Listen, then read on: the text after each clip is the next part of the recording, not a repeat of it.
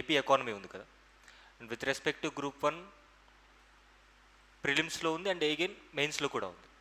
So with respect to the less time period I just want to focus on few areas. అంటే ఇప్పుడు ప్రిలిమ్స్లో ఎక్కువగా ఏ particular topics నుంచి అయితే AP economy నుంచి అడిగే అవకాశం ఉంటుందో ఆ టాపిక్స్ని కవర్ చేస్తాను, బికాజ్ ఆఫ్ టైం ల్యాక్ ఉంది కాబట్టి. So among the topics which you can display here, most importantly economic survey clear కట్గా గ్రూప్ 1 మెయిన్స్లో ఆర్ గ్రూప్ 1 ప్రిలిమ్స్లో మెన్షన్ చేశారు. ఈవెన్ గ్రూప్ 2 మెయిన్స్లో కూడా ఎకనామిక్ సర్వే చదవాల్సిందే, బట్ ఈ ఇయర్ ఎకనామిక్ సర్వే రాలేదు. We have to read the previous one. And first I will start with economic survey. To be frankly speaking, ఒక్క economic survey పూర్తిగా అర్థం చేసుకుంటే no need to remember anything, because economic survey 300 pages plus document ఏదైతే ఉంటుందో అంతా చదవక్కర్లేదు. And with respect to syllabus ఏదైతే ఉందో అవి చూసుకుంటే సరిపోతుంది. అండ్ ఇక్కడ ఇచ్చినటువంటి డేటా కూడా గవర్నమెంట్ వెబ్సైట్ నుంచి తీసుకున్న ఎకనామిక్ సర్వే ఏదైతే ఉందో దాని నుంచి క్లియర్ కట్ డేటా మీకు ఇన్ఫామ్ చేయడం జరుగుతుంది. And I'm going to hand over the entire document to you. మీరు నోట్స్ రాసుకోవచ్చు, దట్స్ యువర్ అండర్స్టాండింగ్. అండ్ నేను ఆల్రెడీ ప్రిపేర్ చేసినటువంటి డాక్యుమెంట్ ఇచ్చేస్తాను. But coming to the topic, AP economy అంటే సిలబస్ ఏంటి first of all. So most importantly AP state income గురించి తెలుసుకోవాలి. ఎట్లా ఆదాయం వస్తుంది, సింపుల్. ఏపీకి రెవెన్యూ ఎట్లా వస్తుంది, ఎక్కడ ఖర్చు పెడుతుంది, అప్పులు ఎక్కడ అవుతున్నాయి, యాజ్ సింపుల్ యాజ్ దట్. ఏపీకి ఇన్కమ్ ఎలా వస్తుంది, ఫర్ ఎగ్జాంపుల్ మనకు డబ్బులు ఎవరు ఇస్తున్నారు, ఎలా వస్తుంది, మనం ఎక్కడ ఖర్చు పెడుతున్నాం, ఖర్చు పెట్టిన తర్వాత మనకి ఏమైనా అప్పులు అవుతున్నాయి, as simple as that. And I try to simplify the economy, అంటే ఏదో హైలీ టర్మ్స్ చెప్పకుండా మీకు అర్థమయ్యే భాషలు చెప్పేటువంటి ట్రై చేస్తాను. Now see here, public finance అంటే ప్రభుత్వ విత్తం అంటాం కదా తెలుగులో. సో పబ్లిక్ ఫైనాన్స్ గురించి డిస్కస్ చేస్తాను. And more importantly agriculture, industry sector and service sector, and with respect to education and health sector. రీసెంట్గా ఏపీ ఎకనామిక్ సర్వేలో రిలీజ్ చేసినటువంటి డేటా మొత్తము కూడా డిస్కస్ చేసుకున్నట్టయితే, and agriculture sector point of వ్యూలో ఎక్కువగా ఏ క్రాప్స్ అనేటువంటి ఆంధ్రప్రదేశ్లో పండుతున్నాయి, అండ్ ల్యాండ్ హోల్డింగ్ సైజెస్ అంటే కమతాలు అంటారు కదా. So land holding sizes large, medium, marginal and small, వీటి గురించి డిస్కస్ చేస్తాను. నౌ కమింగ్ టు ఇండస్ట్రీస్, ఏ డిస్ట్రిక్ట్స్లో ఎక్కువ ఇండస్ట్రీస్ ఉన్నాయి అండ్ ఎక్కువ ఎంప్లాయ్మెంట్ కలిగించేటువంటి ఇండస్ట్రీస్ ఏంటి అండ్ ఏ డిస్ట్రిక్ట్స్లో ఉన్నాయి, అండ్ టోటల్గా ఆంధ్రప్రదేశ్లో లార్జ్ అండ్ మెగా ఇండస్ట్రీస్ ఎక్కడ ఉన్నాయి, సో టోటల్గా ఎన్ని ఉన్నాయి, ఇవన్నీ డిస్కస్ చేస్తాను. Now coming to service sector. So service sector to be frankly speaking, even including post office దగ్గర నుంచి, బ్యాంకింగ్ సర్వీస్ దగ్గర నుంచి, ట్రాన్స్పోర్టేషన్ మోస్ట్ ఇంపార్టెంట్లీ, సో దాని గురించి డిస్కస్ చేస్తాను. Now coming to education and health. So Andhra Pradesh స్టేట్లో enrolment ఎట్లా ఉంది, at the same time schools పరంగా government schools, government junior colleges, వీటి గురించి ఉంటుంది. But to be frankly speaking ఈ స్కూల్ డేటా గురించి పెద్దగా అడగరు, బట్ డేటా ఎన్రోల్మెంట్ ఉంటుంది కదా. సో ఏ డిస్ట్రిక్ట్స్లో ఎక్కువ ఎన్రోల్మెంట్ ఉంది, ఏ డిస్ట్రిక్ట్లో తక్కువ ఎన్రోల్మెంట్ ఉంది, సో వీటి గురించి, సర్వశిక్ష అభియాన్ స్కీమ్స్ గురించి. And one more important thing, economic సర్వేలో మెన్షన్ చేసినటువంటి స్కీమ్స్ మనం చూసుకుంటే సరిపోతుంది, బికాజ్ ఎకనామిక్ సర్వేలో ప్రతి స్కీమ్ మెన్షన్ చేసి ఉంటారు, that sectoral wise economic schemes mention చేసి ఉంటారు. లెట్సే ఆంధ్రప్రదేశ్ సంబంధించి ఆంధ్రప్రదేశ్ అగ్రికల్చర్కి సంబంధించినటువంటి స్కీమ్స్ మొత్తము కూడా ఎకనామిక్ సర్వేలో అగ్రికల్చర్ అండ్ అలీడ్ సెక్టార్స్లో భాగంగా మెన్షన్ చేసి ఉంటారు. తర్వాత ఇండస్ట్రీస్కి సంబంధించినటువంటి సింగిల్ విండో ఆపరేషన్స్ కానివ్వండి, సో త్వరితగతిని పర్మిషన్స్ ఇచ్చేటువంటి విషయం కానివ్వండి, ఈవెన్ ఇంక్లూడింగ్ ఈఏపీస్ అంటాం. What you mean by ఈఏపీస్? Externally aided projects, అంటే ఇతర అంతర్జాతీయ సంస్థలు కావచ్చు లేదా ఇతర దేశాలు ఏవైనా ఆంధ్రప్రదేశ్లో ఇంప్రూవ్ చేస్తున్నటువంటి ప్రాజెక్ట్స్కి ఫండింగ్ ఏమైనా ఇస్తున్నారా, ఏ ఇన్స్టిట్యూషన్స్ లేదా ఏ ఆర్గనైజేషన్స్ ఫండింగ్ మనకు ప్రొవైడ్ చేస్తున్నాయి. లెట్స్ ఐబీఆర్డీ అనేటువంటిది ఏ ఆర్గనైజేషన్స్, ఐబీఆర్డీ అనేటువంటిది ఏ ప్రాజెక్ట్స్కి ఫండింగ్ అని ఇస్తుంది, ఎంత ఇస్తుంది. So these are very important. Now coming to health, నవరత్నాల స్కీమ్లో ఆరోగ్యశ్రీ ఒకటి ఉంది. So apart from Navaratnalu we have to discuss more than 20 schemes of Andhra Pradesh, more than 20. Let's say education గురించి డిస్కస్ చేసేప్పుడు we are going to discuss scheme also, but నేనేం చేశానంటే schemes సపరేట్గా discuss చేస్తాను. And budget I'm not going to discuss this year, last year బడ్జెట్ని discuss చేస్తాను, because ఈ year vote and account budget introduce చేశారు.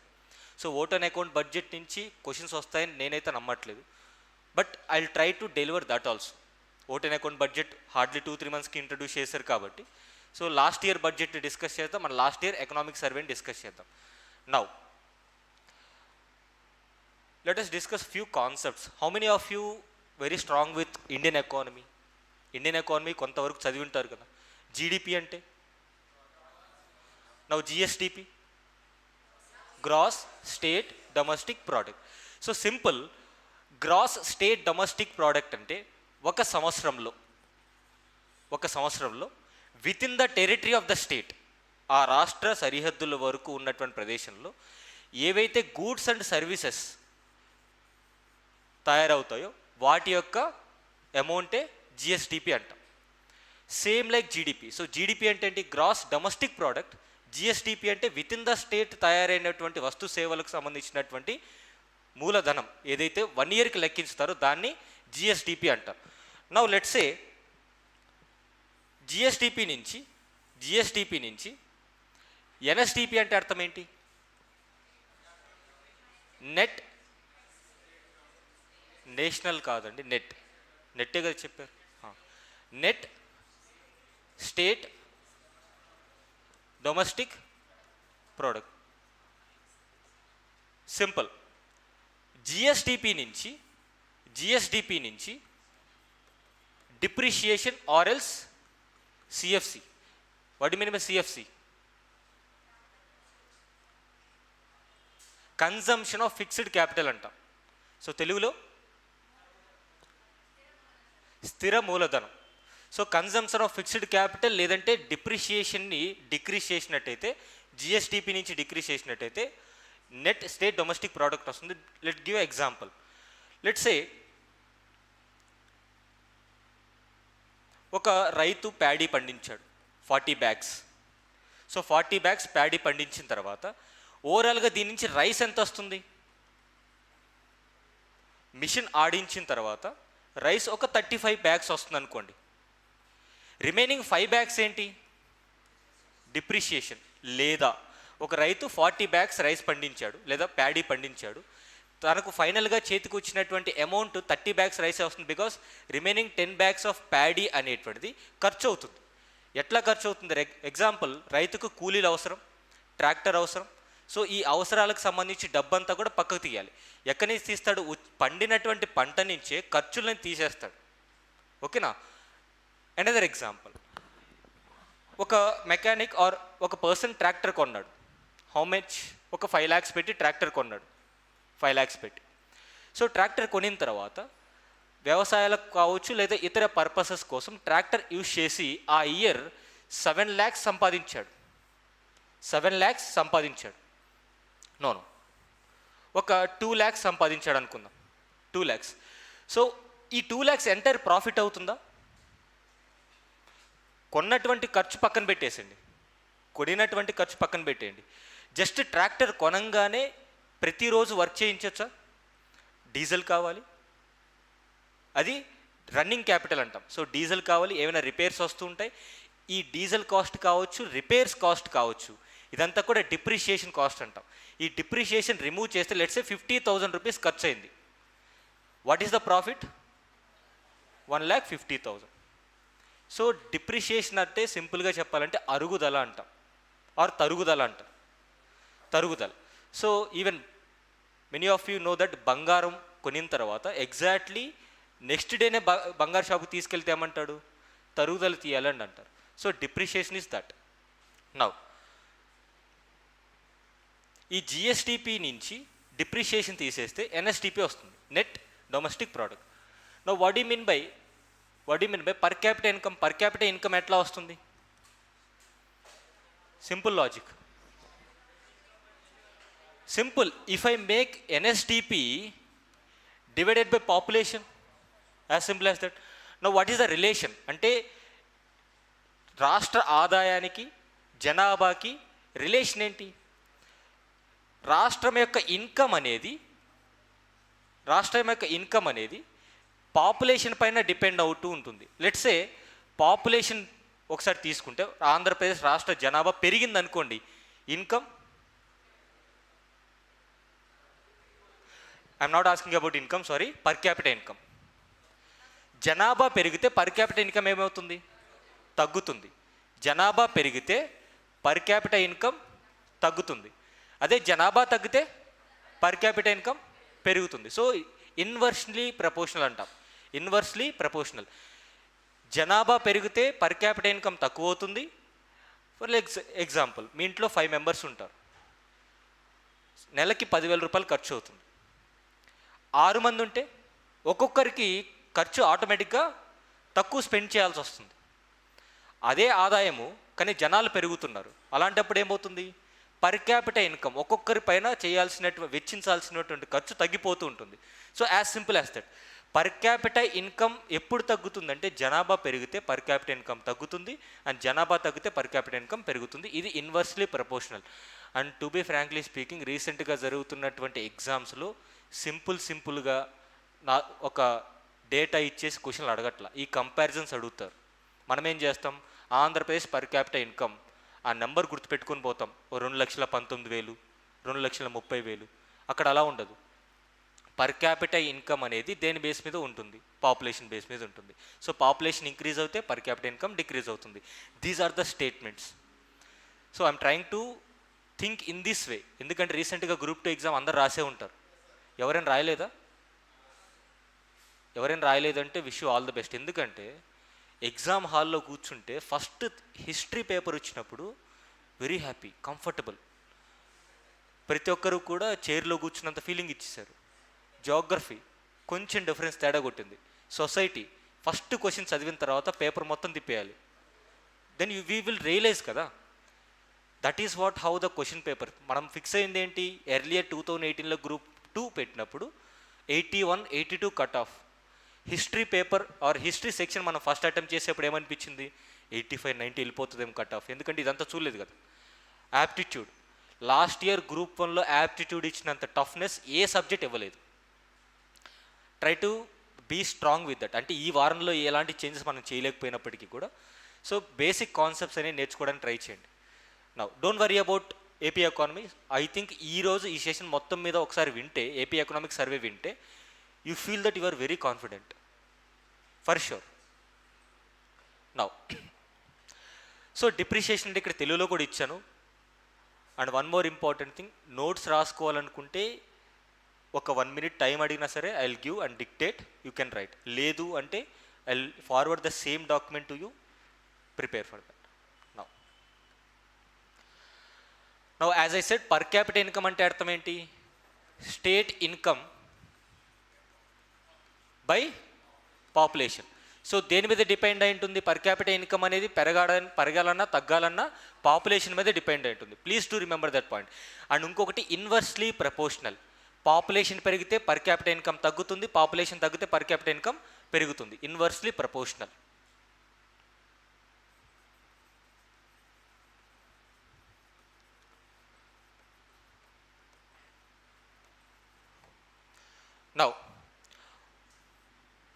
Now what is the meaning of factor cost? Economic survey కంటే ముందే ఈ concepts discuss చేస్తే ఒకసారి revision అవుతుంది. Then you can easily understand survey. So ఉత్పత్తి కారకాల ధరలు ఆర్ ఫ్యాక్టర్ కాస్ట్ అంటాం. ఫ్యాక్టర్ కాస్ట్ అంటే మీనింగ్ ఏంటి? Manufacturing cost. లెట్స్ సే ఈ ల్యాప్టాప్ తయారు చేయడానికి అయినటువంటి ఖర్చు, దాన్ని ఫ్యాక్టర్ కాస్ట్ అంటాం. లేదా ఈ పెన్ తయారు చేయడానికి అవసరమైనటువంటి ఖర్చుని ఫ్యాక్టర్ కాస్ట్ అంటాం. ఫ్యాక్టర్ కాస్ట్ అనేది దేని మీద డిపెండ్ అయి ఉంటుంది? లెట్స్ సే సింపుల్ అండి, వెన్ ఎవర్ ఎకానమీ ఎలా గుర్తుండాలి అంటే మీ ఇంట్లో పరిస్థితులకి లేదా మీ డాడీ ప్రొఫెషన్కి మీరు లింక్ చేసుకుంటే ఎకానమీ ఈజీగా గుర్తుంటుంది. లెట్స్ సే నేను ఫ్యాక్టర్ కాస్ట్ అన్నాను, సడన్గా మీరేం ఎంటర్ప్రెన్యూర్ అవ్వక్కర్లేదు. ఏం అర్థం చేసుకోవాలి? మీ డాడీ ఫార్మర్ అయితే ఒక ఎకరా పొలంలో ప్యాడీ పండించడానికి మీ డాడీ ఖర్చు అయ్యేటువంటి డబ్బులు ఏంటి? విత్తనాలు కొనాలి, ప్యాడీ అది కొనాలి, తర్వాత ట్రాక్టర్ ఖర్చులు అవుతాయి, కూలీల ఖర్చు అవుతుంది, ఎరువుల ఖర్చు అవుతుంది. ఇవన్నీ కూడా ఫ్యాక్టర్ కాస్ట్ అంటాం. సో ఫ్యాక్టర్ కాస్ట్ అనేది, ఈ మ్యానుఫ్యాక్చరింగ్ కాస్ట్ అనేది దేని మీద డిపెండ్ అయి ఉంటుంది? ల్యాండ్, లేబర్, ఇంకా capital, instruments, institution, next IPR let's say. So ల్యాండ్కి ఏం పే చేస్తాం? రెంట్ పే చేస్తాం. లేబర్కి వేజ్, క్యాపిటల్ ఇంట్రెస్ట్, ఇన్స్టిట్యూషన్కి ప్రాఫిట్, ఐపీఆర్స్కి రాయల్టీ. సో ఒక వస్తువు తయారు చేయడానికి ఒక వ్యక్తి కంపెనీ పెట్టిన తర్వాత ఆ వస్తువు తయారు చేయడానికి కావాల్సినటువంటి మూలధనం ఇంత ఇక్కడ ఖర్చు అవుతుంది. నౌ లెట్స్ ఈ పెన్ కాస్ట్ అనేటువంటిది నేను తయారు చేయడానికి 40 రూపాయలు అయింది. సో ఈ 40 రూపాయలకి నేను అమ్మేయచ్చా? దివాలా తీయాల్సి వస్తుంది. సో నాకు ప్రాఫిట్ కావాలి. సో అండ్ దట్టు నా ప్రాఫిట్తో కలిపి 45 అనుకుందాం లెట్స్ సే. నాకు ఒక 5 rupees profit on this pen కావాలి. నౌ గవర్నమెంట్ ఊరుకుంటుందా ఇలా చేస్తే? Income tax or else indirect taxes అనేవి ఇంపోజ్ చేస్తుంది. Now coming to market price, అంటే నేను తయారు చేసినటువంటి పెన్నుని నాకు 40 రూపాయలు ఖర్చు అయింది, 5 రూపాయలు నా ప్రాఫిట్. నేను ఇప్పుడు మార్కెట్లో అమ్మాలి అంటే గవర్నమెంట్ ఏం చేస్తుంది? దీని మీద ట్యాక్స్ వేస్తుంది, లెట్స్ సే జిఎస్టీ వేస్తుంది. సో దాన్ని ఏం చేయాలి? యాడ్ చేయాలి. నో మార్కెట్ ప్రైస్ అంటే ఏంటి? Factor cost plus IT minus subsidy. ఏంటి సబ్సిడీ? సబ్సిడీ ఎవరికి ఇస్తారు? ప్రజలకు ఎవరు? ఉత్పత్తిదారుకి ఇస్తారు. సో నాకు గవర్నమెంట్ సబ్సిడీ ఎందుకు ఇస్తుంది అంటే ఎక్కువ ప్రొడక్షన్ చేయడం కోసం నాకు సబ్సిడీ ఇస్తుంది. సో సబ్సిడీ అనేటువంటిది again we have to delete there. Factor cost నుంచి సబ్సిడీ డిలీట్ చేయాలి. So this is how factor cost and market price అనేటువంటి తీసుకురావచ్చు. సింపుల్. ఫ్యాక్టర్ కాస్ట్ అంటే ఉత్పత్తిదారుడు తయారు చేయాల్సినటువంటి వస్తువుల యొక్క ధర, దాన్ని మార్కెట్లో సేల్ చేసేప్పుడు అది మార్కెట్ ప్రైస్ అంటాం. ఇంక్లూడింగ్ ట్యాక్స్ అనేది ఇంపోజ్ చేస్తారు అండ్ సబ్సిడీస్ అనేవి డిలీట్ చేయడం జరుగుతుంది. సబ్సిడీస్ ఎవరికి ఇస్తారు? ఉత్పత్తిదారుడికి సబ్సిడీస్ అనేటువంటి ప్రొవైడ్ చేయడం జరుగుతుంది. Now what you mean by constant prices, current prices? స్థిర ధరలు, లేదు అంటే తెలుగులో ఏమంటారు కరెంట్ ప్రైజెస్ని? Another Telugu word is there, ప్రస్తుత ధరలు. సో స్థిర ధరలకి ప్రస్తుత ధరలకి డిఫరెన్స్ ఏంటి? లెట్స్ సే ఒక రాష్ట్రం యొక్క ఆదాయం కావచ్చు, దేశం యొక్క ఆదాయం కావచ్చు, దేన్ని బేస్ చేసుకొని క్యాలిక్యులేట్ చేస్తారు? కాన్స్టాంట్ ప్రైజెస్ మీద బేస్ చేసుకొని డిసైడ్ చేస్తారు. ఎందుకు కరెంట్ ప్రైజెస్ యూజ్ చేయరు అంటే ఈరోజు ఉన్నటువంటి పెన్ కాస్ట్ రేపు మారుతుంది because of the demand supplies వల్ల మారే ఛాన్స్ ఉంటుంది కూడా. And one more important thing, constant ప్రైజెస్కి బేస్ ఇయర్ తీసుకుంటారు. అంటే ఈ సంవత్సరం ప్రొడక్ట్ చేసినటువంటి ప్రొడ్యూస్ చేసినటువంటి వస్తువులకి కాన్స్టాంట్ ఇయర్లో ఉన్నటువంటి పెన్ను యొక్క ధర. లెట్స్ సే 2011 సంవత్సరంలో ఇదే పెన్ను 10 రూపాయలు ఉంది. 2011-12 బేస్ ఇయర్ తీసుకున్నట్టయితే ఇదే పెన్ 10 రూపాయలు ఉంది. ఇప్పుడు ఈ ఇయర్ అంటే 2024లో 23లో ఈ పెన్ కాస్ట్ 30 రూపీస్ ఉంది. 24లో 35 రూపీస్ పెరిగింది. సో ఇది భారతదేశం యొక్క ఇన్కమ్ అని చెప్పగలుగుతామా? No. Because constant price base చేసుకునే దేశం యొక్క ఎదుగుదల అనేటువంటిది ఇన్కమ్ అనేది చెప్పగలగడం జరుగుతుంది.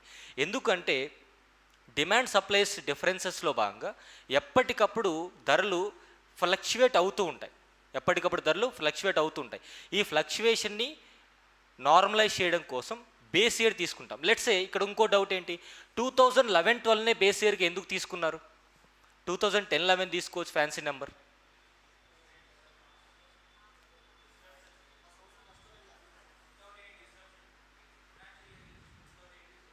Exactly, simple. గడిచిన 10 ఇయర్స్లో ఏ ఇయర్లో అయితే ప్రైజెస్ అనేవి స్టేబుల్గా ఉంటాయో, too much high too much లో కాకుండా స్టేబుల్గా ఏ ఇయర్లో అయితే ఉంటాయో ఆ ఇయర్ని బేస్ ఇయర్గా తీసుకుంటారు. So 2011-12 is the base year for India మనకి ఇచ్చినటువంటి డేటా ప్రకారం. నౌ 2012తో ఎంత ప్రైజ్ అయితే ఉందో 2024లో ఎంత ప్రైజ్ అవుతుందో దాన్ని బట్టి దేశం యొక్క రాష్ట్రం యొక్క ఎదుగుదల ఎట్లా ఉందో డిసైడ్ చేసుకోవచ్చు. లాస్ట్ ఇయర్ ఆనియన్ ప్రైస్ 100 ఉంది, ఈ ఇయర్ ఆనియన్ ప్రైస్ 20 ఉంది అని చెప్పేసి ఆర్థిక వ్యవస్థ పడిపోయినట్ట? నో. సో కరెంట్ ప్రైజెస్ ఏంటంటే ఆ సంవత్సరం తయారు చేసినటువంటి వస్తువులకు ఆ సంవత్సరం ఉన్నటువంటి ధరలు ప్రొడక్షన్ని ఇంటూ చేస్తే దాన్ని కరెంట్ ప్రైస్ అంటాం. బేస్ ఇయర్తో ఇంటూ చేస్తే దాన్ని కాన్స్టాంట్ ప్రైజెస్ అంటాం. నౌ సి ఆంధ్రప్రదేశ్ యొక్క ఆర్థిక వ్యవస్థ ఇక్కడ మీరు చూస్తే GSDP estimates at constant prices 2011-12తో ప్రైజెస్ చూస్తే అగ్రికల్చర్ అండ్ ఎలీడ్ సెక్టార్స్లో గ్రోత్ ఎంత ఉంది అంటే వ్యవసాయ రంగం లేదా వ్యవసాయ అనుబంధ రంగాలతో పోల్చుకుంటే 2011 నుంచి 12 బేస్ ఇయర్గా తీసుకొని 2022-23తో పోల్చుకుంటే ఎంత గ్రోత్ సాధించాం? Only 4.5% with respect to agriculture. Now coming to industry సెక్టార్లో ఆంధ్రప్రదేశ్ ఎంత గ్రోత్ సాధించింది? హార్డ్లీ 5.66%.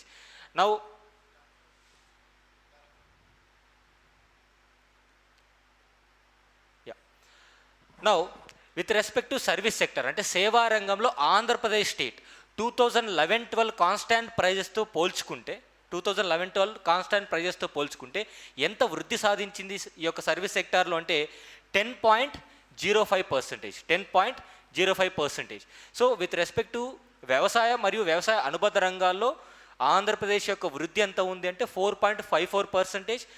ఈ యొక్క ఇండస్ట్రీస్ అంటే పరిశ్రమల రంగంలో కేవలం 5.66% మాత్రమే వృద్ధి సాధించింది. అండ్ విత్ రెస్పెక్ట్ టు సేవా రంగం 10.05% సాధించడం జరిగింది. ఓవరాల్గా గ్రోత్ గ్రోత్ రేట్ జిఎస్డిపి ఎంత సాధించింది? 7.02% మాత్రమే. బేస్ ఇయర్తో కంపేర్ చేసుకుంటే ఆంధ్రప్రదేశ్ యొక్క జిఎస్డిపి బేస్ ఇయర్తో కంపేర్ చేసుకుంటే 7.02% మాత్రమే. ఇది కాన్స్టాంట్ ప్రైజెస్లో ఆంధ్రప్రదేశ్ యొక్క sectoral development or sectoral growth అని చెప్పవచ్చు. Now with respect to GSDP estimates at current prices అంటే 2022-23 ఆర్ ఇక్కడ కంపారిజన్స్ ఇచ్చాను 2018, 2019-20, 2021, 21-22, 22-23 అంటే లాస్ట్ ఇయర్ వచ్చినటువంటి సర్వే ప్రకారం. సో వీటన్నిటి గురించి పెద్దగా మీరు ఫోకస్ చేయాల్సిన అవసరం లేదు. So you have to focus on this area. So agriculture and allied సెక్టార్కి సంబంధించినటువంటి growth year on year increase అవుతూ వస్తుంది చూడండి. ఇంక్రీజ్ అండ్ డిక్రీజ్ ఫ్లక్చువేషన్ ఉంది. ఈ కంపారిజన్ చూడండి ఎట్లా అడుగుతారు క్వశ్చన్. ఆంధ్రప్రదేశ్ జిఎస్డిపి అనేది at current prices every year constantly increasing అంటారు. Is it true? కాన్స్టాంట్లీ ఇక్కడ 6.72 good, 12% very good. Now again 10 అంటే -2 ఉంది ఇక్కడ. సో కాన్స్టాంట్లీ ఇంక్రీజ్ అవుతుందా? అవ్వట్లేదు. గ్రూప్ 1 పాయింట్ ఆఫ్ వ్యూలో అర్థం ఆ ఉద్దేశంతో చెప్తున్నాను బికాస్ గ్రూప్ 2 వాళ్ళకి కొంచెం టైం ఉంది కాబట్టి సో సపరేట్గా ఉంటుంది again. Okay, now again increase అయింది అండ్ అగైన్ ఇంక్రీజ్ అయింది. సో ఒక ఇయర్ డిక్రీజ్ అయినటువంటి పరిస్థితి అంటే కాన్స్టాంట్లీ ఇంక్రీజ్ అవ్వట్లేదు అగ్రికల్చర్ అండ్ ఎలీడ్ సెక్టార్ యొక్క growth rate. Now coming to ఇండస్ట్రీస్కి సంబంధించి ఆర్ ఓవరాల్గా 22-23కి సంబంధించినటువంటి గ్రోత్ రేట్ ఎంత ఉంది? 13.8% ఉంది. అదే if you compare with constant prices స్థిర ధరలను ఉద్దేశిస్తే ఎంత ఉంది? 4.54% అగ్రికల్చర్ పాయింట్ ఆఫ్ వ్యూ. అందుకే ఇక్కడ పక్కన రాశాను again. You can see constant ప్రైజెస్లో అగ్రికల్చర్ అండ్ అలీడ్ సెక్టార్ యొక్క గ్రోత్ రేట్ ఎంత ఉందంటే 13.8, ఇక్కడ 4.54. నౌ దీన్ని చూసుకొని అగ్రికల్చర్ సెక్టర్ విపరీతంగా డెవలప్ అయిపోయిందని చెప్పలేం. ఎందుకంటే ఈ యొక్క కాన్స్టాంట్ ప్రైజెస్ని ఉద్దేశించి 2011-12కి సంబంధించినటువంటి కాన్స్టాంట్ ప్రైజెస్ ఎట్లా ఉంది దాన్ని బేస్ చేసుకుంటే మన వృద్ధి రేటు అగ్రికల్చర్లో 4.54% మాత్రమే. నౌ కమింగ్ టు ఈ యొక్క ఇండస్ట్రీస్కి సంబంధించి ఎగెన్సీ 2018-19 10 0.8. రీజన్ ఏంటి? COVID time. ఈ 2 ఇయర్స్ కూడా COVID time. Now see here 2021-22లో 23.80. Too much fluctuation. Industry sector with respect to Andhra Pradesh too much fluctuation. కాన్స్టాంట్గా రైజ్ అవ్వట్లేదు, కాన్స్టాంట్గా డిక్రీజ్ కూడా అవ్వలేదు. ఇది కూడా అనదర్ క్వశ్చన్. కాన్స్టాంట్గా రైజ్ అవ్వట్లేదు, కాన్స్టాంట్గా డిక్రీజ్ అవ్వట్లేదు. It is a fluctuation situation. 2022-23 economic survey ప్రకారం ఇండస్ట్రీస్ యొక్క గ్రోత్ రేట్ వచ్చేసి 16.36%. When compare to industries at constant prices 5.6 ఎక్కడ, 16.36 ఎక్కడ. So this is the real growth actually. ఇది కరెంట్, ఇది కాన్స్టాంట్. నౌ సర్వీస్ సెక్టార్కి సంబంధించినటువంటి సేవా రంగానికి సంబంధించినటువంటి వృద్ధి రేట్ చూడండి. 2018-19 బాగానే ఉంది, ఇంక్రీజ్, మళ్ళీ పడింది, మైనస్లోకి వెళ్ళిపోయింది బికాస్ ఆఫ్ ద కోవిడ్ టైంలో మైనస్లోకి వెళ్ళిపోయింది. సింపుల్, కోవిడ్ టైం ఉండడం వల్ల ఏ సెక్టారు కూడా కాన్స్టాంట్గా ఇంక్రీజ్ లేదు. అన్నీ డౌన్ఫాల్ అంటే ఫ్లక్చువేట్ అవుతూ ఉండడం జరిగింది. అందుకే కోవిడ్ టైంలో వి షేప్ రికవరీ ఎకానమీ అని వచ్చింది, గుర్తుందా? V shape recovery. Yeah. Now ఓవరాల్గా సేవారంగం 2022-23 సంవత్సరానికి సంబంధించినటువంటి వృద్ధి రేట్ ఎంత అంటే 20.52. నౌ కంపేర్ టు కాన్స్టాంట్ ప్రైజెస్తో కంపేర్ చేస్తే సేవారంగం అనేది డబల్ అయింది అంటారు. ట్రూ. కాన్స్టాంట్ ప్రైజెస్తో కంపేర్ చేస్తే సేవారంగం అనేది డబల్ అయింది అంటారు. That is also true statement. Now ఓవరాల్గా గ్రోత్ రేట్ వచ్చేసి 16.22. ఇది కూడా డబల్ అయింది. ఒకప్పుడు అంటే కాన్స్టాంట్ ప్రైజెస్తో జిఎస్డిపి ఆఫ్ ఆంధ్రప్రదేశ్ ఎంత ఉంది? 7.02 ఉంది. కానీ ఇక్కడ with respect to current prices Andhra Pradesh state యొక్క జిఎస్డిపి ఎంత ఉందంటే 16.22 ఉంది. 16.22. నా ఓవరాల్గా per capita income per capital income మాత్రమే ఎవ్రీ ఇయర్ కాన్స్టాంట్లీ ఇంక్రీజింగ్. 2018-19, 19-20, 2021, 22-23 ఈ ప్రతి ఇయర్ కూడా పర్ క్యాపిటల్ ఇన్కమ్ అనేది గ్రోత్ సాధిస్తూనే ఉంది in terms of amount. So ఓవరాల్గా గ్రోత్ రేట్ చూడండి. So what is the per capital income of Andhra Pradesh as of current prices? 2,19,000. So తలసరి ఆదాయం ఆంధ్రప్రదేశ్ రాష్ట్రానికి సంబంధించి 2,19,000 చేంజ్ అనమాట. నా ఓవరాల్గా గ్రోత్ రేట్ వచ్చేసి again it is a fluctuation. So 13.98 is the growth rate of Andhra Pradesh. So ఈ డేటా అనేది మగప్ చేయొద్దు, జస్ట్ కంపేర్ చేసుకుంటూ ఉండండి. సో కాన్స్టాంట్ ప్రైజెస్కి కరెంట్ ప్రైజెస్కి కంపేర్ చేసుకుంటే గుర్తుంటుంది. You may forget this. ఇది గుర్తుపెట్టుకోవాల్సిన అవసరం లేదు కూడా. I'm just saying you for comparison only. Constantly ఇంక్రీజింగా, కాన్స్టాంట్లీ డిక్రీజింగా, లేదంటే ఫ్లక్చువేటింగ్ సిచ్యువేషన్ ఉందా, వీటి గురించి ఈ డేటా చెప్తున్నాను అంతే. నౌ సో సెక్టోరల్ కాంట్రిబ్యూషన్ అంటే ప్రతి రంగానికి సంబంధించి ఆంధ్రప్రదేశ్ గ్రోత్కి సంబంధించి ఏ సెక్టార్ ఎంత కాంట్రిబ్యూట్ చేస్తుంది. సో ఎక్కువ ఏ పర్టికులర్ సెక్టార్ కాంట్రిబ్యూట్ చేస్తుంది? Again it is service sector ఎంత? 40.45% అనేటువంటిది సర్వీస్ సెక్టార్ నుంచి ఆంధ్రప్రదేశ్కి ఎక్కువ ఇన్కమ్ వస్తుంది. సో సర్వీస్ సెక్టార్ కిందకి ఏమేమి వస్తాయి? Transportation, majorly it is transportation కానివ్వండి, బ్యాంకింగ్ సర్వీస్ కావచ్చు, what ever it is. Now అగ్రికల్చర్కి second priority 36. Service sector 40.45%, agriculture sector 36.19%, and again it is industry sector remaining ఎంత? 23.36%. So sectoral contribution with respect to Andhra Pradesh state ఎక్కువ ఏ sector నుంచి ఆంధ్రప్రదేశ్కి ఆదాయం వస్తుందంటే ఇట్ ఈస్ సర్వీస్ సెక్టార్ తర్వాత అగ్రికల్చర్ తర్వాత ఇండస్ట్రీస్. సో ఇండస్ట్రీ సెక్టార్ అనేటువంటిది hardly 1/5 of the contribution. Nearly half of the contribution ఎక్కడి నుంచి ఉంది? Service. Again it is agriculture.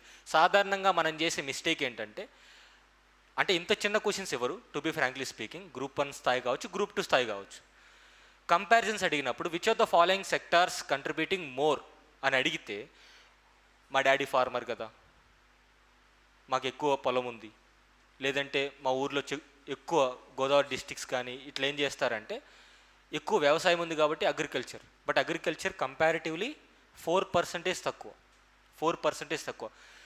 So these areas you have to focus.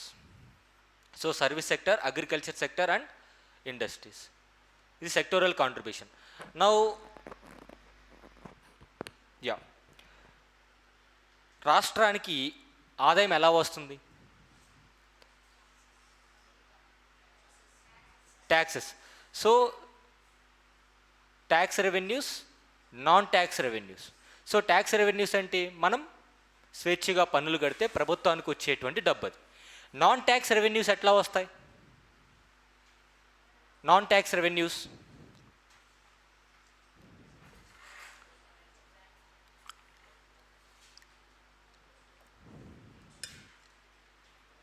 Simple. How many of you ride bike? ఎంతమంది bike drive చేస్తారు? అందరూ. ఫైన్లు pay చేస్తామా? Helmet పెట్టుకోం. Penalties pay చేస్తూ ఉంటాం, ఫైన్స్ పే చేస్తూ ఉంటాం, రిజిస్ట్రేషన్ ఫీజెస్ కానివ్వండి. Yes sir no? సో ఇవన్నీ కూడా నాన్ ట్యాక్స్ రెవెన్యూస్ కిందకి వస్తాయి. Non tax revenues. సో ఒక రాష్ట్రానికి ఆదాయం ఎలా వస్తుందంటే tax and non tax revenues నుంచి వస్తాయి. Now coming to own tax. So రాష్ట్రానికి సంబంధించినటువంటి ట్యాక్సెస్ ఎట్లా వస్తున్నాయి? ఇంక్రీజింగ్గా డిక్రీజింగ్గా. ఈ నెంబర్ గుర్తుపెట్టుకోవద్దు. Don't try to remember any data except few where I focus. So increasing or decreasing. So with respect to Andhra Pradesh own tax revenue అనేది ఆంధ్రప్రదేశ్ స్టేట్కి ఇంక్రీజ్ అవుతూ ఉంది. నా ఎప్పటి నుంచి? ఫైనాన్షియల్ ఇయర్ 2020 నుంచి 2023 వరకు, అంటే గత 3 సంవత్సరాల నుంచి ఓన్ ట్యాక్స్ రెవెన్యూస్ అనేవి AP state increasing. Now see here, non tax revenues కూడా increasing. Now central state or కేంద్ర ప్రభుత్వం నుంచి ఆర్థిక సంఘం సిఫార్సుల మేరకు ఆర్ సెంట్రల్ డెవల్యూషన్స్, సో కేంద్రం నుంచి రాష్ట్రానికి వచ్చేటువంటి డెవల్యూషన్స్లో భాగంగా ఆర్ షేరింగ్లో భాగంగా ఇంక్రీజ్ అవుతుందా లేదా? Increasing in terms of crores. And in this class అంటే ఈ సెక్షన్లో 15th ఫైనాన్స్ కమిషన్కి సంబంధించి with respect to Andhra Pradesh state అవి కూడా డిస్కస్ చేస్తాను. Because I'm expecting this year that question might come. 15th finance commission highlights with respect to Andhra Pradesh, India మొత్తం కాదు, ఓన్లీ ఆంధ్రప్రదేశ్ స్టేట్ స్పెసిఫిక్గా సంబంధించి ఏమేమి డెవల్యూషన్ చేసింది, ఎంత పర్సంటేజ్ చేసింది, ఎంత పర్సంటేజ్ రికమెండ్ చేసింది. Now see here, composition of states own tax revenue. So రాష్ట్రానికి ట్యాక్స్ రెవెన్యూలో ఏ పర్టికులర్ ఏరియా నుంచి ఎక్కువ వస్తుంది?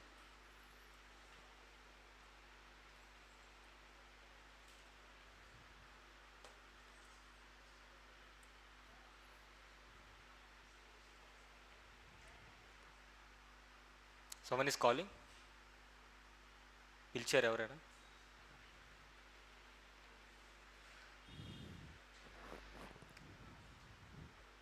Now see, own tax revenues లో సేల్స్ ట్యాక్స్ 24%,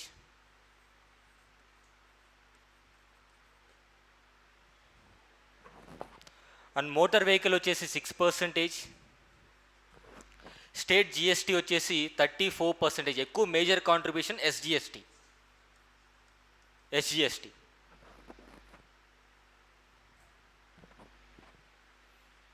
పిక్చర్ సరిగా కనిపించట్లేదు.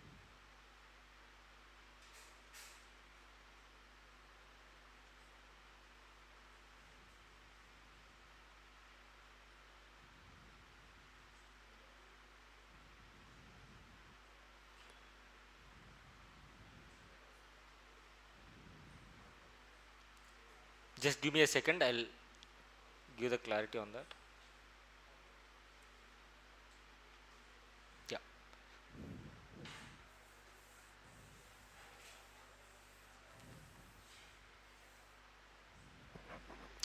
So 24% it is sales tax.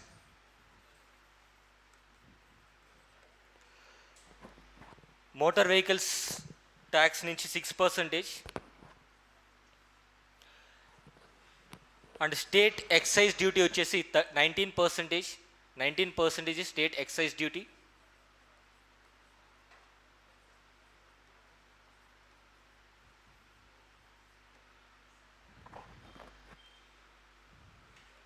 %11 stamps and registration. 6% others. And 34% it is state GST. సరిపోయిందా? సో 24 ఎక్కువ major share state GST, followed by sales tax, and next it is state excise duty, 11% stamps and registration, అంటే మనం ఇల్లు కొన్నా లేదా ఆస్తులు కొన్నా pay చేస్తాం కదా రిజిస్ట్రేషన్ ఫీజ్, సో అది. And state excise that. Motor vehicles ఫైన్లు పే చేస్తాం కదా with respect to that, and sales tax. Others వచ్చేసి 6%. So please try to note down this.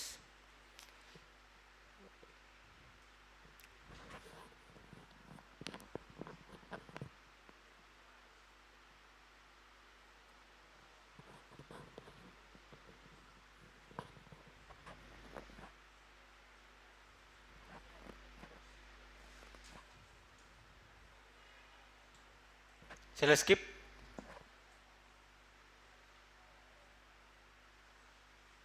Yeah. Composition of states' own non-tax revenue. So పన్నేతర ఆదాయం అనేటువంటిది రాష్ట్రానికి ఏ రూపంలో లేదా ఏ ఏరియాస్ నుంచి వస్తుంది? So let's say mines and minerals నుంచి ఎక్కువ majority share mines and minerals. Next it is forests, medicine or medical and health departments, education నుంచి అండ్ అదర్స్ వచ్చేసి. సో ఓవరాల్గా మైన్స్ అండ్ మినరల్స్ నుంచి ఆంధ్రప్రదేశ్ స్టేట్ ఆదాయం వచ్చేసి 60%.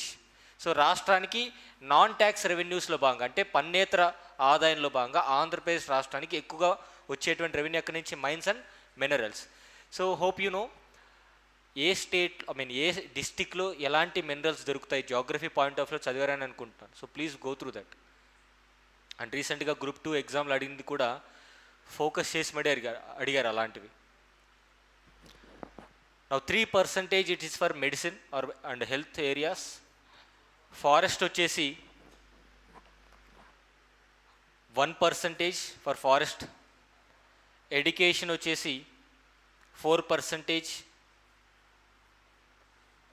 అండ్ అదర్స్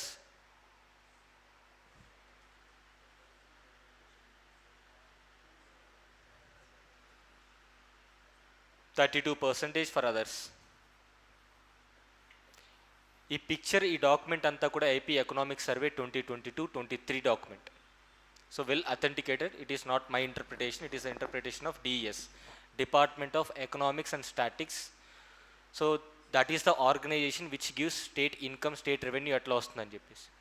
ఓకేనా? So DS ఎప్పుడు ఫామ్ అయింది?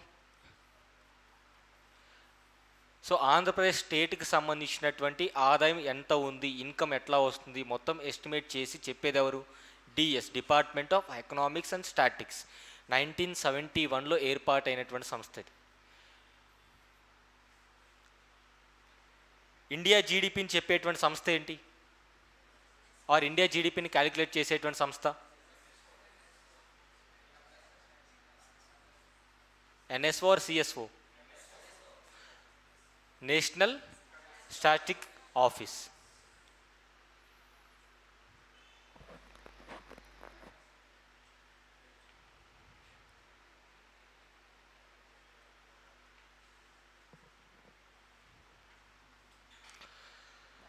Now coming to debts and interest payments with respect to Andhra Pradesh.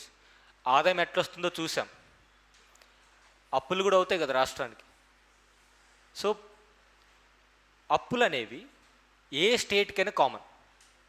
Even మన ఫ్యామిలీ కూడా చూసుకోండి, మనకు వచ్చేటువంటి ఇన్కమ్తో పాటు అప్పులు, చిన్న చిన్న అప్పులు చేస్తూ ఉంటాం. It is very common with respect to Andhra Pradesh or any other state, even in India also. So ఈ కాంటెక్స్ట్లో total debt by Andhra Pradesh state, Andhra Pradesh state అప్పులు ఎంత ఉంది ఓవరాల్గా? ఇట్ ఈస్ 3,78,000 crores అనమాట. ఏ ఇయర్కి? 2021-22కి. సో ఇప్పటికి చూస్తే ఓవరాల్గా 4.2 lakh crores, 4.2 lakh crores. And what might be the reason? Andhra Pradesh state debt అనేది ఇంక్రీజ్ అవ్వడానికి రీజన్ ఏంటి? సో రెవెన్యూ తక్కువ ఉంది. That to when we started during bifurcation 2014-15 revenue లోటు వచ్చేసి ఎంత ఉంది? అప్పటికే 15,000 crores రెవెన్యూ లోటు ఉంది. As of today it increase to 27,000 crores. అంటే రెవెన్యూ లోటే 27,000 crores ఉంది. ఆబ్వియస్లీ అప్పులు అనేవి సర్వసాధారణం. Even well established or revenue మిగులు బడ్జెట్ ఉన్నటువంటి తెలంగాణ స్టేట్ కూడా అప్పులు చేయడం సర్వసాధారణం. సో దాన్ని ఇంకొకటండి, when you are reading with respect to competitive exams, don't use your self or don't use the politics behind you. Because examination point ఆఫ్లో చదివేది వేరు, మీరు బయట పాలిటిక్స్ వినేది వేరు.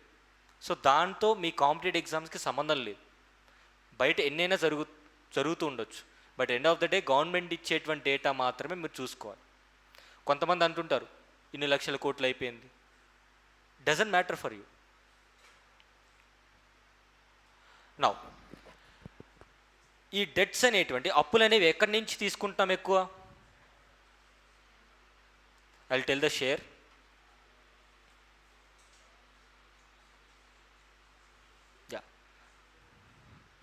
Composition of state debts. So 73% వచ్చేసి మార్కెట్ లోన్స్, అంటే బయట ఇన్స్టిట్యూషన్స్ నుంచే మనము ఎక్కువగా స్టేట్ గవర్నమెంట్ ఆఫ్ ఆంధ్రప్రదేశ్ అనేటువంటిది మార్కెట్ లోన్సే ఎక్కువగా తీసుకుంటుంది. మీన్స్ ప్రతి 100 రూపీస్లో 73 రూపీస్ అప్ అనేది మార్కెట్స్ నుంచే తీసుకుంటుంది, అంటే బయట ఇన్స్టిట్యూషన్స్ నుంచి తీసుకుంటుంది. Now central government or central loans వచ్చేసి ఒక 5%. ఇక్కడ ఈ డేటా గుర్తుపెట్టుకోకపోయినా ఎక్కువ షేర్ ఎక్కడి నుంచి తీసుకుంటున్నది అనేది మనకు చాలా important.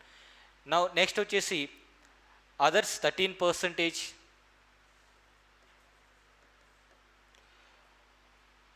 Provident fund 7%, small savings loans వచ్చేసి 2%.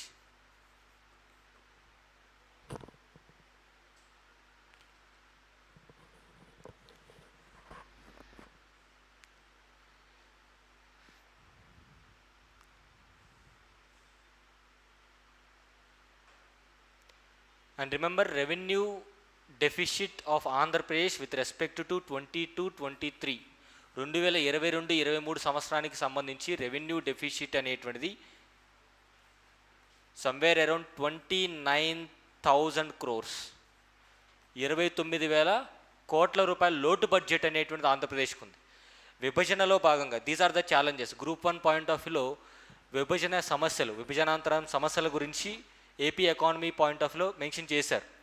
సో మీరు ఎక్కడ ఫోకస్ చేయాలి? రైల్వే జోన్స్ గురించి ఆర్ పోర్ట్స్ గురించి. ఏవైతే సెంట్రల్ గవర్నమెంట్ ప్రామిస్ చేసినటువంటి పోర్ట్స్ ఇప్పటి వరకు నిర్మించలేదు.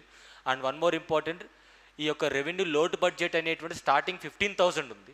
సో ఆ 15,000 పూరించాల్సినటువంటి కేంద్ర ప్రభుత్వం ₹1 ఇవ్వలేదు, దాని కాస్త 29,000 అయిపోయింది. ఇప్పుడు 29,000 రెవెన్యూ డెఫిషిట్.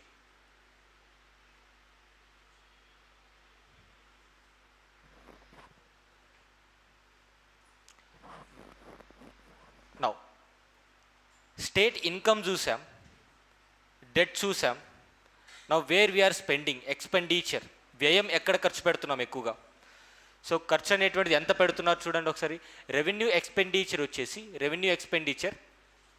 2022-23 సంవత్సరానికి సంబంధించి దాదాపుగా 2 లక్షల కోట్ల రూపాయలు రెవెన్యూ ఎక్స్పెండిచర్ ఉంది, అంటే వ్యయం అనేటువంటిది ఖర్చు పెడుతున్నాం. And one more important thing, revenue expenditure అనేటువంటిది 2 రకాలుగా ఖర్చు పెట్టచ్చు. ఏ గవర్నమెంట్ అయినా సరే 2 టైప్స్ ఆఫ్ ఎక్స్పెండిచర్ ఉంటుంది. ఒకటి క్యాపిటల్ ఎక్స్పెండిచర్, ఇంకొకటి what sir? Revenue expenditure. Yeah, capital and revenue. Capital ఎక్స్పెండిచర్కి రెవెన్యూ ఎక్స్పెండిచర్కి డిఫరెన్స్ ఏంటి? Let's first speak about revenue expenditure. Welfare, simple, భవిష్యత్తుకి ఉపయోగపడినటువంటి ఖర్చు ఇప్పుడు అయిపోతుంది, దాన్ని రెవెన్యూ ఎక్స్పెండిచర్. భవిష్యత్ తరాలకి ఇన్ఫ్రాస్ట్రక్చర్ డెవలప్ చేసే విధంగా ఇన్వెస్ట్మెంట్ చేస్తే దాన్ని క్యాపిటల్ ఎక్స్పెండిచర్ అంటారు. లెట్స్ సే ఒక బిల్డింగ్ నిర్మించారు భవిష్యత్తు కోసం, ఇట్స్ ఏ క్యాపిటల్ ఎక్స్పెండిచర్. ఉద్యోగులకి జీతభత్యాలు, రెవెన్యూ ఎక్స్పెండిచర్. ఓకేనా? ప్రజల యొక్క వెల్ఫేర్ స్కీమ్స్ కోసం it is revenue expenditure. National highways కానివ్వండి, స్టేట్ హైవేస్ కానివ్వండి నిర్మించారనుకోండి, again it is capital expenditure. Please to remember these areas. So ఇక్కడ మీరు చూస్తే రెవెన్యూ ఎక్స్పెండిచర్ అంటే ఏంటి? మన అవసరాల కోసం భవిష్యత్తుకి యూజ్ లేదు, కానీ ఇప్పుడున్నటువంటి అవసరాల కోసం 2 లక్షల కోట్లు ఖర్చు పెడతాం, 2 lakh crores. క్యాపిటల్ ఎక్స్పెండిచర్ గురించి మెన్షన్ చేయట్లేదు ఇక్కడ. నౌ క్యాపిటల్ అవుట్లేస్ 16,000 కోట్లు. It is only 16,000 crores. Loans and advances. Loans and advances అంటే మనం తీసుకున్నటువంటి అప్పులకి రుణాలు కట్టాలి కదా, ఐ మీన్ ఇంట్రెస్ట్ పే చేయాలి కదా, దానికి ఇది 1,816 crores loans and advances. So టోటల్గా ఎక్స్పెండిచర్ వచ్చేసి మనకి ఇయర్ వైజ్ చూసుకుంటే పెరుగుతుంది. I think it is 20,000 crores, not 2 lakhs, it is 22,000 crores total revenue expenditure every year అవుతుంది.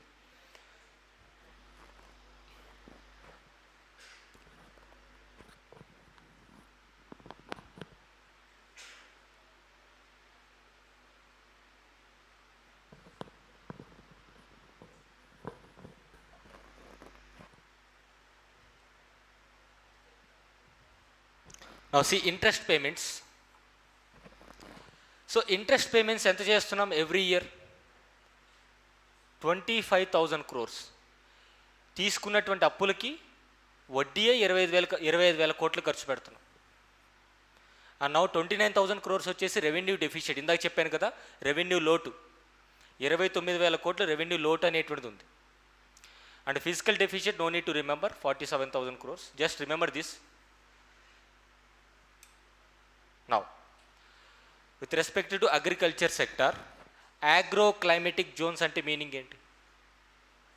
agro-climatic zones ఇవి జాగ్రఫీలో కూడా చదివే ఉంటారు, జాగ్రఫీలో కంపల్సరీగా చదివే ఉంటారు. Now what you have to remember is a zone కిందకి ఏ డిస్ట్రిక్ట్స్ వస్తాయి, ఇది గుర్తుపెట్టుకోవాలి. సో ఎకనామిక్ సర్వేలో మెన్షన్ చేసినటువంటి డేటా ఇది. సో agro-climatic zones వచ్చేసి మనకు ఓవరాల్గా 6 జోన్స్ ఉన్నాయండి, 6 జోన్స్ ఉన్నాయి. ఈ 6 జోన్స్ వచ్చేసి నార్త్ కోస్టల్ జోన్, అంటే ఉత్తర కోస్తా జోన్ అంటాం. సో ఈ నార్త్ కోస్టల్ జోన్ కిందకి 3 డిస్ట్రిక్ట్స్ ఉంటాయి, శ్రీకాకుళం, విజయనగరం, విశాఖపట్నం. అండ్ గోదావరి జోన్ కింద only 2 districts, west Godavari, east Godavari. నూతన జిల్లాల ప్రకారం ఈ డేటా ఇవ్వలేదు, డోంట్ గెట్ కన్ఫ్యూజ్. నూతన జిల్లాల ప్రకారం agro-climatic జోన్స్ అనేటువంటివి డివైడ్ చేయలేదు. నౌ కృష్ణా జోన్ కిందకి 3 డిస్ట్రిక్ట్స్ వస్తాయి. One it is Krishna, Guntur, Prakasam. Again it is southern zone. దక్షిణ జోన్ వచ్చేసి మనకి ఎన్ని డిస్ట్రిక్ట్స్ ఉన్నాయి?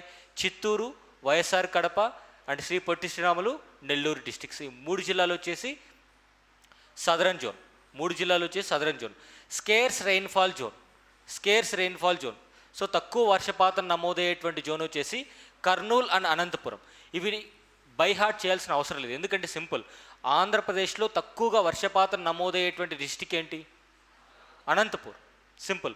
ఈవెన్ గోదావరి జోన్ అంటే 2 డిస్ట్రిక్ట్స్ గోదావరి మెన్షన్ చేయాలి. నార్త్ కోస్టల్ అంటే ఉత్తర కోస్తా అంటుంటారు కదా సాధారణంగా జనరల్గా మనం పిలిచేది. సో ఉత్తర కోస్తా జోన్ కిందకి 3 డిస్ట్రిక్ట్స్ వస్తాయి. Now finally high altitude and tribal areas zone వచ్చేసి ఇక్కడ high altitude and tribal areas వచ్చేసి again it is Srikakulam, Visakhapatnam, east Godavari districts అనేటువంటివి హై ఆల్టిట్యూడ్ అంటే అతి ఎత్తైనటువంటి ప్రదేశంలో అండ్ ట్రైబల్ ఏరియా జోన్స్గా ఈ 3 డిస్ట్రిక్ట్స్ని రికగ్నైజ్ చేయడం జరిగింది. agro-climatic జోన్స్ టోటల్గా 6 ఉన్నాయి. సో 6 వచ్చేసి ఇవి.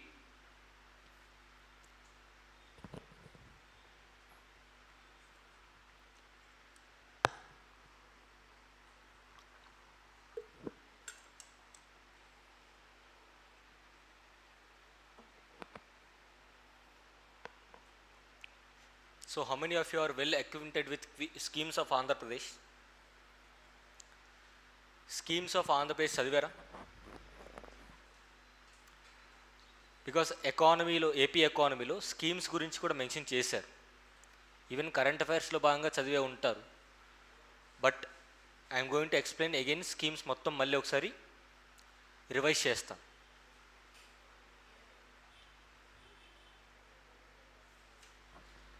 నౌ వర్షపాతానికి సంబంధించినటువంటి డీటెయిల్స్. సో అత్యధికంగా వర్షపాతం, సింపుల్, ఆంధ్రప్రదేశ్కి వర్షపాతం అనేది 2 రకాలుగా వస్తుంది. నైరుతి ఋతుపవనాల ద్వారా జూన్ నుంచి ఆగస్టు లోపు, అండ్ ఈశాన్య ఋతుపవనాల ద్వారా అక్టోబర్, నవంబర్ మంత్లో. ఇక్కడ సింపుల్ లాజిక్ ఏంటంటే ఈశాన్య ఋతుపవనాల సమయంలో అత్యధికంగా వర్షపాతం నమోదయ్యేటువంటి జిల్లా ఏంటి? నెల్లూరు జిల్లా.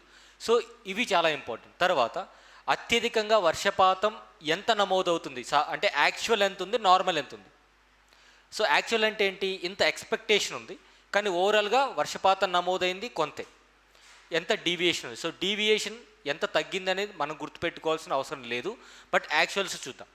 సో సౌత్ వెస్ట్ మాన్సూన్ అంటే నైరుతి ఋతుపవనాల ద్వారా 21-22లో కంపారిజన్ లాస్ట్ 2 years కంపారిజన్ 2021-22 ఆర్థిక సంవత్సరానికి సంబంధించి వర్షపాతం ఎంత నమోదైంది? 556 సెంటీమీటర్లు. 556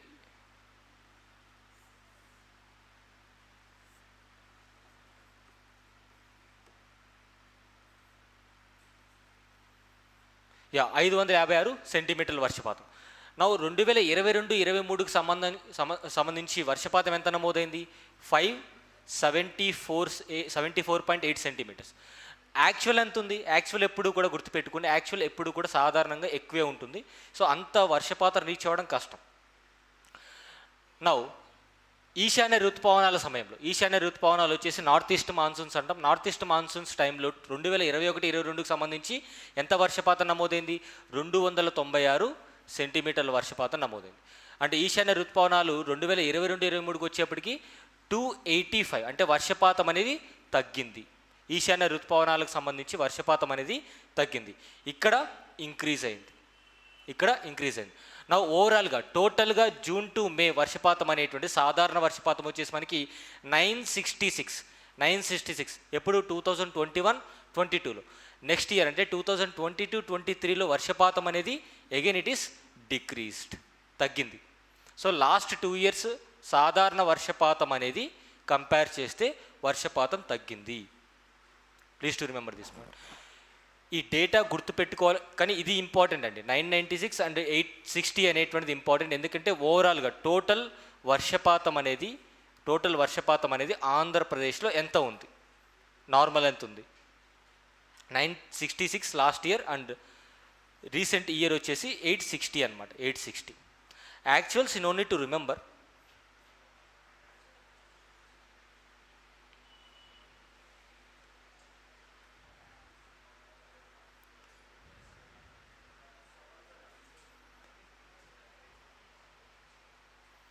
Now see, with respect to district wise, కనిపిస్తుందా?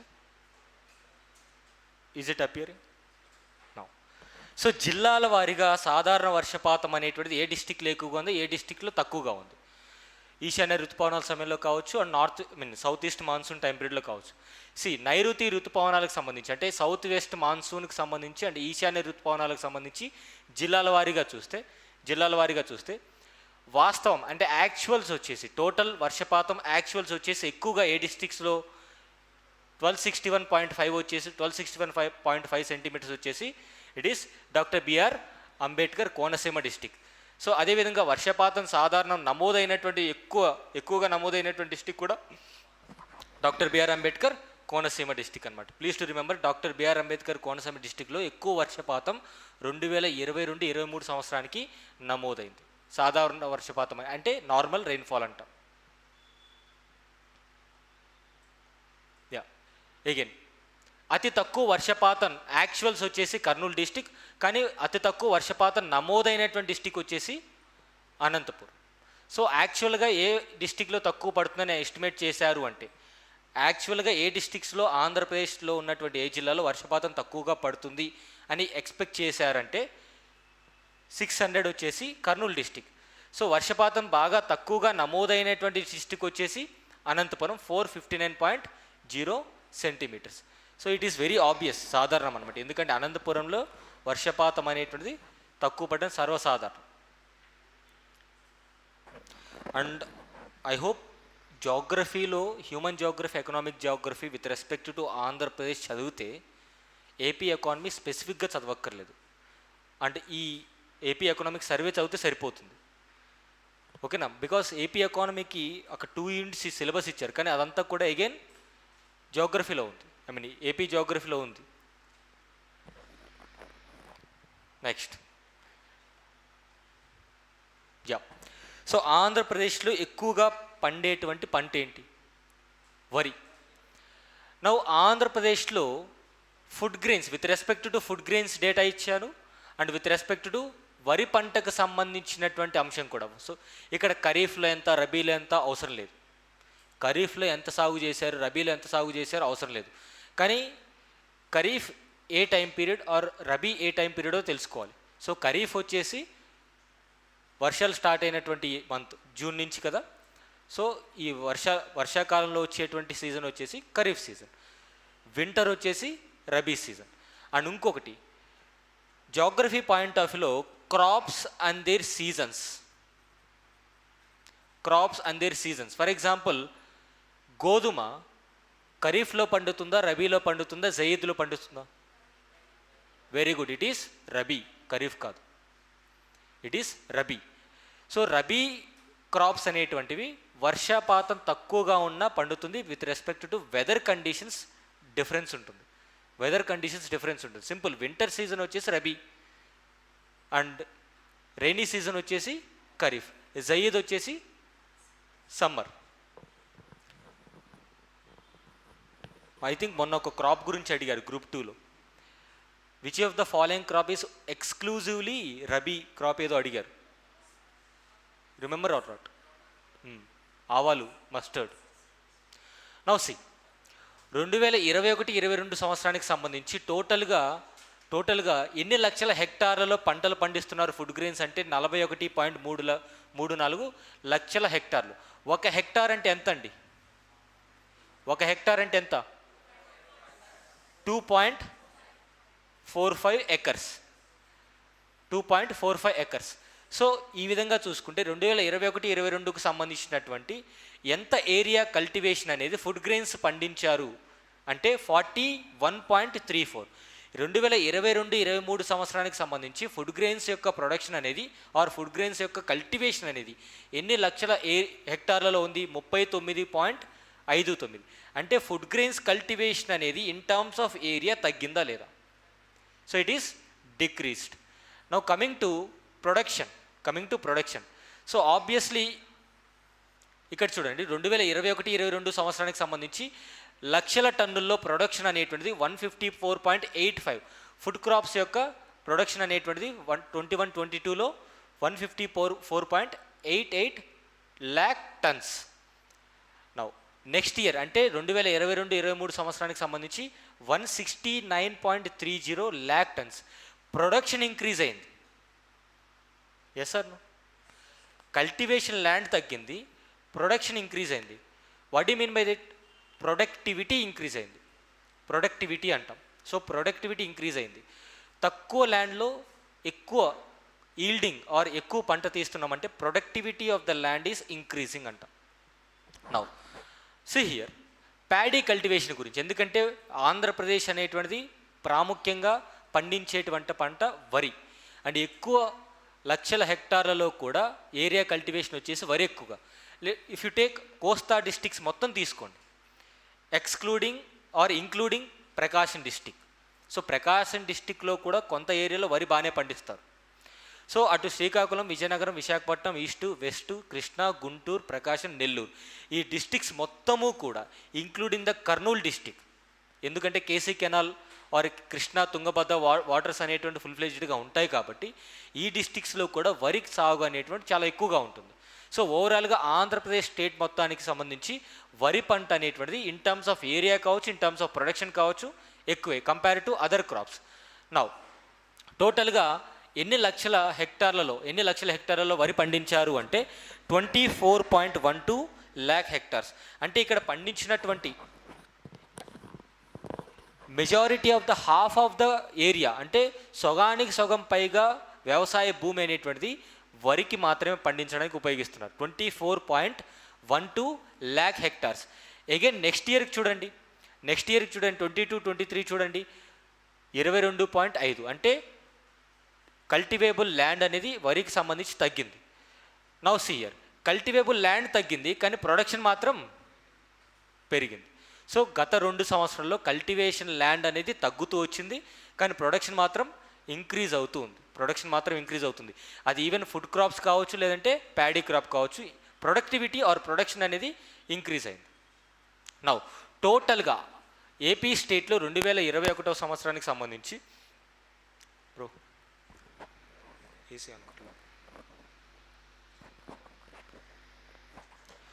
టోటల్గా 2021-22కు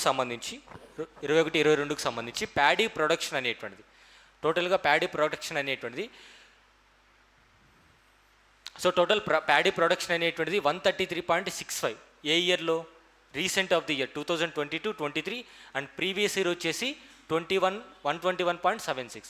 సో ప్యాడీ కల్టివేషన్ అనేది ఏరియా తగ్గినా సరే ప్రొడక్షన్ తగ్గలేదు. ఫుడ్ క్రాప్స్కి సంబంధించి ఏరియా తగ్గినా సరే ప్రొడక్షన్ తగ్గలేదు. Remember these 2 points, that's enough.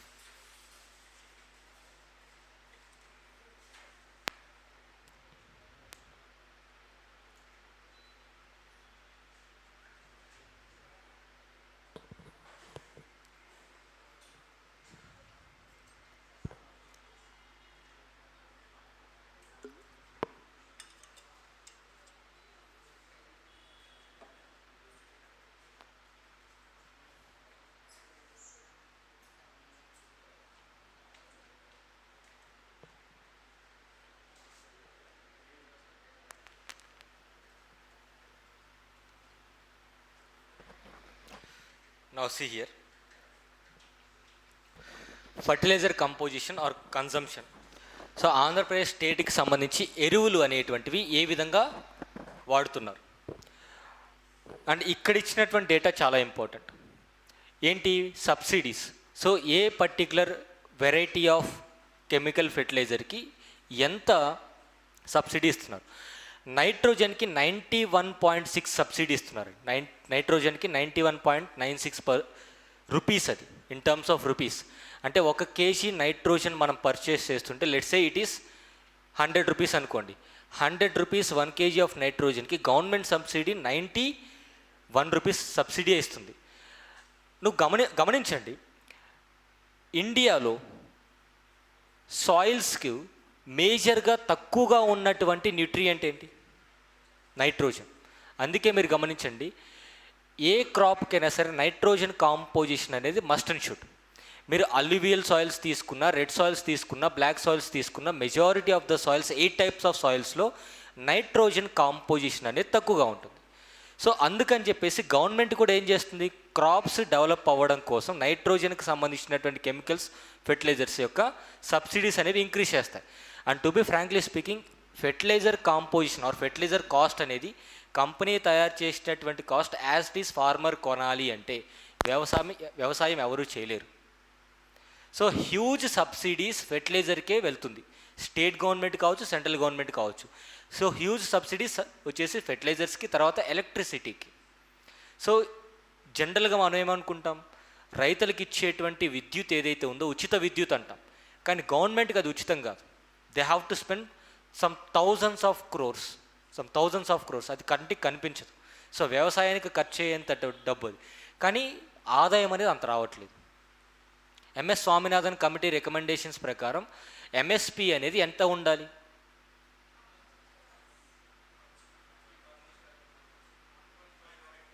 1.5, అంటే 50% of the making cost.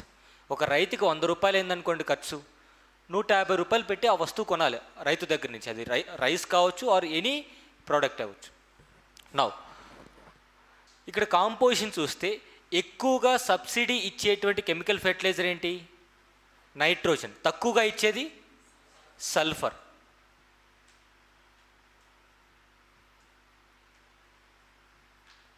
Phosphorus వచ్చేసి 72, సెకండ్ పొటాష్ వచ్చేసి 25.36. ఈ డేటా అవసరం లేదు, సింపుల్గా సబ్సిడీస్ ఆర్డర్ రాసుకోండి. సబ్సిడీస్ ఏ పర్టికులర్ ఫెర్టిలైజర్కి ఎక్కువగా ఇస్తారు? నైట్రోజన్, తర్వాత ఫాస్ఫరస్, తర్వాత పొటాష్, తర్వాత sulphur. Now coming to this data, fertiliser consumption వచ్చేసి in terms of lakh metric tonnes, అంటే లక్షల మెట్రిక్ టన్నులలో భాగంగా ఏ ఇయర్ ఎక్కువగా కన్సంప్షన్ ఆఫ్ ఫెర్టిలైజర్స్ అనేది జరిగింది? నౌ సీ ఇయర్ 2020-21కి సంబంధించి, అంటే కోవిడ్ ఇయర్లో ఫెర్టిలైజర్ కన్సంప్షన్ అనేటువంటిది విపరీతంగా జరిగింది. ఎందుకు? వై? కోవిడ్లో కోవిడ్లో సర్వీస్ సెక్టార్ మొత్తం డౌన్ అయిపోయింది. ఎవరైతే టూరిజం మీద డిపెండ్ అయినటువంటి ఎంప్లాయీస్ కావచ్చు, ఇన్స్టిట్యూషన్స్ కావచ్చు, మొత్తం జీరో, నాట్ ఈవెన్ జీరో, నెగిటివ్కి వెళ్ళిపోయినాయి. బట్ కోవిడ్ టైంలో కూడా నిలబెట్టగలిగినటువంటి ఏకైక sector agriculture sector. The only sector which notes positive growth rate, 3% positive growth rate ఆ రోజుల్లో ఉంది. నౌ ఫర్టిలైజర్ కన్జంప్షన్ వచ్చేసి 2020-21లో 42.26 lakh metric turns with respect to Andhra Pradesh only. Then what about Uttar Pradesh? Okay, మనకు అవసరం లేదు, but think in economy point of view. జనరల్గా అంటుంటాం కదా, ప్రభుత్వానికి ఎక్కడ ఎక్కువగా ఖర్చు అవుతుంది అని. ప్రభుత్వానికి ఎక్కడ ఎక్కువగా ఖర్చు అవుతుందంటే ఈ సబ్సిడీస్ వల్లే ఖర్చు అవుతుంది. ఇన్ని లక్షల అంటే ప్రతి ఒక్క కేజీకి 90 రూపీస్ నువ్వు సబ్సిడీ ఇస్తున్నావు, ఆరు ఓవరాల్గా యావరేజ్గా తీసుకున్నా సరే 60 రూపీస్ ఇవ్వాలి కదా. లెట్సే ఈ 4 యావరేజ్ చేసినా సరే ఒక 50 రూపీస్ అనుకుందాం. అంటే ప్రతి ఒక్క KG of fertiliser consumption by the ఫార్మర్కి 50 రూపాయలు సబ్సిడీ ఇస్తున్నామంటే ఇన్ని లక్షల మెట్రిక్ టన్నులు ఒక స్టేట్లోనే.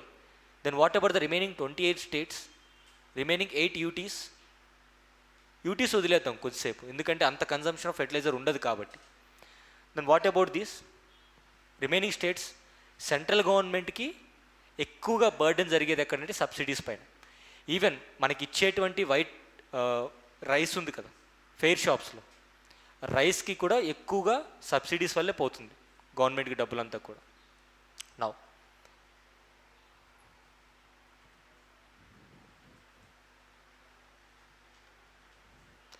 Now see here with respect to livestock census 2019. So 2019కి సంబంధించి లైవ్ స్టాక్ అంటే ఈ క్యాటిల్ కానివ్వండి, పౌల్ట్రీ కానివ్వండి, షీప్, గోట్, వీటికి సంబంధించినటువంటి డీటెయిల్స్. ఏ జిల్లాలో పౌల్ట్రీస్ అంటే క్యాటిల్ అంటే ఈస్ నథింగ్ బట్ కౌస్ కానివ్వండి, ఆక్స్ కానివ్వండి. Cattle is nothing but cow or oxes. So వాటి యొక్క కౌంట్ అనేది ఏ డిస్ట్రిక్ట్స్లో ఎక్కువగా ఉంది, బఫెల్లోస్ అనేటువంటి ఏ డిస్ట్రిక్ట్స్లో ఎక్కువగా ఉన్నాయి, అండ్ పౌల్ట్రీస్ అనేటువంటివి అంటే కోళ్ళ సంఖ్య ఏ డిస్ట్రిక్ట్లో ఎక్కువగా ఉంది, వీటి గురించి డీటెయిల్స్. సో క్యాటిల్ అనేటువంటిది ఏ డిస్ట్రిక్ట్లో ఎక్కువగా ఉంది? అల్లూరి సీతారామరాజు డిస్ట్రిక్ట్లో దాదాపుగా 6,25,000 కౌంట్ అనేటువంటి ఓన్లీ క్యాటిల్ ఉంది. సో క్యాటిల్ లైవ్ స్టాక్లో ఏ డిస్ట్రిక్ట్లో ఏ డిస్ట్రిక్ట్ టాప్లో ఉందంటే Alluri Sitaramaraju district. And with respect to poultry వచ్చేసి ఎక్కువగా east Godavari, my dear friends, east Godavari. So east గోదావరిలో కోళ్ళ పెంపకం అనేటువంటి చాలా ఎక్కువ. No need to remember count ఎవరు ఇవ్వరు. So just remember poultry point of వ్యూలో హయ్యెస్ట్ కౌంట్ వచ్చేసి east Godavari. With respect to cattle highest count వచ్చేసి అల్లూరి సీతారామరాజు డిస్ట్రిక్ట్. సో అక్కడ అల్లూరి సీతారామరాజు కాకుండా కృష్ణా డిస్టిక్ ఈస్ట్ గోదావరి ఇస్తే ఏం చేస్తారు? ఒకవేళ తెలియకపోతే అల్లూరి సీతారామరాజు డిస్ట్రిక్ట్ చిన్నది. This is what our mind directs in to examination hall. Yeah, now see here.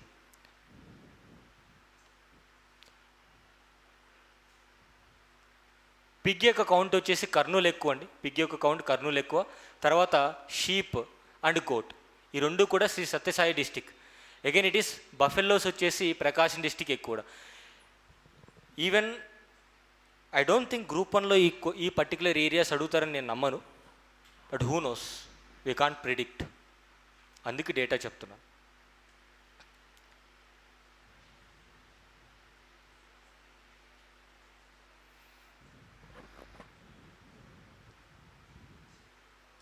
Sheep, goat.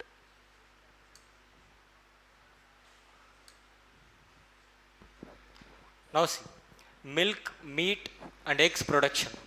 So milk ప్రొడక్షన్లో ఏ డిస్ట్రిక్ట్ టాప్లో ఉంది, అండ్ మీట్ ప్రొడక్షన్లో ఏ డిస్ట్రిక్ట్ టాప్లో ఉంది, ఏ డిస్ట్రిక్ట్ తక్కువలో ఉంది, అండ్ ఎగ్స్ యొక్క ప్రొడక్షన్లో ఏ డిస్ట్రిక్ట్ టాప్, ఏ డిస్ట్రిక్ట్ లెస్. నా ఫస్ట్ రైట్ డౌన్ మిల్క్ ప్రొడక్షన్లో టాప్ వచ్చేసి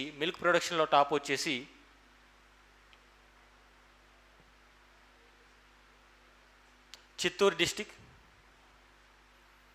యా, మిల్క్ ప్రొడక్షన్లో టాప్ వచ్చేసి Chittoor district 798.61 lakh metric tonnes, lakh metric litres అనుకుంటా. యా, మెట్రిక్ టన్సే. సో చిత్తూరు టాప్ మిల్క్ ప్రొడక్షన్లో. తక్కువ ఏ డిస్టిక్ అండి? విశాఖపట్నం. మిల్క్ ప్రొడక్షన్లో టాప్లో చిత్తూరు, మిల్క్ ప్రొడక్షన్లో టాప్ వచ్చేసి చిత్తూరు, బాటమ్ వచ్చేసి Vizag district or Visakhapatnam district. Coming to meat production top వచ్చేసి ఈస్ట్ గోదావరి డిస్టిక్. మీట్ ప్రొడక్షన్లో టాప్ వచ్చేసి ఈస్ట్ గోదావరి,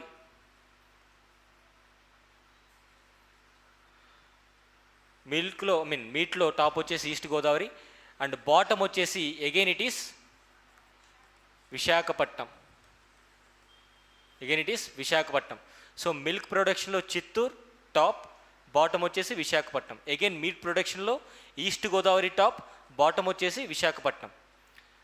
నౌ ఎగ్ ప్రొడక్షన్లో అగైన్ ఇట్ ఈస్ టాప్ వచ్చేసి ఈస్ట్ గోదావరి, బాటమ్ వచ్చేసి Parvathipuram Manyam district. So egg ప్రొడక్షన్లో టాప్ వచ్చేసి ఈస్ట్ గోదావరి, బాటమ్ వచ్చేసి Parvathipuram Manyam district. So survey అంతా కూడా డేటానండి. ఎక్కువ survey is all about data.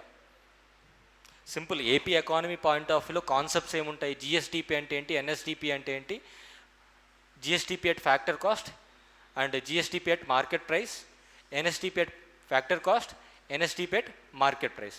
Depreciation అంటే ఏంటి? Same concepts Indian economy national ఇన్కంలో స్టార్టింగ్లో ఇవే ఉంటాయి. If you don't understand factor cost, national income calculate చేయడం కష్టం, రాదు. ఫ్యాక్టర్ కాస్ట్ అంటే ఏంటి? ఒక ఎంటర్ప్రెన్యూర్కి మ్యానుఫ్యాక్చర్ చేయడానికి అయ్యేటువంటి ఖర్చు, దానికి ట్యాక్స్ యాడ్ చేస్తే market price minus subsidies. So subsidies ఎందుకు మైనస్ చేస్తున్నారు? గవర్నమెంట్ ప్రొవైడ్ చేస్తుంది కాబట్టి. సో ఆ కాన్సెప్ట్స్ క్లారిటీ ఉంటే ఈ డేటా అంతా డంప్ చేసుకోవడం తప్ప దీంట్లో మనం రీసెర్చ్ చేయాల్సిన అవసరమే లేదు.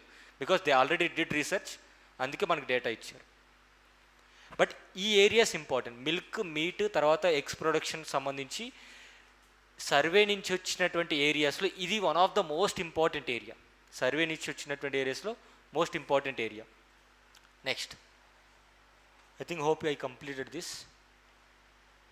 Now ration shops. ఎంతమందికి వైట్ రేషన్ కార్డ్స్ ఉన్నాయి? Don't rise.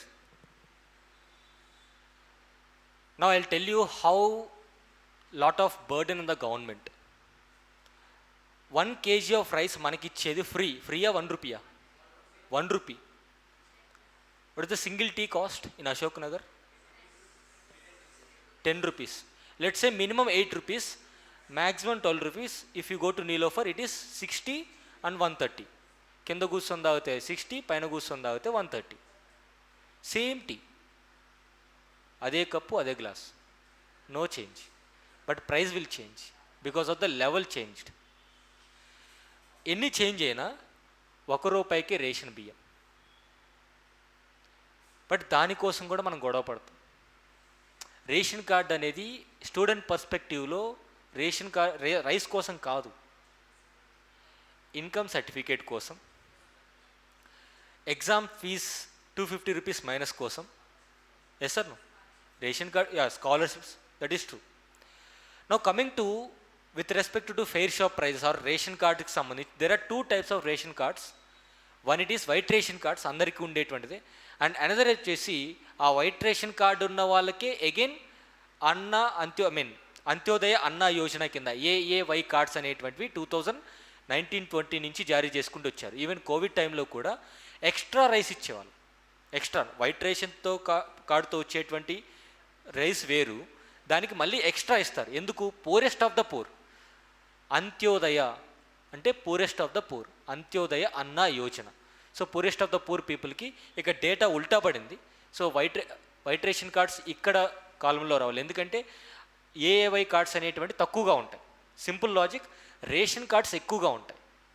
ఆంధ్రప్రదేశ్ స్టేట్లో జనాభా ఎంత? లెట్సే 5 crores వేసుకుందాం. లెట్సే ఆంధ్రప్రదేశ్లో ఒక కుటుంబానికి ఎంతమంది తీసుకోవచ్చు? యావరేజ్గా 4 members. అంటే 5 crores by 4 members ఎంత వస్తుంది? 1.25, అంతే కదా వస్తుంది కాదా? 1.25 అంటే యావరేజ్గా 1.25 crore రేషన్ కార్డ్స్ ఉండాలి. అంటే స్టేట్లో ఇంక ప్రతివాడు పేదోడే. కానీ ఆంధ్రప్రదేశ్ స్టేట్లో టోటల్ రేషన్ కార్డ్స్ ఎన్ని ఉన్నాయంటే జస్ట్ ఒక 1 కోటి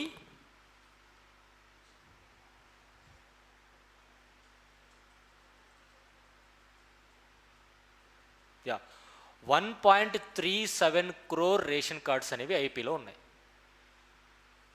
1.37 crore ration cards. Can you imagine this? అందుకే ఒకానొక టైం పీరియడ్లో ఆంధ్రప్రదేశ్కి సంబంధించి జనాభా కంటే రేషన్ కార్డ్స్ ఎక్కువ ఉన్నాయి. జనాభా కంటే ఇన్ ద సెన్స్ ఒక హౌస్ హోల్డ్కి కంపేర్ చేస్తే, ఒక కార్డు ఒక హౌస్ హోల్డ్కి తీసుకుంటే రేషన్ కార్డ్స్ ఎక్కువ ఉన్నాయి. ఇక్కడే తెలిసిపోయింది కదా, మనకు వచ్చిన డేటా అంటే మనకు తెలిసిన డేటా ప్రకారం వేస్తేనే దాదాపుగా ఎంత ఎంత ఎక్కువ ఉంది, కొన్ని ల్యాక్స్ ఆఫ్ రేషన్ కార్డ్స్ ఎక్కువ ఉన్నాయి. సమ్వేర్ 10 lakh రేషన్ కార్డ్స్ ఎక్కువ ఉన్నాయి. నౌ సీ, సో టోటల్గా ఏ పర్టికులర్ డిస్టిక్లో ఏ రేషన్ కార్డ్స్ ఎక్కువగా ఉన్నాయో చూద్దాం ఒకసారి. ఏ పర్టికులర్ డిస్టిక్లో టోటల్గా రేషన్ షాప్స్ అనేటువంటివి ఏ డిస్టిక్లో తక్కువగా ఉన్నాయి? మన్యం డిస్టిక్లో రేషన్ షాప్స్ అనేటువంటి 578 మాత్రమే ఉన్నాయి. సో తక్కువ రేషన్ షాప్స్ ఉన్నటువంటి డిస్టిక్ ఏదైనా ఉందంటే మన్యం. తర్వాత Antyodaya Anna cards or Antyodaya Yojana cards వచ్చేసి తక్కువ. Again it is Visakhapatnam. ఇక్కడ డేటా ఇచ్చినటువంటి ఉల్టా ఇచ్చిన డేటా జస్ట్ సి హియర్. ఇక్కడ చూసుకోండి సింపుల్గా, ఇక్కడ చూడండి, forget about this. So total ration shops ఎన్ని ఉన్నాయి? 29,794 ration shops. Group 2 point of view important, not for group 1. కానీ గ్రూప్ 1 పాయింట్ ఆఫ్ వ్యూలో రేషన్ కార్డ్స్ హయ్యెస్ట్ ఏ డిస్టిక్స్లో ఉన్నాయి? అనంతపూర్ జిల్లాలో ఉన్నాయి. లోయెస్ట్ ఏ డిస్టిక్లో ఉంది? మన్యం డిస్టిక్లో ఉంది. నౌ వైట్ రేషన్ కార్డ్స్ అనేటువంటివి ఏ డిస్టిక్స్లో ఎక్కువగా ఉన్నాయి? వైట్ రేషన్ కార్డ్స్ అనేటువంటి ఏ డిస్టిక్లో ఎక్కువగా ఉంది? హయ్యెస్ట్ వచ్చేసి అల్లూరి సీతారామరాజు, లోయెస్ట్ వచ్చేసి విశాఖపట్నం డిస్టిక్. అండ్ టోటల్గా రేషన్ కార్డ్స్ ఆంధ్రప్రదేశ్లో 1.37 crore రేషన్ కార్డ్స్ అనేటివి ఆంధ్రప్రదేశ్లో ఉన్నాయి. నౌ అంత్యోదయ అన్నా Yojana cards poorest of the poor పీపుల్కి ఇచ్చినటువంటి రేషన్ కార్డ్స్ ఎన్ని? టోటల్ వచ్చేసి 9 lakhs. హయ్యెస్ట్ ఏ డిస్టిక్లో ఉంది? నెల్లూరు. లోయెస్ట్ వచ్చేసి మన్యం. సో ఈ డేటా ఈ పర్టికులర్ డేటా ఒక్కటి రాసుకోండి సరిపోతుంది. No need to remember this data. మొత్తం నెంబర్సే కనిపిస్తాయి, యారో మార్క్స్ నెంబర్స్ తప్ప ఏమి ఉండదు అక్కడ. అండ్ సర్వే దాదాపుగా 386 pages సర్వే ఉంది. అంత టైం ఉందా? మన స్పీడ్ ఆఫ్ రీడింగ్ గంటకు 15 pages చదివినా సరే మినిమం 30 గంటలు పడుతుంది. సో అంతా చదవాల్సిన అవసరం లేదు. ఎందుకంటే సర్వేలో what I observed is department వైజ్గా ఆర్ సెక్టార్ వైజ్గా ఇచ్చిన స్కీమ్స్ అండ్ సెక్టార్ వైజ్గా ఇచ్చినటువంటి డెవలప్మెంట్స్, ఇవి మనం డివైడ్ చేసి రిమైనింగ్ స్టోరీ పక్కన పెడితే ఇదే వస్తుంది.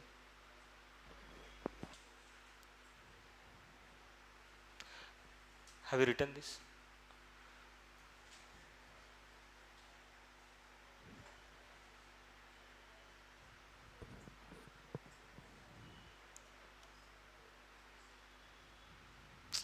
Missed one slide.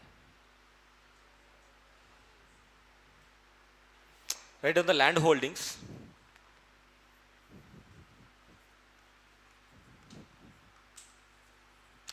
కమతాలు అంటారు కదా, కమతాలు.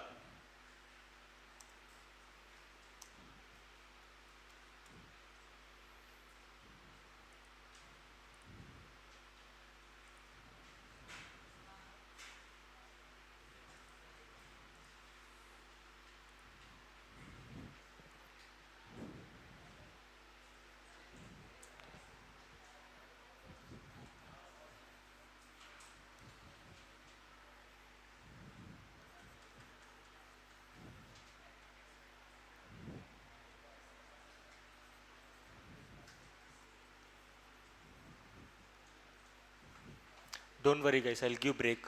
నాకు కూడా కావాలి కదా, okay, because I'm also human being like you. 4:30 I'll give break. ఎంత, ఒక అరగంట కావాలా? 10 minutes. నౌ మీడియం, యాక్చువల్లీ ఇది జాగ్రఫీలో ఉంటుంది. Now what do you mean by land holdings?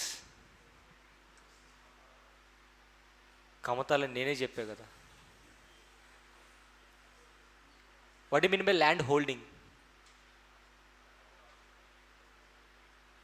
Any simple, ఒక రైతు దగ్గర ఉన్నటువంటి ల్యాండ్, లెట్స్ సే ప్రతి ఒక్క రైతు దగ్గర 5 ఎకరాలు 10 ఎకరాలు ఉండదు. అదేవిధంగా ప్రతి ఒక్క రైతు దగ్గర కూడా అరెకరాతో సరిపెట్టుకోడు. సో యావరేజ్గా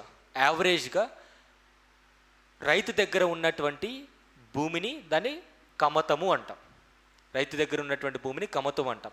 సో ఈ కమతం అనేది ఫర్ ఎగ్జాంపుల్ ఒక రైతు దగ్గర 5 ఎకరాలు ఉందనుకోండి, ఈ becomes a small and marginal అవుతాడు. 10 ఎకరాల కంటే పైన ఉందనుకోండి, large farmers, small medium large farmers అంటారు కదా. సో 10 ఎకరాల కంటే ఎక్కువ ఉన్నట్టయితే వారిని పెద్ద రైతులు లేదంటే లార్జ్ ఫార్మర్స్ అంటూ ఉంటారు. In the same way marginal farmers లేదా మార్జినల్ ల్యాండ్ హోల్డింగ్ అంటే ఎవరికైతే బిలో 1 ఎకర్ ఉంటుందో, ఎవరికైతే బిలో 1 హెక్టార్ ఉంటుందో. 1 హెక్టార్ అంటే ఏంటి? 2.4 ఎకర్స్ కంటే తక్కువ ఉంటే దాన్ని మార్జినల్ ల్యాండ్ హోల్డింగ్ అంటాం. స్మాల్ అంటే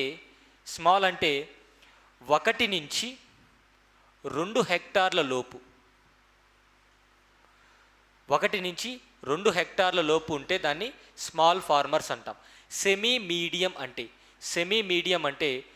2 నుంచి 4 హెక్టార్స్ లోపు ఉన్నటువంటి, 2 హెక్టార్లు అంటే ఎంత?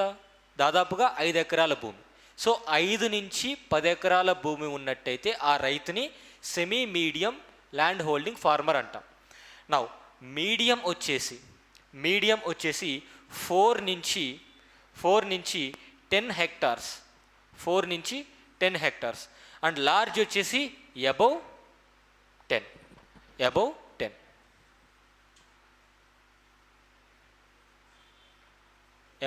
10 హెక్టార్స్. ఓకేనా? సో ఇవి land holdings as part of our census ప్రకారం, అగ్రికల్చర్ సెన్సస్ ప్రకారం ల్యాండ్ హోల్డింగ్స్ వచ్చేసి మార్జినల్ ఫార్మర్స్ అంటే బిలో 1 హెక్టార్ ఉన్నట్టయితే అతని ల్యాండ్ హోల్డింగ్ సైజ్ వచ్చేసి మీడియం అంటాం, మార్జినల్ అంటాం. స్మాల్ వచ్చేసి 1 నుంచి 2 హెక్టార్ల సైజులోపు ఉన్నట్టయితే దాన్ని స్మాల్ హోల్డింగ్ అంటాం. సెమీ మీడియం వచ్చేసి మనకి 2 to 4 హెక్టార్స్, మీడియం వచ్చేసి 4 to 10 అండ్ అబౌవ్ 10 ఉన్నట్టే దాన్ని లార్జ్ ల్యాండ్ హోల్డింగ్ అంటాం. నౌ ఇండియాలో ఎక్కువగా ఏ రకమైనటువంటి ల్యాండ్ హోల్డింగ్ సైజ్ ఫార్మర్స్ ఉన్నారు? Small and marginal, both small and marginal, తర్వాత మీడియం, తర్వాత large farmers. So 85% of the farmers in India comprising of small and marginal land holdings. Now try to understand one thing with respect to analysis point of view. తక్కువ size land కలిగి ఉన్నటువంటి రైతులకి లోన్లు ఈజీగా వస్తాయా? రావు. Now listen, 85% of the farmers belongs to small and marginal. Remaining 10% అంటే 85 నుంచి 95%, that is 10% of the farmers are medium farmers. Hardly 2 to 3% of the farmers in India are large farmers. కానీ ఎక్కువగా లోన్స్ అనేటువంటివి వీరికి రావు.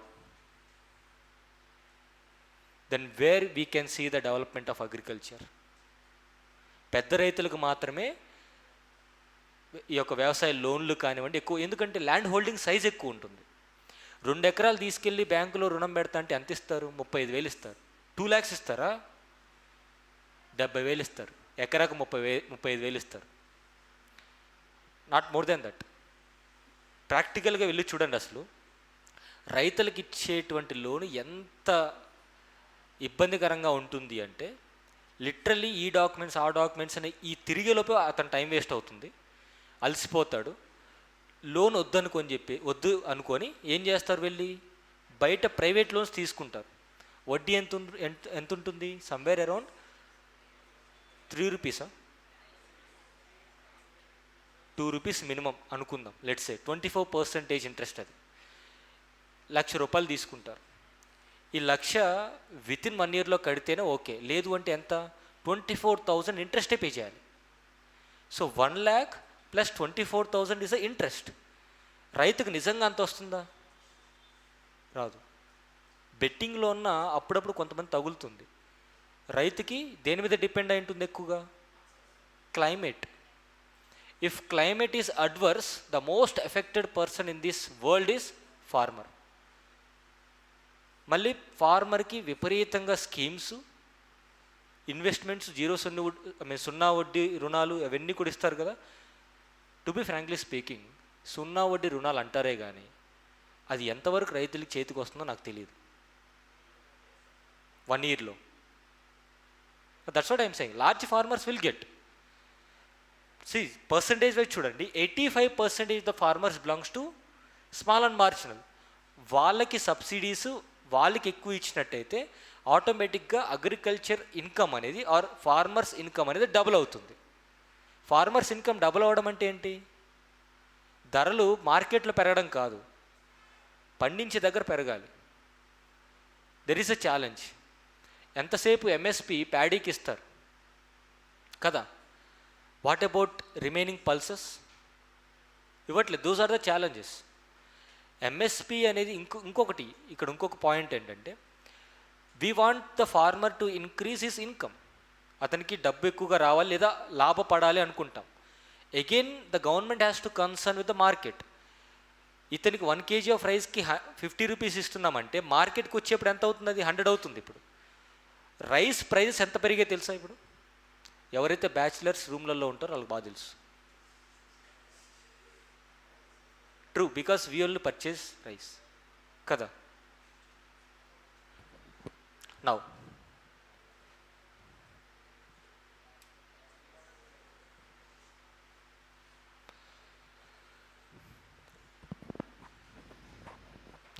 సో ల్యాండ్ హోల్డింగ్ సైజ్ వచ్చేసి entire యావరేజ్గా total land holding sizes with respect to Andhra Pradesh state వచ్చేసి average అంటే ఒక రైతు దగ్గర సగటున ఎంత భూమి ఉంది అంటే 0.94 hectares. అంటే సాధారణంగా అంటే entire the farmer community of Andhra Pradesh యావరేజ్గా తీసుకుంటే ఒక రైతు దగ్గర కేవలం 1 hectare మాత్రమే ఉంది. అంటే 2.4 acres. లెట్సే ఇక్కడ 0.9 ఇచ్చారు కాబట్టి 2.4 అనుకుందాం let's say. So average land holding of a farmer in Andhra Pradesh is 0.9 hectare. Now ఇక డౌట్ పడొద్దండి, బికాస్ 2015-16 సెన్సెస్ ప్రకారమే. 2015-16 సెన్సెస్ అంటే agriculture census, not population census. Population census is 2011 జరిగింది, ఇంకా జరగలేదు. Maybe this year might be conducted. 25-26కి ఇస్తారేమో, doubt. And old population census డేటానే చెప్తాను నేను కూడా ఇదే క్లాస్లో, in the sense AP economy point of వ్యూలో. Now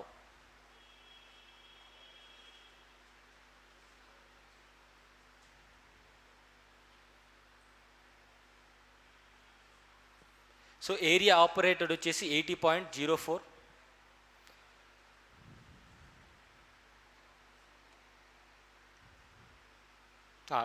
with respect to district wise. So ఏ జిల్లాలో కమతాల యొక్క ఆర్ ల్యాండ్ హోల్డింగ్స్ యొక్క సైజ్ ఎక్కువగా ఉంది, లేదా ఏ జిల్లాలో ల్యాండ్ హోల్డింగ్ సైజ్ యొక్క తక్కువగా ఉంది, అంటే ఏ డిస్టిక్లో ఫార్మర్స్ అనేటువంటి వారి చేతిలో ఎక్కువ భూమి ఉంది, తక్కువ భూమి ఉంది. కమింగ్ టు శ్రీకాకుళంలో సగటున ఒక రైతుకు సంబంధించి కేవలం 0.5 hectares మాత్రమే ఉంది. అంటే hardly it is 1.25 acre or 1.2 acres land మాత్రమే ఉంది. శ్రీకాకుళం డిస్టిక్లో ల్యాండ్ హోల్డింగ్ సైజ్ వచ్చేసి చాలా తక్కువ.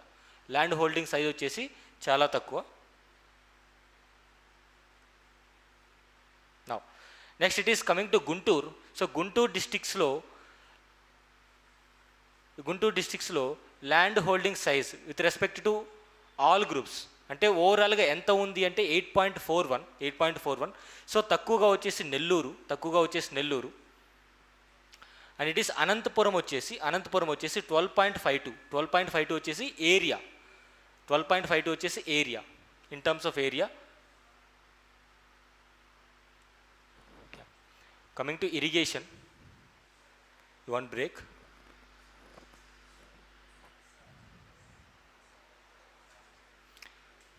Okay, we'll meet at 4:30 to 6 o'clock. Again I'll continue, I'll complete this. ఒకవేళ ఇది మేబీ త్వరగా అయిపోతే I'll start with schemes. AP government schemes నవరత్నాలు కాకుండా ప్రతి సెక్టోరల్ వైజ్గా స్కీమ్స్ డిస్కస్ చేస్తాం. అండ్ ఆ స్కీమ్స్ డీటెయిల్స్ వచ్చేసి తెలుగులో, ప్యూర్ తెలుగులో ఉంటుంది. ఓకే కదా? తెలుగు ఇంగ్లీష్ కూడా ఉంది, but I think hope okay with that. So take a break for 15 minutes. Will meet at again 4:30.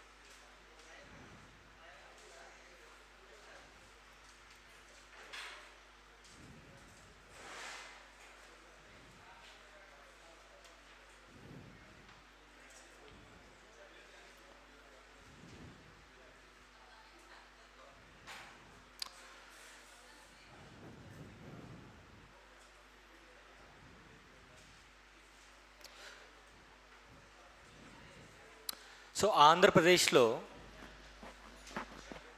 నీటిపారుదల సంబంధించి with respect to irrigation, so సాధారణంగా ఆంధ్రప్రదేశ్లో ఇరిగేషన్ అనేది ఎక్కువగా దేని మీద బేస్ అయి ఉంటుంది? So there are 3 types of irrigations in Andhra Pradesh: canal, well and tanks.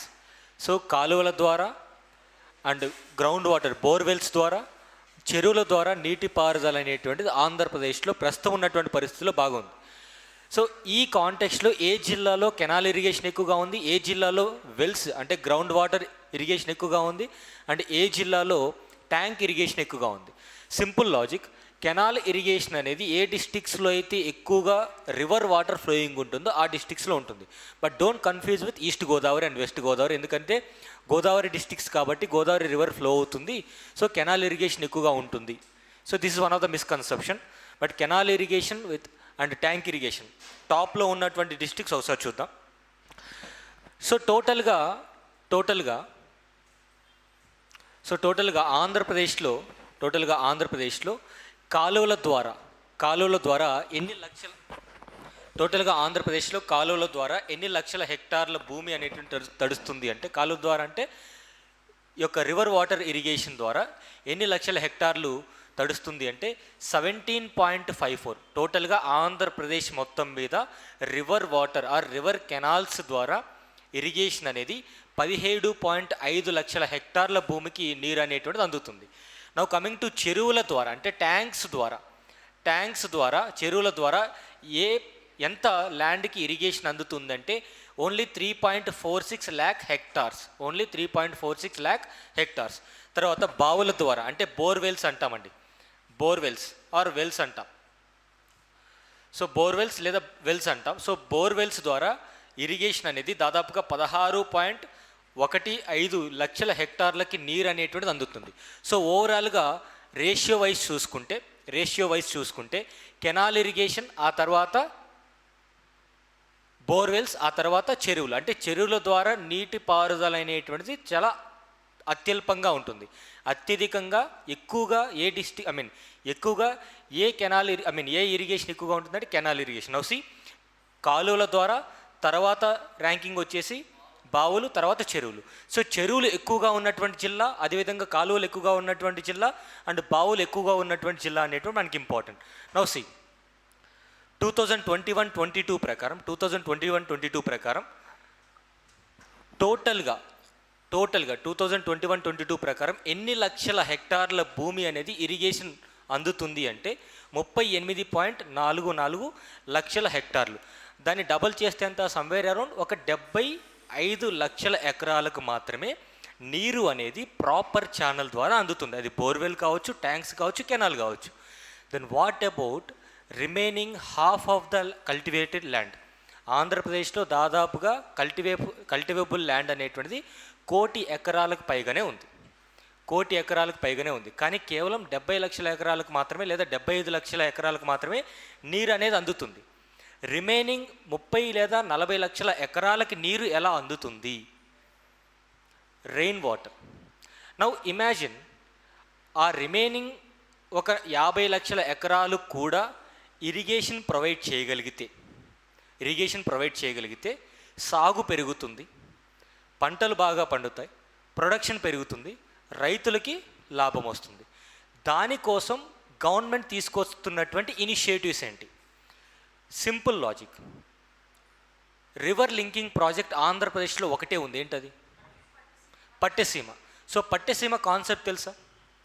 So ఈ యొక్క రివర్ లింకింగ్ ప్రాజెక్ట్ అనేటువంటిది ఇండియాలో కేవలం పట్టెసీమకు మాత్రమే కాదు, there are many and recent of the టైమ్స్లో కూడా దాదాపుగా 10,000 కోట్ల రూపాయలు ఖర్చు పెట్టి ఒక రివర్ లింకింగ్ ప్రాజెక్ట్ అనేటువంటిది కేంద్ర క్యాబినెట్ కూడా ఆమోదించింది. ఏంటది? కెన్ బేత్వా. సో కెన్ బేత్వాలో ఏ రివర్ నుంచి ఏ రివర్కి వాటర్ని షిఫ్ట్ చేస్తున్నారు? This is the question. Ken Betwa రివర్స్ని కలుపుతున్నారు, బాగానే ఉంది. బోత్ రివర్స్ కలుపుతున్నారు. ఏ రివర్ నుంచి ఏ రివర్కి ఎక్కువ వాటర్ పంపిస్తుంది అంటే ఒక రివర్లో తక్కువ ఉంది కాబట్టి ఇంకో రివర్తో కలుపుతున్నారు. ఇక్కడ నా క్వశ్చన్ ఏంటంటే ఏ రివర్ నుంచి ఏ రివర్కి నీరు వెళ్తుంది? సింపుల్, పేరులోనే ఉంది కెన్ బేత్వా.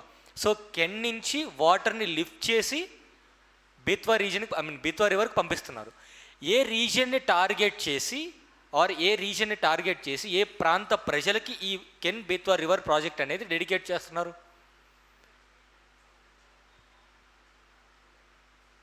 ఏపీ ఎకానమీలో ఇవి లేవు, but Indian geography point or economy point of, because river linking projects అనేటువంటివి 2000 స్టార్టింగ్లో ఈవెన్ అటల్ బిహారీ వాజ్పేయి టైం పీరియడ్లో స్టార్ట్ చేశారు. అండ్ ఆంధ్రప్రదేశ్లో 2015లో Pattiseema is one of the Limca book of రికార్డ్స్లో కూడా ఎక్కింది. అది పట్టెసీమ ప్రాజెక్ట్ అనేది లిమ్కా బుక్ ఆఫ్ రికార్డ్స్లో కూడా ఎక్కింది. ద ఓన్లీ థింగ్, గోదావరిలో ఉన్నటువంటి మిగులు వాటర్ని తీసుకొచ్చి కృష్ణాలో డ్రైవ్ చేస్తున్నారు. లిఫ్ట్ ఇరిగేషన్ ప్రాజెక్ట్ అంటే మీనింగ్ ఏంటి? Come again. సింపుల్. గ్రావిటీ ద్వారా నీరు ఇవ్వడం అంటే అర్థం ఏంటి? వినే ఉంటారు న్యూస్ పేపర్స్లో కానీ వార్తల్లో కానీ, గ్రావిటీ ద్వారా నీరు ఇవ్వడం అంటే అర్థం ఏంటి? గ్రావిటీ అంటే ఏంటి? గురుత్వాకర్షణ శక్తి. అంటే సపరేట్గా నువ్వేం చేయక్కర్లేదు, దానికి అడ్డు తీసేస్తే కిందికి వాటర్ వెళ్ళిపోతుంది. By gravitational it self it will go. Lift irrigation అంటే కింద ఉన్నటువంటి వాటర్ని లిఫ్ట్ చేసి పంప్స్ ద్వారా తోడాలి. పట్టిసీమ లిఫ్ట్ ఇరిగేషన్ ప్రాజెక్ట్ కూడా ఏం జరిగింది అంటే, పోలవరం కన్స్ట్రక్ట్ చేయడం చాలా లేట్ అవుతుంది. ఈలోపు ఎవ్రీ ఇయర్ ఒక 80 టీఎంసీల వాటర్ని గోదావరి నుంచి సముద్రంలో కలిసేటువంటి వాటర్ని యూటిలైజ్ చేసుకోవడానికి ఏం చేశారు అంటే, పట్టెసీమ అనేటువంటి ఒక విలేజ్ దగ్గర ఈ యొక్క వాటర్ మోటార్స్ అండ్ పంప్స్ ఏర్పాటు చేసి 4 కిలోమీటర్ల దూరంలో ఉన్నటువంటి పోలవరం కెనాల్ నుంచి, గోదావరి రివర్ నుంచి లిఫ్ట్ చేసి హైట్కి లిఫ్ట్ చేసి పంప్స్ ద్వారా 4 కిలోమీటర్ల దూరం వరకు ట్రావెల్ చేయించి అక్కడ ఒక కెనాల్లో, అంటే పోలవరం ప్రాజెక్టుకి సంబంధించిన రైట్ కెనాల్లో వాటర్ని తోడుతున్నారు. That is what Pattiseema lift irrigation project. ఎక్కడైనా సరే లిఫ్ట్ ఇరిగేషన్ ప్రాజెక్ట్ అంటే వాటర్ని కింది నుంచి లిఫ్ట్ చేసి తోడడం అన్నమాట. Kaleshwaram lift irrigation project. Kaleshwaram కూడా తెలంగాణ స్టేట్లో ఉన్నటువంటి కాళేశ్వరం కూడా లిఫ్ట్ ఇరిగేషన్ ప్రాజెక్టే. సో ఈ కాంటెక్స్ట్లో ఎందుకు ఇది చెప్తున్నానంటే, కెనాల్ ఇరిగేషన్ ఇంక్రీజ్ చేస్తే ఏమవుతుంది, నీరు అందనటువంటి ప్రాంతాలకి కూడా నీరు అనేటువంటిది ఇచ్చి వ్యవసాయాన్ని ఆర్ ఎక్కువ భూమిని వ్యవసాయంలోకి లాగొచ్చు అనమాట. సో నెట్ షోన్ ఏరియా అంటాం. అంటే సాధారణంగా ఉన్నటువంటి భూమి, సింపుల్గా రైతుకు 3 అంశాలు చాలా ఇంపార్టెంట్. ఏ రైతుకైనా సరే అతను లాభాలు తెచ్చుకోవాలి లేదా సర్వైవల్ అవ్వాలంటే మూడు థింగ్స్ అనమాట. వన్, ఇట్ ఈస్ వాటర్, నాణ్యమైనటువంటి విత్తనాలు, ప్రాపర్ ఎంఎస్పి. అంతే. టైంకి నీళ్ళు కావాలి పంట పండించుకోవడానికి. తర్వాత నాణ్యమైనటువంటి విత్తనాలు. చాలా సందర్భాల్లో చూసుంటారు, పత్తి రైతు ఆత్మహత్య అంటారు. ఎందుకు? పంట సరిగా పండదు. Simple logic my dear friends. విత్తనాలు సింపులే. నకిలీ విత్తనాలు ఇస్తే ఏమవుతుంది? నమ్ముతాడు. రైతుకి ఏం తెలుసు? ఎక్కువగా నమ్మి మోసపోయేది ఎవరు ప్రపంచంలో? రైతులే. అంటే ఎక్కువగా ఈజీగా మోసం చేయగలిగేది కూడా ఎవరిని? రైతుల్ని. నకిలీ విత్తనాలు ఇస్తారు. అదేదో బాగా పండుతుంది, ఆ ఫోటో చూసుకొని, పత్తి చాలా నీట్గా ఫోటో ఉంటుంది ఆ ప్యాకెట్ పైన, అలాగే వస్తుందని ఆశతో వేస్తాడు. ఆ నకిలీ విత్తనాల కాస్ట్ 200 అవ్వచ్చు లేదా 2000 అవ్వచ్చు, కానీ దాని యొక్క లైఫ్ ఎంత? 1 ఇయర్ పంట అంతా పోయినట్టే కదా, 1 ఇయర్ శ్రమ అంతా పోయినట్టే కదా. మళ్ళీ సీజన్ వస్తుందా? ఫర్ ఎగ్జాంపుల్, ఒక రైతుకి ఈ యొక్క ప్యాడీ ఏదైతే ఉందో నకిలీ ఇచ్చామనుకోండి, జూన్లో పంట వేస్తాడు. 2 నెలలకు కానీ తెలియదు అది సరిగా పండలేదని. సీజన్ పోతుంది, వర్షం పడదు అంటే సెప్టెంబర్లో మళ్ళీ వేయొచ్చా? సీజన్ పోయిన తర్వాత ఏం వేస్తారు? వేయలేరు. సో ఇక్కడ పాయింట్ ఏంటంటే, proper water at right time, సరైనటువంటి సమయంలో నీరు, నాణ్యమైనటువంటి విత్తనాలు, పండిన తర్వాత సరైనటువంటి ధర, ఈ 3 కల్పించగలిగితే రైతులకి ఎలాంటి సబ్సిడీ అవసరం లేదు. ఎలక్ట్రిసిటీ కావచ్చు, ఇంకోటి కావచ్చు, ప్రాపర్గా. I tell you one example. Anantapur డిస్ట్రిక్ట్స్లో ఎందుకు కరువు ఎక్కువ? వాళ్ళకు వర్షపాతం తక్కువ కాబట్టి. అలాంటి అంటే అక్కడ కానీ ల్యాండ్ హోల్డింగ్ సైజ్ ఎక్కువ అనంతపురంకి ఉంది. ఎక్కువ భూమి ఉంది వాళ్ళ దగ్గర, కానీ నీరు లేదు. ఈ not even Anantapur district, even Chittoor కూడా. Kurnool is somewhat better, Kadapa is somewhat better ఇప్పుడున్నటువంటి పరిస్థితుల్లో. కానీ ఆ పర్టికులర్ 2-3 జిల్లాలకు కూడా, ఈ కరువు జిల్లాలు ఏవైతే అనుకుంటున్నామో ఈ జిల్లాలకు కూడా నీరు అనేది మొదట ప్రాధాన్యంగా ఇవ్వగలిగితే ఫస్ట్ రైతు పంట పండించడానికి ట్రై చేస్తాడు. నీరు లేకపోతే ఏం చేస్తారు? వర్షం పైన ఆధారపడి ఎంతవరకు పంటను పండించగలుగుతారు? కేవలం సెమీ అరీడ్ రీజియన్లో పండేటువంటి జొన్న, లేదంటే ఈ యొక్క సద్ద కానివ్వండి, ఇలాంటి పంటలు, రాగులు కానివ్వండి, ఇవి మాత్రమే సెరల్స్ పండించేటువంటి అవకాశం ఉంటుంది. కమర్షియల్ క్రాప్స్ పండించేటువంటి అవకాశం ఉండదు. Now coming to point.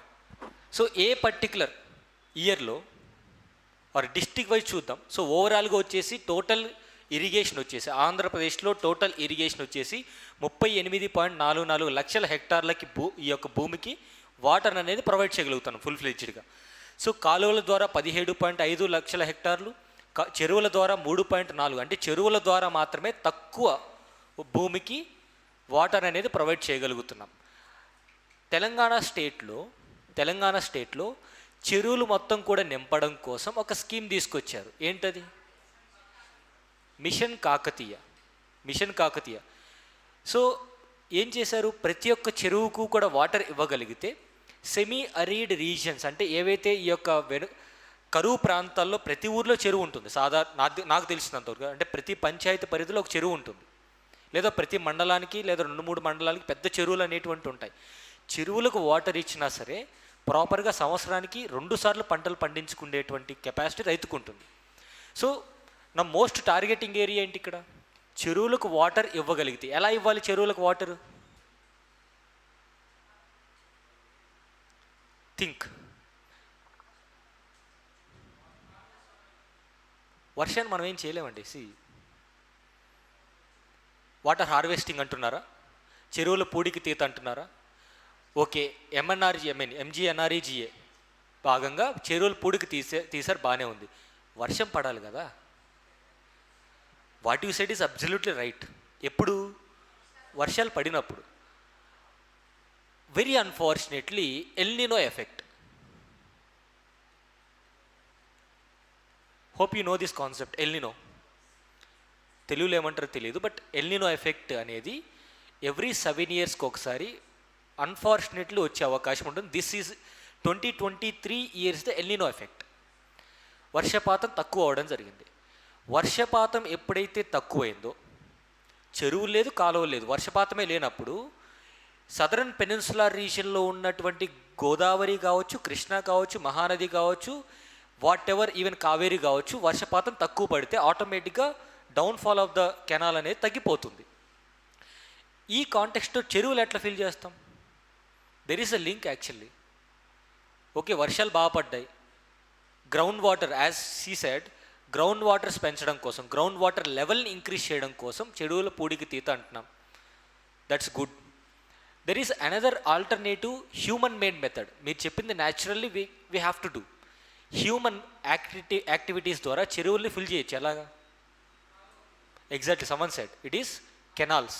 Telangana స్టేట్లో కూడా మిషన్ కాకతీయ యొక్క అడ్వాంటేజ్ ఆర్ మిషన్ కాకతీయకు సంబంధించినటువంటి కాన్సెప్ట్ ఏంటంటే రివర్ వాటర్ ద్వారా ప్రతి చెరువుకి లింక్ అనేది చేసి చేయడం. ఆంధ్రప్రదేశ్లో ద సేమ్ అలాంటి ఒక ప్రాజెక్ట్ స్టార్ట్ చేశారు. ఏంటది?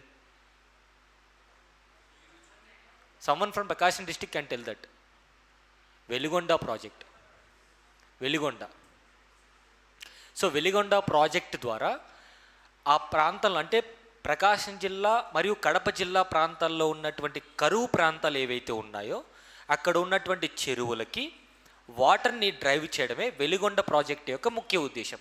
నౌ వెలిగొండ ప్రాజెక్ట్ అనేటువంటిది ఏ రివర్ వాటర్ని తీసుకుంటుంది? It is Krishna river water. Same like Pattiseema concept కూడా అంతే. ఏ ప్రాంతంలో అయితే వాటర్ అనేది లేదో కెనాల్ ద్వారా వాటర్ని పంపిస్తున్నారు. ఇన్ ద సేమ్ వే అదే కెనాల్స్ ద్వారా ఏ ఊర్లో అయితే చెరువులు ఉంటాయో ఆ చెరువులకి డైవర్ట్ చేసినట్టయితే ప్రతిసారి డిపెండ్ అవ్వక్కర్లేదు. As you said, unfortunately El Nino effect అనేది వచ్చిందనుకోండి, ఎల్నినో వల్ల వర్షపాతం తగ్గిపోతుంది. కాబట్టి అదే చెరువులో నీరు ఉన్నట్టయితే గ్రౌండ్ వాటర్ లెవెల్స్ ఇంక్రీజ్ అవుతాయి, బోర్వెల్స్ ఇంక్రీజ్ అవుతాయి. ఆబ్వియస్లీ ప్రతి ఊర్లో కూడా గ్రౌండ్ వాటర్ లెవెల్ దేని మీద డిపెండ్ అయి ఉంటుంది? చెరువుల ద్వారా డిపెండ్ అయి ఉంటుంది. సో ఏ ఊర్లో అయితే ఉన్నటువంటి చెరువులో వాటర్ అనేది ఫుల్ ఫ్లెడ్జ్డ్గా ఉండి దాని యొక్క పూడిక తీత వల్ల గ్రౌండ్ వాటర్ లెవెల్స్ అనేవి ఇంక్రీజ్ అయ్యాయంటే రైతులకి ఈ యొక్క బోర్వెల్స్లో కూడా వాటర్ వస్తుంది. సో బోర్వెల్స్ వేసినా కూడా నష్టపోకుండా ఉండాలంటే చెరువుల్లో నీళ్ళు ఉండాలి. సాధారణంగా ఏమవుతుంది, బోర్వెల్ కొన్ని సందర్భాల్లో వాటర్ లేనట్టు టైంలో బోర్వెల్స్ వేస్తూ ఉంటారు. వర్షాలు సరిగా పడక, చెరువులో నీళ్లు లేక, కెనాల్ ఇరిగేషను లేక, చివరికి ద ఓన్లీ అల్టిమేట్ ఆప్షన్ ఏంటి? బోర్వెల్స్. ఆ పర్టికులర్ స్కీమ్ కూడా ఆంధ్రప్రదేశ్ గవర్నమెంట్ ఇంట్రడ్యూస్ చేసింది. ప్రతి రైతుకి కూడా ఎవరికైతే బోర్వెల్స్ లేవో వాళ్ళకి ప్రొవైడ్ చేస్తారు, ఫ్రీగా బోర్వెల్స్ అనేటువంటి వేస్తున్నారు. There are some challenges also. Borewells increase అయితే ఏమవుతుంది? గ్రౌండ్ వాటర్ గురించి పక్కన పెట్టండి, we can do that's okay. Consumption of electricity will increase, that is a burden to the government. అదే చెరువులు ఫిల్ చేస్తే గవర్నమెంట్కి బర్డెన్ తగ్గుతుంది. కానీ ఇవన్నీ తెలిసి ఎందుకు చేయట్లేదు sir? Anyhow, now see here, ఏ డిస్టిక్లో ట్యాంక్ ఇరిగేషన్ అంటే చెరువులు,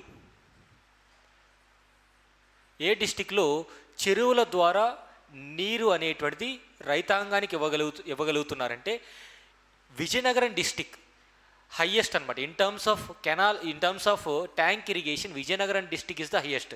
0.73 lakh హెక్టార్స్కి ప్రొవైడ్ చేస్తున్నారు. అతి తక్కువ చెరువులు ఉన్నటువంటి డిస్టిక్ ఏది అంటే గుంటూరు డిస్టిక్గా చెప్పుకోవచ్చు. అతి తక్కువ చెరువులు ఉన్నటువంటి district Guntur district. And with respect to canal irrigation అంటే కాలువల ద్వారా నీరు ప్రొవైడ్ ఏంటి ఇరిగేషన్ ఎక్కువగా ఉన్నటువంటి డిస్టిక్ ఏంటి? That is Guntur. సో చెరువుల ద్వారా ఎక్కువగా విజయనగరం, చెరువుల ద్వారా అతి తక్కువ గుంటూరు డిస్టిక్, కెనాల్స్ ద్వారా ఎక్కువ Guntur district. And again wells అంటే బోరు బావుల ద్వారా అతి తక్కువ శ్రీకాకుళం. బోరు బావుల ద్వారా అంటే ఈ గ్రౌండ్ వాటర్ ఇరిగేషన్ అనేది తక్కువగా ఉన్నటువంటి జిల్లా శ్రీకాకుళం డిస్టిక్. ఎక్కువగా ఉన్నటువంటి district west Godavari. Polavaram project అనేది ఏ డిస్టిక్లో నిర్మిస్తున్నారు? West Godavari. Please to remember, west Godavari.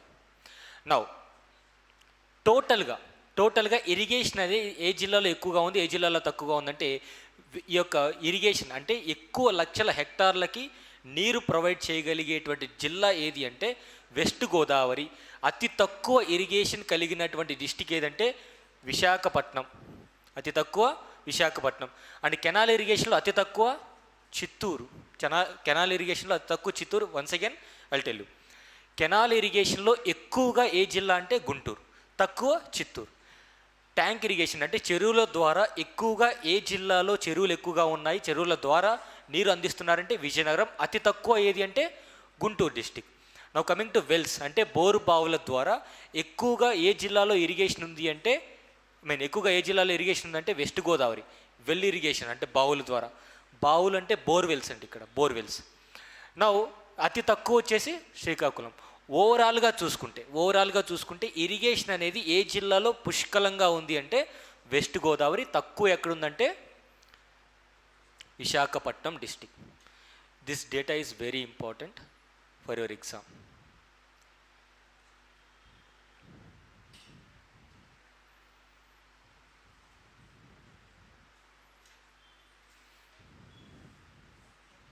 Simple, canal రాసుకొని district arrow mark, that's it. No need to write the numbers ఎక్కడ యూజ్ చేయొద్దండి, అవసరం లేదు.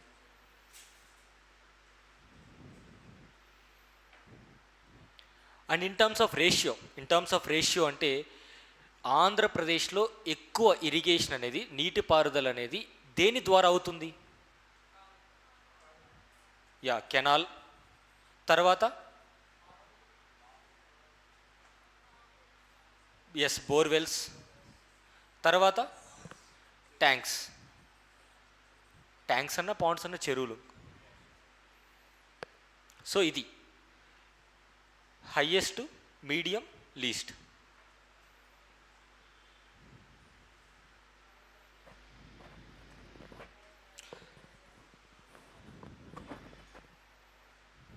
I hope completed, right? Now see this slide which is very important.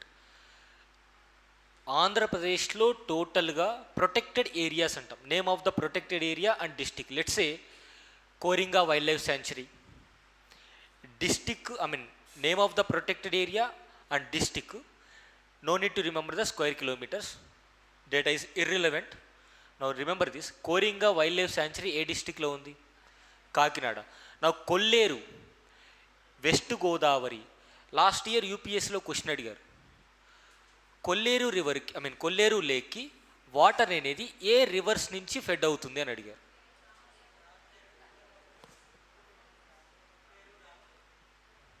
Yeah please.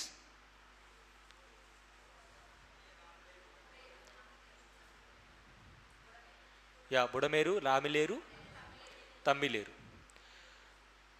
And Budameru is considered to be the sorrow of Vijayawada. Vijayawada సిటీకి sorrow of Vijayawada అంటాం. Sorrow of west Bengal ఆ sorrow of Calcutta, it is Damodar river. Sorrow of Bihar, Kosi or Saptakosi. Yeah now see here.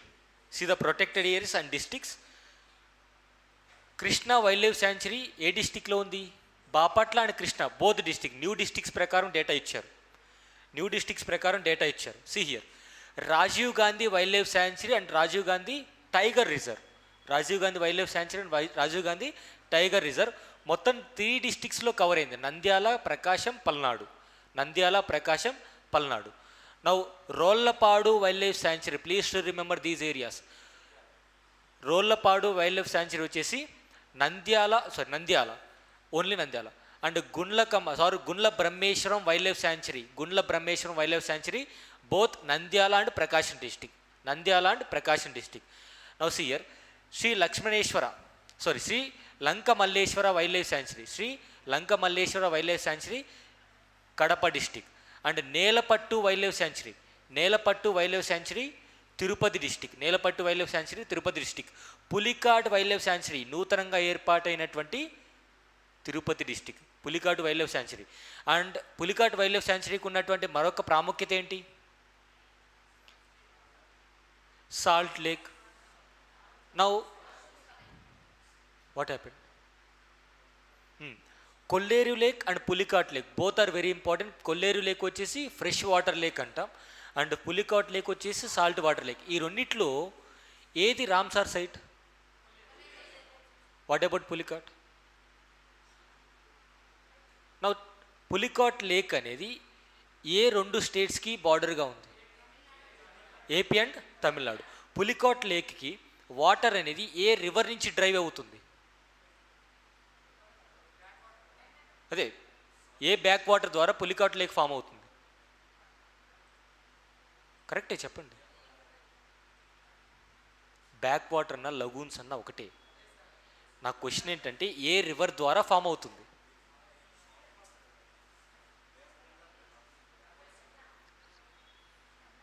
Reverse అనేటువంటివి నదులు సముద్రంలో కలిసే దగ్గర backwaters form అవుతాయి. That's what I'm saying. Penna యార్.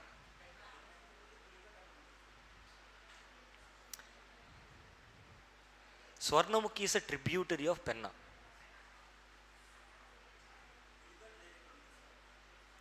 పులికోట్ లేక్ ఎక్కడ ఉంటుంది? ఆంధ్రప్రదేశ్ తెలంగాణ బోర్డర్, నెల్లూరు. అవును, అర్థం కాదు. Come again. No, he is saying something.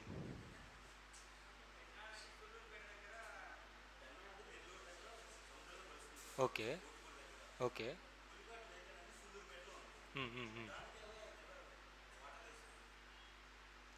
Back waters అంటే మీనింగ్ ఏంటి?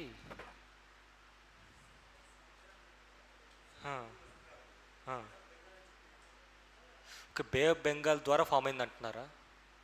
దట్ ఈస్ కామన్ కదా. ఏ పర్టికులర్ లేక్ అయినా సరే with respect to lagoons are ఎస్ట్యూరీస్ అంటాం, లెట్స్ సే, ఏదైనా సరే సముద్రం దగ్గర కలిసే దగ్గర ఫామ్ అవుతాయి backwaters. That is correct. నేను కాదనట్లేదు కదా.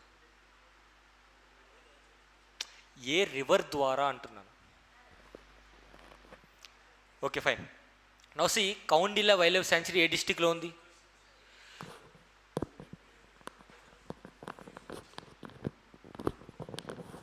రిమెంబర్ ప్రీవియస్లీ అడిగినటువంటి క్వశ్చన్స్ ఏ ప్రొటెక్టెడ్ ఏరియాస్ నుంచి అడిగారంటే, వన్ ఇట్ ఈస్ నేలపట్టు అడిగారు, అండ్ ఇట్ ఈస్ కౌండిన్యా కూడా అడిగారు. ఈవెన్ కౌండిన్యా ఈ వైల్డ్ లైఫ్ శాంక్చురీ ఏ డిస్టిక్లో లొకేట్ చేశారని ఏపీపీఎస్సీ ఎగ్జామ్స్లో 4 times అడిగారు. If you go through previous year questions 4 times it was asked in the APPSC 4 times. And remember Sri Venkateswara wildlife sanctuary Annamayya Tirupati, and Sri Venkateswara national park వచ్చి as part of Sri Venkateswara wildlife sanctuary, again it is Annamayya Tirupati. Kambalakonda wildlife sanctuary ఇది కూడా PYQ, this one also PYQ, previously asked questions. Even Rollapadu కూడా previously asked question. Even Rajiv Gandhi national park కూడా wild life sanctuary కూడా previously asked question. So ఇది geography పార్ట్లో అడిగినటువంటి questions ఇవన్నీ కూడా, బట్ ఎకనామిక్ సర్వేలో మెన్షన్ చేశారు కాబట్టి I'm just giving the data. Now Penusila Narasimhaswamy wildlife sanctuary వచ్చేసి Annamayya and Kadapa Nellore districts. Rajiv Gandhi national park Kadapa, and Papikondalu or Papikonda national park ఎక్కడింది? West Godavari. Actually Polavaram cross, I will send this data, I will send you. Polavaram cross అయ్యి ఆ project ఏదైతే ఉందో cross అయ్యి if you want to go to Bhadrachalam, Rajahmundry నుంచి or let's say ఈ పోలవరం ప్రాంతం నుంచి భద్రాచలం బోట్ ద్వారా వెళ్ళాలి అంటే you will find Papikondalu. Even ఇంకొక most important point, Godavari river అనేది ప్లెయిన్స్లోకి ఎంటర్ అయ్యే ఏరియా కూడా after the Papikondalu only. So Papikondalu mountains దాటిన తర్వాతనే Godavari region or Godavari river అనేది ప్లెయిన్స్లోకి ఎంటర్ అవుతుంది. Please to remember this. Now ఒకసారి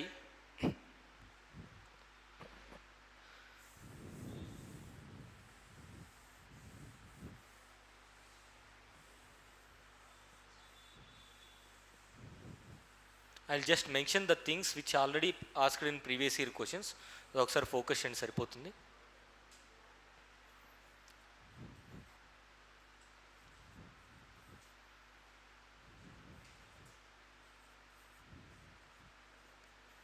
So these are the 5 protected areas asked many times in APPSC exams. ఈ 5 areas, ఈ 5 protected areas హార్డ్లీ ఉన్నది మొత్తం 16. You can easily remember. కానీ న్యూ డిస్టిక్స్ ప్రకారం ఎక్కడ లొకేట్ చేశారు అంటే మాత్రం take care of these things. ఎక్కడ న్యూ డిస్టిక్స్ ప్రకారం మెన్షన్, ఈవెన్ ఇప్పుడు అడిగేటువంటి క్వశ్చన్స్ కూడా కొత్త జిల్లాల ప్రకారమే అడుగుతున్నారు. Even questions Geography point of view అడిగినటువంటి క్వశ్చన్స్ కూడా కొత్త జిల్లాల ప్రకారం అడుగుతున్నారు.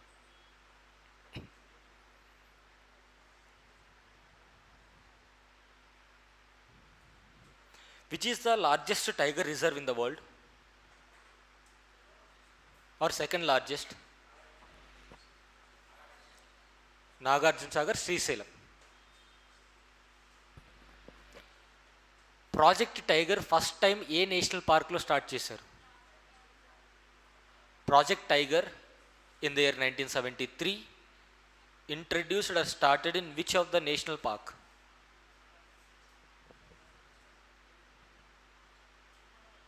It is the first national park in India. Clue. It is Jim Corbett National Park, where the first tiger national tiger conservative authority వచ్చేసి స్టార్ట్ చేసింది. And రీసెంట్గా 1973లో national tiger conservation authority start చేశారు కదా, statutory body. Recently 50 years complete అయింది. So 50 years complete అయిన సందర్భంగా big క్యాట్స్ని కన్జర్వ్ చేసే పాయింట్ ఆఫ్ వ్యూలో we started international big cat alliance. Who is the initiator? India only. ఓకేనా? మనం పెట్టుకున్న టార్గెట్ కంటే డబుల్ రీచ్ అయిపోయాం, టైగర్ పాపులేషన్లో డబుల్ రీచ్ అయ్యాం. Why we have to conserve tigers? టైగర్స్ని ఎందుకు కన్జర్వ్ చేసుకోవాలి, ఎందుకు సంరక్షించుకోవాలి? See, please to remember, when there is a initiative with respect to environment, ఖచ్చితంగా రీజన్ తెలుసుకోండి. ఫ్యాక్చువల్ డీటెయిల్స్ తెలిసినా తెలిసిపోయినా వచ్చే నష్టమేం లేదు. You have to know the reason. అసలు టైగర్ పాపులేషన్ ఇంక్రీజ్ చేయాలనే ఆలోచన ఎందుకు వచ్చింది, ఎందుకు చేయాల్సిన అవసరం వచ్చింది? అవి పాపులేషన్ తక్కువ ఉన్నాయి కదా సార్, తక్కువ ఉన్నాయి కాబట్టి ఇంక్రీజ్ చేయాలి. Right, exactly. ఫుడ్ ఎకోసిస్టమ్ని బ్యాలెన్స్ చేయడం కోసం. If the tiger population decreases, as he said, remaining ఈ యొక్క యానిమల్స్, జింకలు కానివ్వండి, ఈ యానిమల్స్ ఉంటాయి కదా, ఇవి top predators. Actually tigers these are the top predators. ఇవి తగ్గాయి అనుకోండి, రిమైనింగ్ పాపులేషన్ ఎక్కువ అయిపోతుంది. We could not able to control them. వాటిని బ్యాలెన్స్ చేయాలంటే అదేంటి సార్ జింకలు చంపేస్తే ఎట్లా? అరే, those are very domesticated animal to us, not for tiger. వాటికి ఫుడ్ కావాలి కదా. So as part of that, translocation of cheetahs. Have remember this? Translocation of cheetahs from which country? Namibia, and another one more important country, South Africa. Please to remember these areas. అవి environment point of వ్యూలో first చదివి తర్వాత remaining point. అక్కడి నుంచి ఎందుకు తీసుకొచ్చారు? Lift చేసి ఎందుకు తీసుకొచ్చారు? ఎగ్జాక్ట్లీ. ఇండియాలో చీతా ఎక్స్టెంట్ అయిపోయింది 1950s. So that is the reason we're introducing that. What are the challenges? What are the challenges for the translocation of cheetahs in India? So అక్కడ ఉన్నటువంటి పరిస్థితులకి ఇక్కడ ఉన్నటువంటి పరిస్థితులకి డిఫరెన్స్ ఉంది కాబట్టి 2-3 చీతాలు చనిపోయాయి. 2-3 ఐ థింక్ సో, చాలా చనిపోయాయి. Anyhow, now see with respect to AP industry sector, remember, if any country has to develop, industry sector has to improve a lot. Let's say why China is very strong in terms of its economy? Because of industry. That's what infrastructure is, means what? Industries. So A particular కంట్రీలో అయితే industrial sector growth బాగా ఉంటుందో that is a standard. Service sector అనేది Covid టైంలో చూసాం, ఏమైంది? మొత్తం ఒకసారి డౌన్ అయిపోయింది. కానీ 2 సెక్టర్స్ కొంచెం ప్రాపర్గా పనిచేయగలిగినాయి. What is agriculture and manufacturing. Manufacturing also having some challenges but still existed and survived. So ఏ కంట్రీలో ఆర్ ఏ పర్టికులర్ ఏరియాలో, let's say state, with respect to Andhra Pradesh state 2014 తర్వాత డిస్కస్ చేసుకుంటే ఇండస్ట్రియల్ సెక్టార్కి అంత గ్రోత్ ఏం లేదు, to be frankly speaking. Because మన దగ్గర ఉన్నటువంటి మౌలిక సదుపాయాలు పెద్దగా లేవు కాబట్టి పార్టీషన్ అయిన తర్వాత ఇండస్ట్రీస్ కూడా రాలేదు. Now to attract industries, what are the initiatives of the government? ఏం చేయాలి? ఫర్ ఎగ్జాంపుల్, నేను ఉత్పత్తిదారుండి, I'm the manufacturer, I'm the entrepreneur. Why should I come to the state of Andhra Pradesh? నాకేంటి benefit? What exclusive benefit I'm getting out of remaining states other than the Andhra Pradesh? అంతే కదా. ఇప్పుడు ఒక person investment ఆంధ్రప్రదేశ్లో ఎందుకు చేయాలి? ఆంధ్రప్రదేశ్ గవర్నమెంట్ అనేది ఏమైనా ఇన్సెంటివ్స్ ఇవ్వాలి, అంతే కదా. ఇన్సెంటివ్స్ ఇస్తేనే వస్తారు. Incentives in terms of what? First thing permissions. The government permissions ఇవ్వడమే పెద్ద ఛాలెంజ్.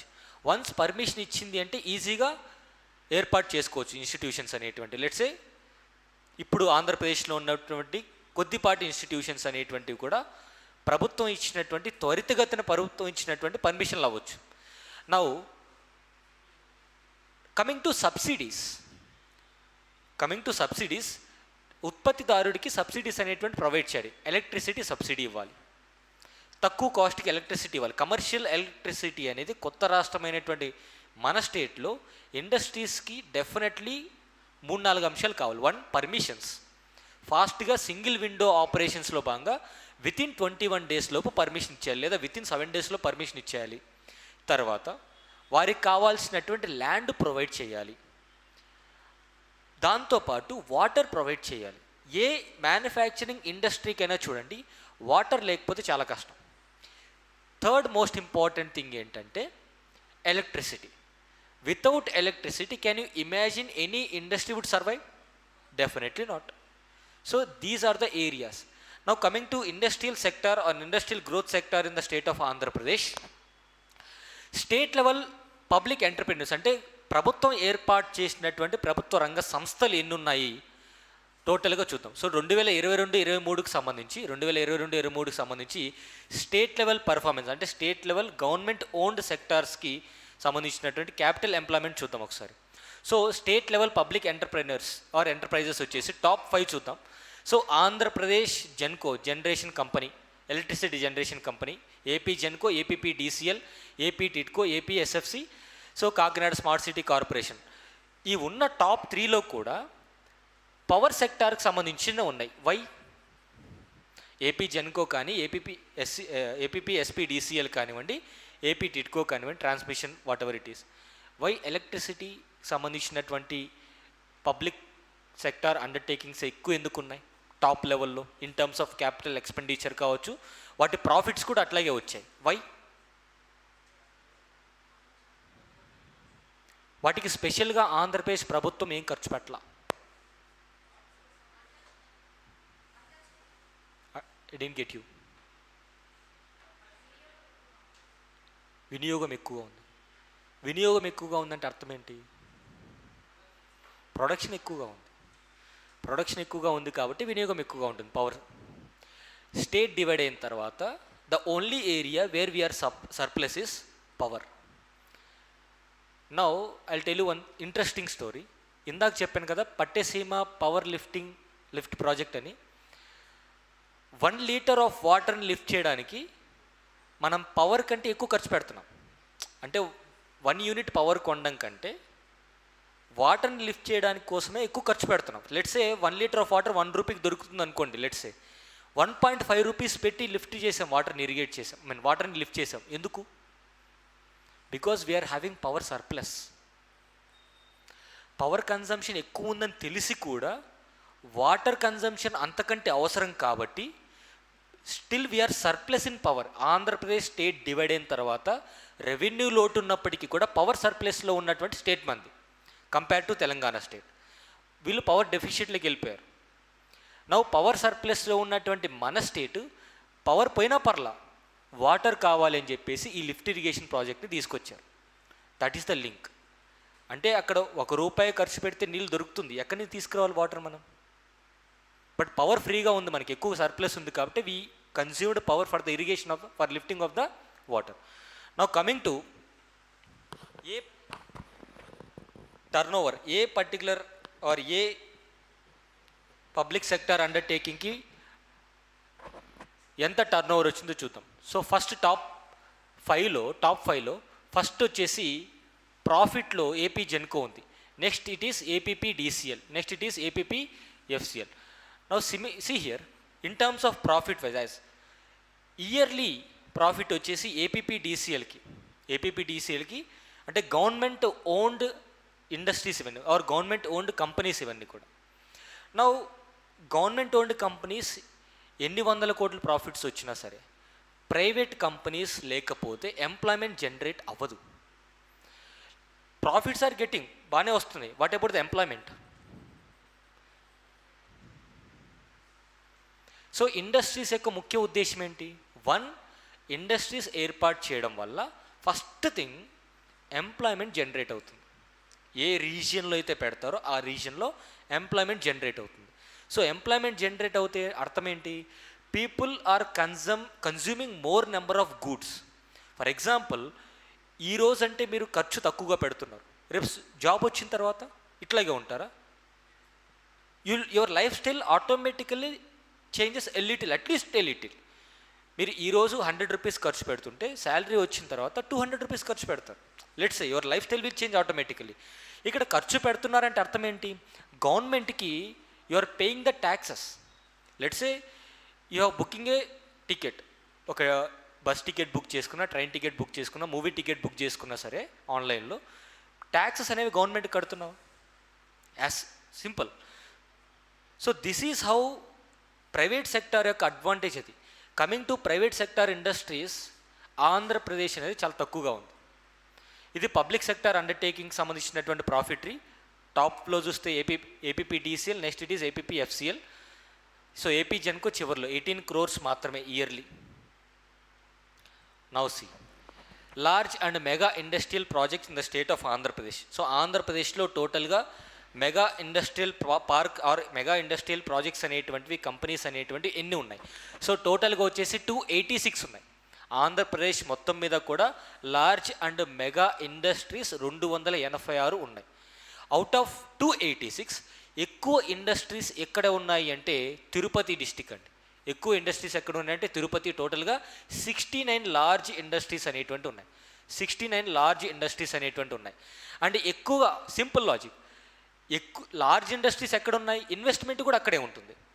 సో ఎక్కువ ఇన్వెస్ట్మెంట్ ఎక్కడ ఉంది అంటే ఎంప్లాయ్మెంట్ కూడా అక్కడే జనరేట్ అవుతుంది. సో టోటల్ ఇక్కడ మీరు చూడొచ్చు, Tirupati is a prime face for industries in the state of Andhra Pradesh. టోటల్గా వచ్చేసి 69 ఉన్నాయి లార్జ్ ఇండస్ట్రీస్. ఇన్వెస్ట్మెంట్స్ వచ్చేసి 23,157 కోట్ల రూపాయలు. అండ్ ఎంప్లాయ్మెంట్ వచ్చేసి 44,605 is the employment rate in the district of Tirupati.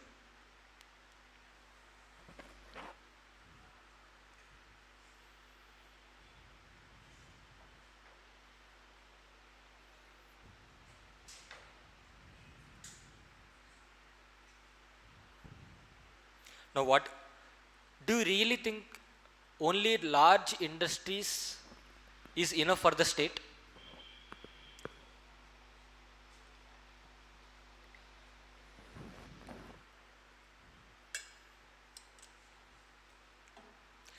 Can an engineering graduate or any of the graduate చదువుకున్నా చదువుకోపోయినా ఒక ఆలోచన వచ్చింది అంటే he become a entrepreneur. ఒక చిన్న ఐడియాతో they are creating the boom in the market. Simple idea. What about MSMEs? So in terms of MSMEs, Andhra Pradesh data చూద్దాం ఒకసారి. So and ఇంకోటి ఇక్కడ డేటా గురించి I'm not going to discuss, it is irrelevant for the exam. And ఈ minute details గుర్తుపెట్టుకోవాల్సిన అవసరం లేదు. I'm just giving total number of industries and ఏ డిస్టిక్లో ఎక్కువగా ఇండస్ట్రీస్ ఉన్నాయి అండ్ ఎంప్లాయ్మెంట్ నెంబర్ కూడా అవసరం లేదు, just giving the data. Now, see here, total MSMEs in the state of Andhra Pradesh, please to remember this data, 55,000 MSMEs. 55,000 total అంకుర పరిశ్రమలు అంటారు కదా, అంకుర పరిశ్రమలు. Total MSMEs in the state of Andhra Pradesh 55,761 MSMEs ఉన్నాయి. ఎక్కువగా ఏ జిల్లాలో ఉన్నాయి? ఏలూరు డిస్టిక్లో ఉన్నాయి. ఎక్కువగా ఏ జిల్లాలో ఉన్నాయంటే ఏలూరు డిస్టిక్ ఉన్నాయి. తక్కువగా ఏ జిల్లాలో ఉన్నాయంటే అల్లూరి సీతారామరాజు డిస్టిక్. నౌ పెట్టుబడులు ఎక్కువగా ఈ యొక్క ఎంఎస్ఎంఈలకు సంబంధించి ఎంత వచ్చింది అంటే 13,000 కోట్ల రూపాయలు. ఇందాక లార్జ్ ఇండస్ట్రీస్కి సంబంధించి పెట్టుబడులు ఎంత? 23,000. అండ్ ఎంఎస్ఎంఈస్కి సంబంధించి 13,360 crores. అండ్ ఎక్కువగా పెట్టుబడులు వచ్చినటువంటి డిస్టిక్ ఏంటి? ఎక్కువగా పెట్టుబడులు వచ్చినటువంటి డిస్టిక్, ఎంఎస్ఎంఈలు కల్పించినటువంటి డిస్టిక్లు ఏంటంటే కర్నూలు డిస్టిక్. అండ్ అతి తక్కువ ఎంఎస్ఎంఈలు కలిగింది, సింపుల్ లాజిక్ అండి, ఇదొక్కటి తప్ప తక్కువ ఎంఎస్ఎంఈలు ఎక్కడున్నాయో తక్కువ పెట్టుబడి కూడా అక్కడే ఉంది. అండ్ తక్కువ ఉపాధి కూడా అక్కడే ఉంది. No need to dump the data, simple logic. ఎక్కడైతే తక్కువ ఎంఎస్ఎంఈస్ ఉన్నాయో ఇన్వెస్ట్మెంట్ అక్కడ తక్కువ ఉంది, ఇన్వెస్ట్మెంట్ తక్కువ ఉంది కాబట్టి ఎంప్లాయ్మెంట్ తక్కువ ఉంది. సింపుల్. అన్నిటికీ కలిపి ఒక జిల్లా, that is Alluri Sitaramaraju district. ఎక్కువ ఎంఎస్ఎంఈలు కలిగినటువంటి జిల్లా ఏలూరు జిల్లా. కాకపోతే ఇక్కడ ఎక్కువ పెట్టుబడి కలిగినటువంటి జిల్లా కర్నూలు జిల్లా.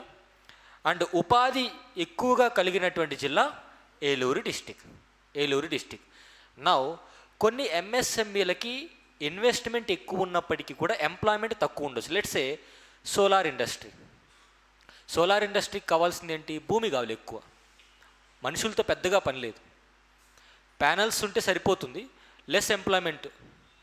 సో ఈ కాంటెక్స్ట్లో ఎక్కువగా పెట్టుబడి ఉన్నటువంటి జిల్లా కర్నూలు జిల్లా, అండ్ ఎక్కువగా ఎంఎస్ఎంఈలు ఉన్నటువంటి జిల్లా ఏలూరు, అండ్ ఎక్కువ ఉపాధి కలిగినటువంటి జిల్లా కూడా Eluru.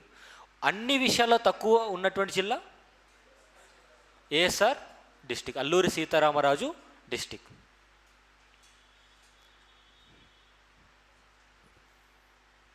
No need to remember this all data, వదిలేయండి. Now see here, mineral wealth ఏ డిస్టిక్లో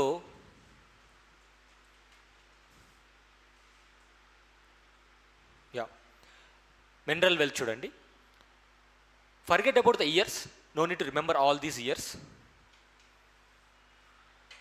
బట్ మినరల్ వెల్త్ అనేటువంటిది తక్కువ మినరల్స్ కలిగినటువంటి జిల్లా వచ్చేసి వెస్ట్ గోదావరి. తక్కువ మినరల్ వెల్త్ ఉన్నటువంటి జిల్లా వచ్చేసి west Godavari district, hardly 3973 in terms of lakhs. అంటే ఎక్కువగా మినరల్ వెల్త్ ద్వారా రెవెన్యూ, ఇక్కడ మినరల్ వెల్త్ ద్వారా తక్కువ రెవెన్యూ వచ్చేటువంటి జిల్లా వెస్ట్ గోదావరి. మినరల్స్ ద్వారా ఎక్కువ రెవెన్యూ వచ్చేటువంటి జిల్లా ప్రకాశం డిస్టిక్. ఏముందని ప్రకాశం డిస్టిక్లో అంత మినరల్ వెల్త్? గ్రనైట్. చీమకుర్తి రీజన్లో ఆర్ ఈ అద్దంకి రీజన్లో ఎక్కువగా గ్రనైట్ దొరుకుతుంది. సో ఆ మినరల్ వెల్త్ ద్వారానే ప్రకాశం డిస్టిక్కి ఎక్కువ అమౌంట్ అనేటువంటిది వస్తుంది. Simple. Mineral wealth point of వ్యూలో తక్కువ వచ్చేసి వెస్ట్ గోదావరి, ఎక్కువ వచ్చేసి ప్రకాశం డిస్టిక్.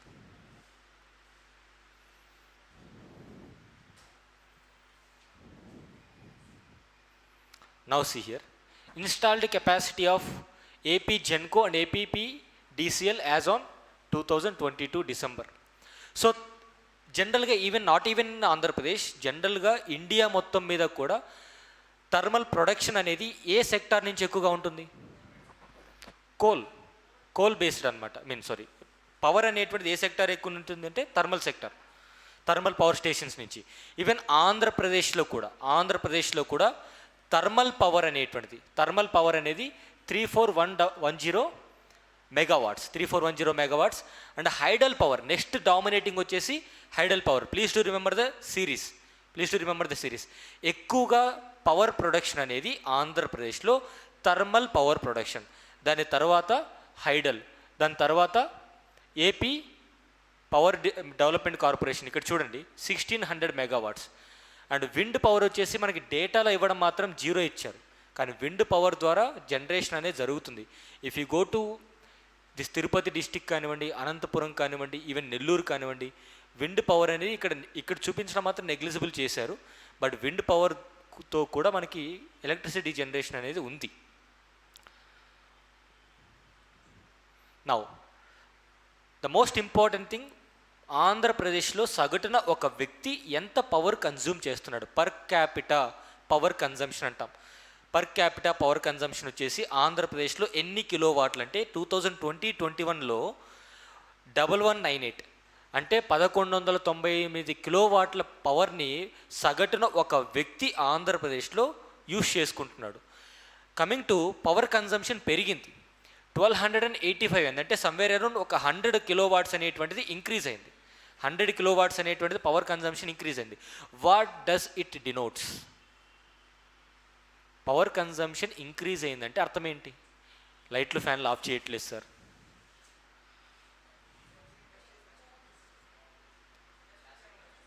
కరెక్ట్. ఇండస్ట్రీస్కి సంబంధించి ఎస్టాబ్లిష్మెంట్స్ ఎక్కువ ఉంది అండ్ ఇండస్ట్రీస్కి పవర్ సప్లై అవుతుంది. ఇక్కడ ఏంటి సార్, ఇండస్ట్రీస్కి పవర్ సప్లై చేస్తే అది ఒక పర్సన్ కన్జ్యూమ్ చేసినట్టు ఎలా అవుతుంది? End of the day industries are serving something to you, either it is service provide చేస్తున్నారు లేదా గూడ్స్ ప్రొవైడ్ చేస్తున్నారు. So end of the day human consumption కిందకే వస్తుంది అది. So human consumption with respect to Andhra Pradesh సగటున ఒక వ్యక్తి 2021-22 ఆర్థిక సంవత్సరానికి సంబంధించి 1285 కిలోవాట్స్ పవర్ కన్జంప్షన్ చేసుకుంటున్నాడు. Power consumption is increased. Please to remember this point. ఎంత ఈ నెంబర్ కూడా గుర్తుపెట్టుకోవాలి. 1285 is the per capita power consumption of Andhra Pradesh. Per capita income is different, per capita power consumption is different.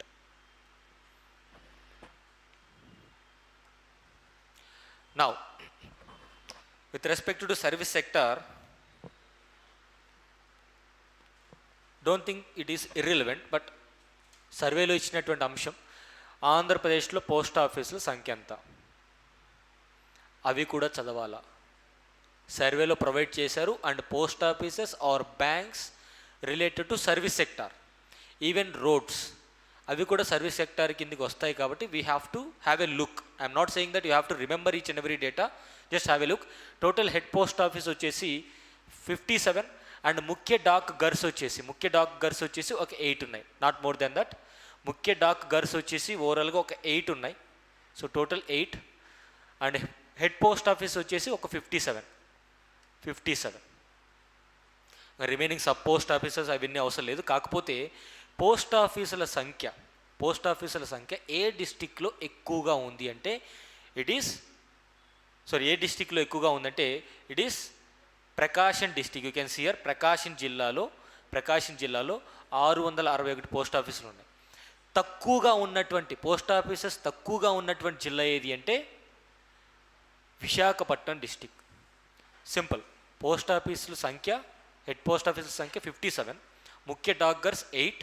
Post ఆఫీసుల సంఖ్య ఎక్కువగా ఉన్నటువంటి జిల్లా ప్రకాశం, పోస్ట్ ఆఫీసుల సంఖ్య తక్కువగా ఉన్నటువంటి జిల్లా విశాఖపట్నం. సింపుల్. టెలిఫోన్ స్టేటస్, ఎక్కువ telephone connections Visakhapatnam, mobile connections Visakhapatnam, public telephones Visakhapatnam. Telephone exchanges it is Krishna district, not much irrelevant, but data just giving as part of the service sectors in the state of Andhra Pradesh. And most importantly, roads. Yeah, this is a game changer because geography lo we have gone through national highways, A state నుంచి ఏ state వరకు, even ఓవరాల్గా కంట్రీలో ఏ type of roads ఎక్కువ?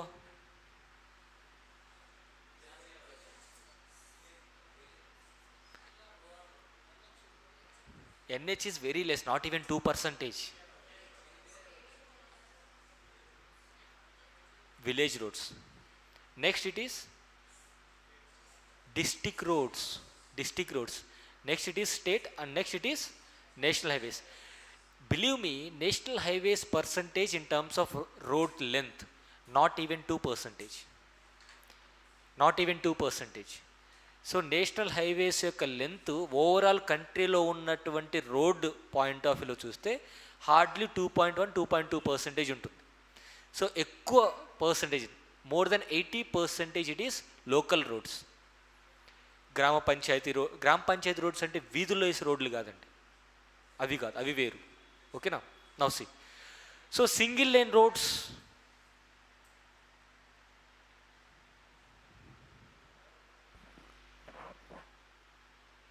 don't remember those. In terms of national highways, ఆంధ్రప్రదేశ్లో national highways యొక్క length,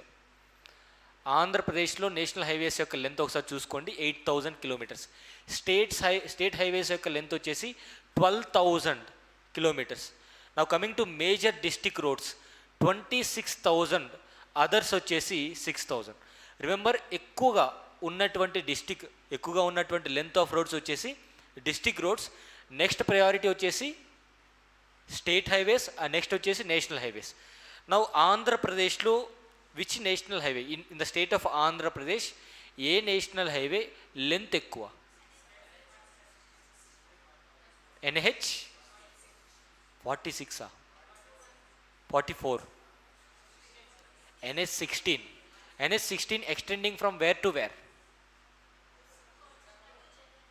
Kolkata to Chennai.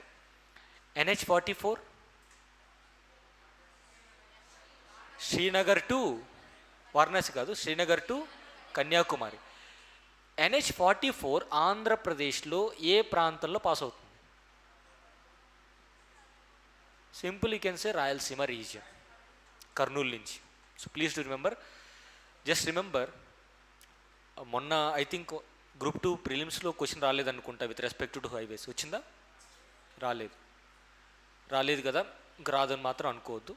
Who knows, you have to equip with these areas. If you are thorough with the geography, economic geography and human జాగ్రఫీలో, especially economic జాగ్రఫీలో ఈ national highways, state highways with respect to Andhra Pradesh చదివి ఉంటే just revise those. ఇక్కడ సింపుల్గా ఏం చెప్తున్నారు? ఏ highway యొక్క లెంత్ చెప్తున్నారు అంతే. State highways point of view or national highways point of view, major district roads point of వ్యూలో లెంత్ చెప్తున్నారు. They are not saying a highway name పేరు, ఎక్కడి నుంచి ఎక్కడి వరకు చెప్పట్లేదు. Just go, even economy point of వ్యూలో కూడా లేవు, జాగ్రఫీ పాయింట్ ఆఫ్ వ్యూలోనే. Just go and refer those, ఒకసారి రివైజ్ చేసుకోండి for reference only.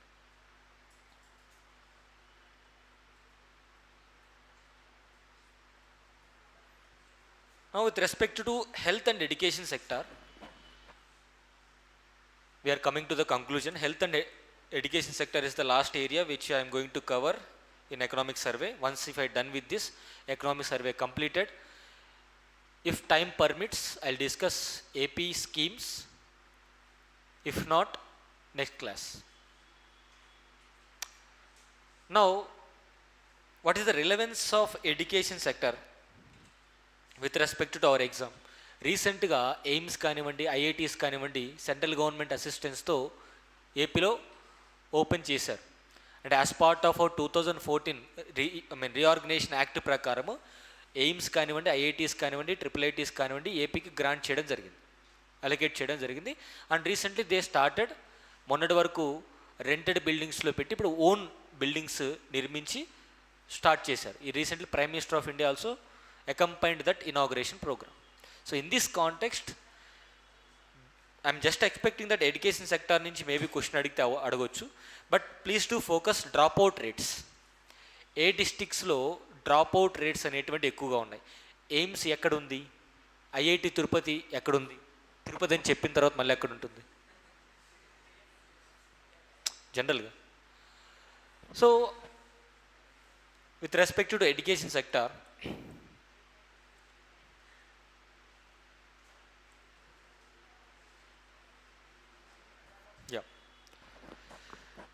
So number of primary schools, just I'm saying the data, no need to remember for your exam. So data కోసం చెప్తున్నా.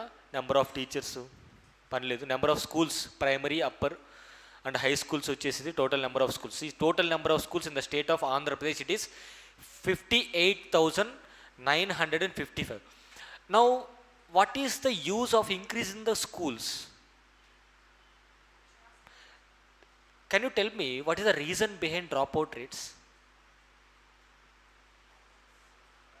ఆ drop out rates తగ్గించడం కోసం government of India ఒక scheme తీసుకొచ్చింది. Drop out rates తగ్గాయి వాస్తవంగా చెప్పాలంటే.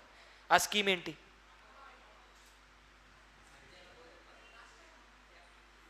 Someone said mid day meals. Amma Vodi కాదయ్యా, అది రీసెంట్గా తీసుకొచ్చిన స్కీమ్. రీసెంట్గా it is highly successful programme, to be frankly speaking. Amma Vodi programme is highly successful. I'm not saying only because of monetary benefits they are sending schools, no, but they are having the choice of sending school to which school they want to do. Government స్కూల్స్కి పంపించాలి, అక్కడే enrolment చేయాలని ఎక్కడ చెప్పాలి government. You go and enrol in any school, we will provide you the financial assistance for the benefit of the student. That is a marvellous scheme. And నాడు నేడు programme is highly successful programme in the state government, state of Andhra Pradesh. I have seen few schools, especially మా ఊర్లో ఉన్న school చూశాను. I was shocked. Beautiful garden. And government స్కూల్స్లో ఉన్నంత infrastructure private school, I'm not speaking about the technical infrastructure. In terms of technical infrastructure recent of the time government వచ్చిన తర్వాత చాలా provide చేసింది. Digital classes. Can you show me any of the school having 1 acre of ground in the city? అన్ని buildings, లిఫ్ట్లు, 5th class స్టూడెంట్కి site, 5th ఇయరే site. So government school ఒక్కరైనా site వచ్చిన వాళ్ళని చూసింటారు మీరు. ఎందుకు? They are highly exposure to the environment. They will play after 3 o'clock, కలిసి తింటారు హ్యాపీగా. And recent of the times the quality of meals or the quality of food items which is providing to the school children or the college people in the hostels avachchu, in the school avachchu, increased a lot, the quality of food. As he said earlier, or as someone said earlier, school dropout rates తగ్గడానికి introduce చేసినటువంటి scheme mid day meals. Sir morning breakfast కూడా పెట్టొచ్చు కదా. Recently it is recently introduced in the state of Telangana, then it is Andhra Pradesh. Telangana స్టేట్లో morning breakfast కూడా start చేశారు. You don't know? First Tamil Nadu, okay, first Tamil Nadu it is by Stalin, second it is Telangana, now it is our AP state. Now see breakfast okay, meals okay, even they are provided with a school bag, a proper uniform which is on par with the corporate schools, shoe, tie కానివ్వండి, belt దగ్గర నుంచి everything free. This is where the education sector in the state of Andhra Pradesh is enhancing. And Amma Vodi is a final choice. స్కూల్కి పంపించడం okay, fine. So government school infrastructure point of వ్యూలో recent of the times I have every government will spend some amount on the education and health sector. That is very common. ప్రతి ప్రభుత్వం కూడా వచ్చేప్పుడు విద్యా వైద్యం పైన ఇన్ని ప్రామిసులు చేస్తారు. 10 ప్రామిసులు చేసినా అట్లీస్ట్ 7-8 ఫుల్ఫిల్ చేస్తారు. Now listen, everyone want government teacher. మొన్నటి వరకు ఆర్ ఇప్పుడైనా సరే గవర్నమెంట్ టీచర్ అవ్వాలనేది చాలా ఇంట్రెస్ట్ చూపిస్తుంటారు.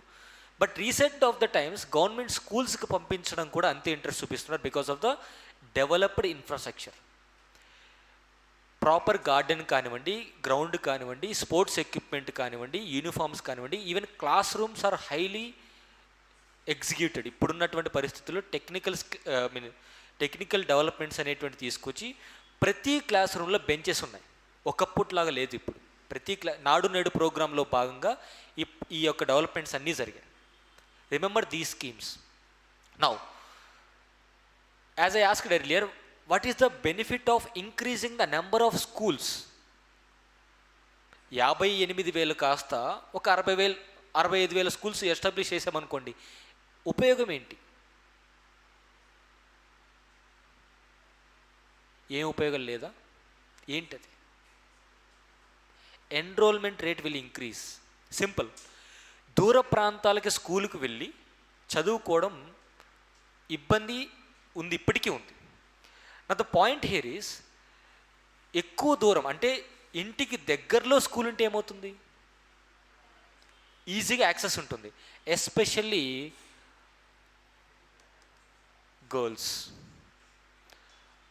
గర్ల్స్ని స్కూల్కి పంపించాలంటే దూర ప్రాంతాలకు పంపించరు కాబట్టి, even schools I'm saying, simply sitting in the city, we should not conclude the rural backgrounds. మనం ఏమనుకుంటామంటే ఈ రోజుల్లో ఏముంది సార్, అందరికీ అన్ని యాక్సెస్ ఉంటున్నాయి. There are some villages where there is no access to hospital, access to ఏదైనా ఒక విపత్తు జరిగితే ఒక అంబులెన్స్ వెళ్ళడానికి లేదు, ఒక ఫైర్ ఇంజనీర్ వెళ్ళడానికి కూడా లేదు. అలాంటి ఏరియాస్లో ఒక స్కూల్ కానివ్వండి, హాస్పిటల్ కానివ్వండి ఏర్పాటు చేస్తే ఏమవుతుంది? సర్వీస్ అనేది టు ద డోర్ స్టెప్ అయిపోతుంది. So if you increase the number of schools,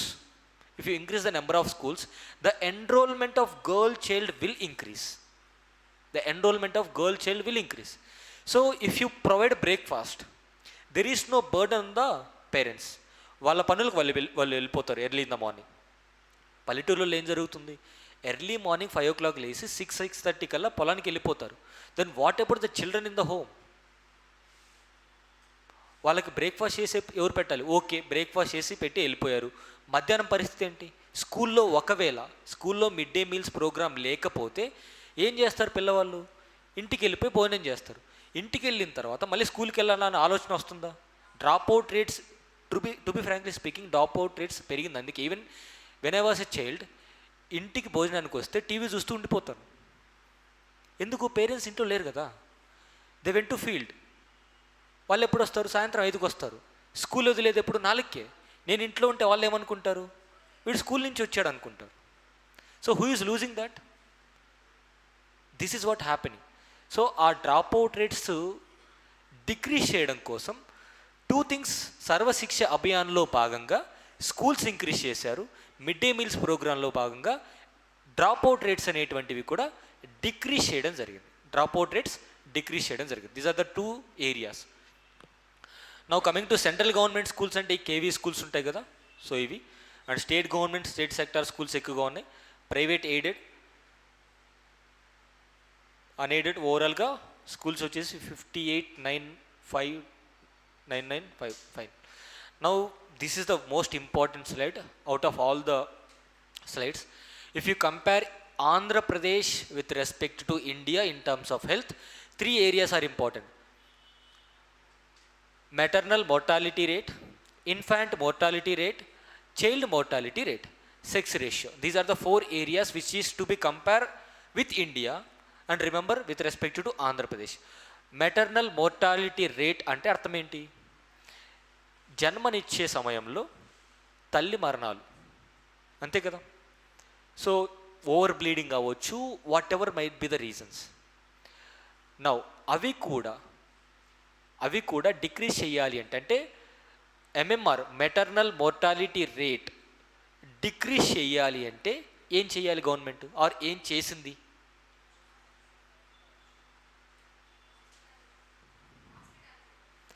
institutional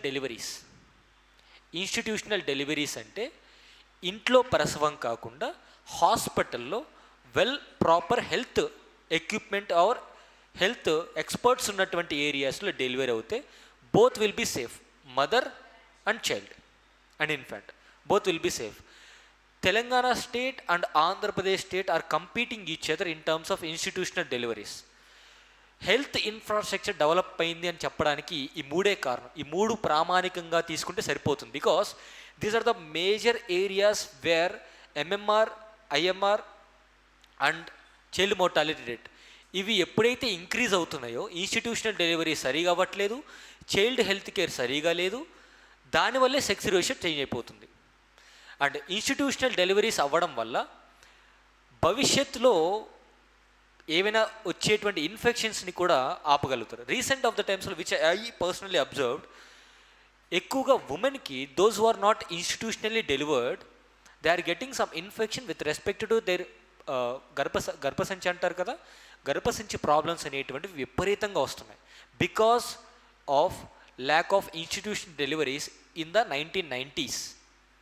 1990స్లో institutional deliveries ప్రాపర్గా లేకపోవడం వల్ల ఈరోజు the so called women facing lot of problem with respect to their health. అది ఒక 15-20 years తర్వాత బయటపడుతుంది ఆ ఇన్ఫెక్షన్ అనేది. అదే ఇన్స్టిట్యూషనల్ డెలివరీ ప్రాపర్గా ఉంటే ఏమవుతుంది, the mother will be healthy even after 15 years. And institution delivery వల్ల చైల్డ్కి ఏమైనా ల్యాక్ ఉన్నా సరే, వాటి బిడ్డ పుట్టిన తర్వాత ఇంక్యుబేటర్లో పెడుతూ ఉంటారు జనరల్గా. సో అవి నార్మల్గా ఇంట్లో దొరుకుతుందా? Highly impossible. ఇంట్లో ఎలా దొరుకుతుంది? ప్రాపర్ సెటప్, మెడికల్ సెటప్ దొరకదు.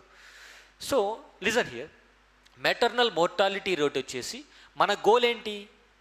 1 lakh ప్రసవాలకి 70 కంటే తగ్గించాలి. But we achieved it somewhere around. AP present status 45. We achieved it a lot. అంటే 1,00,000 మంది ప్రసవిస్తుంటే 45 మంది చనిపోతున్నారు. Earlier it is more than 90 actually. ఇంతకుముందు 90 కంటే ఎక్కువ ఉంది, దాన్ని హాఫ్ చేసాం. అండ్ నియర్ ఫ్యూచర్లో వీ మైట్ గెట్ 10-5 కూడా వచ్చే అవకాశం ఉంటుంది. Only thing is health infrastructure develop చేసుకోవాలి అండ్ ఇన్స్టిట్యూషనల్ డెలివరీస్ అనేవి చేయించడం కోసం. నౌ టెల్ మీ, ఇన్స్టిట్యూషనల్ డెలివరీస్ ఇంక్రీజ్ చేయాలంటే only hospitals, proper medical setup, proper infrastructure అవ్వచ్చు, లేదంటే డాక్టర్స్ అవ్వచ్చు, వాళ్ళు ఉంటే సరిపోతుందా? Exactly, it is awareness increase చేయాలి. నౌ అవేర్నెస్ ఇంక్రీజ్ చేయడం కోసం ప్రభుత్వం ఎన్ని అడ్వర్టైజ్మెంట్లు ఇచ్చినా, ఎన్ని న్యూస్ పేపర్ ప్రకటనలు ఇచ్చినా సరే, is it good enough? Then how? Door to door awareness ఇవ్వాలి అంటే ఒక simple strategy already there is establishment. ఏంటది?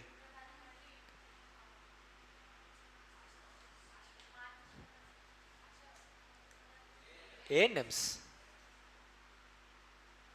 With their support, institutional deliveries and the child care, including even COVID time lo nenu chusanandi, because earlier I was not having the opportunity to see that.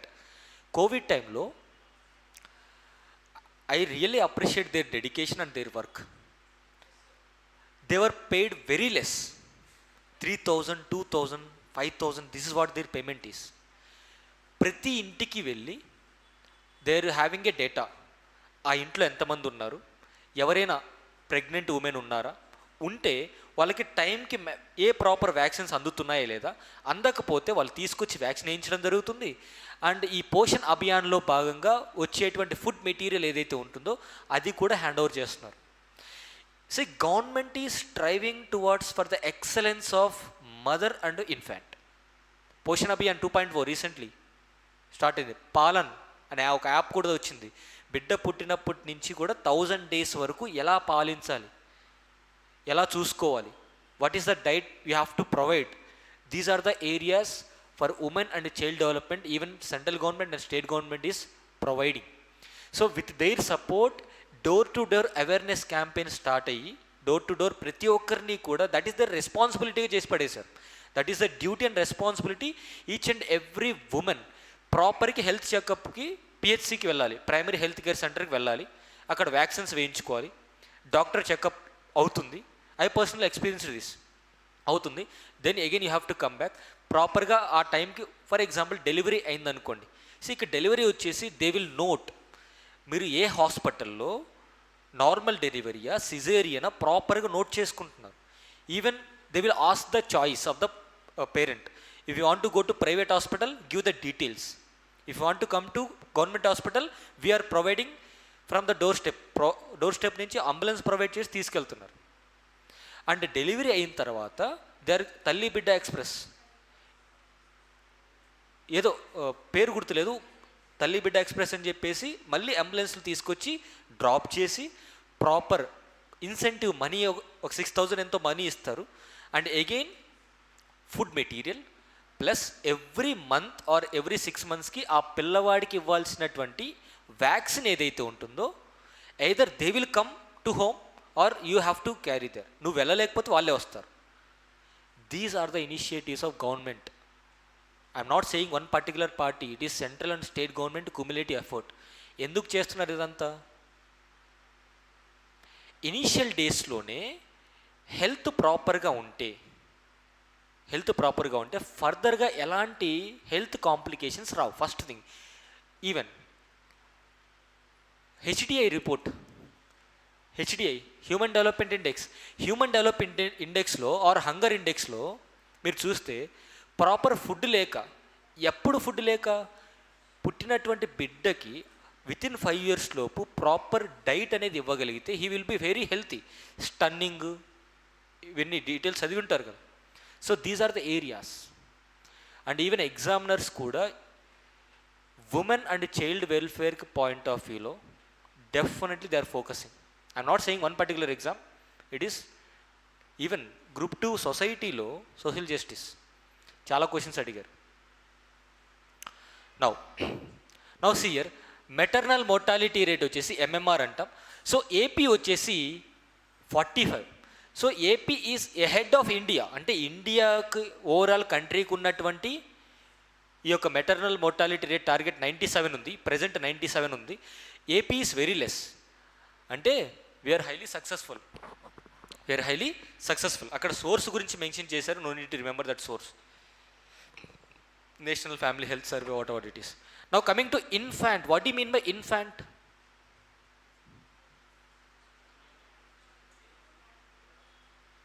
Infant అంటే ఏ age వాళ్ళని infant అంటాం.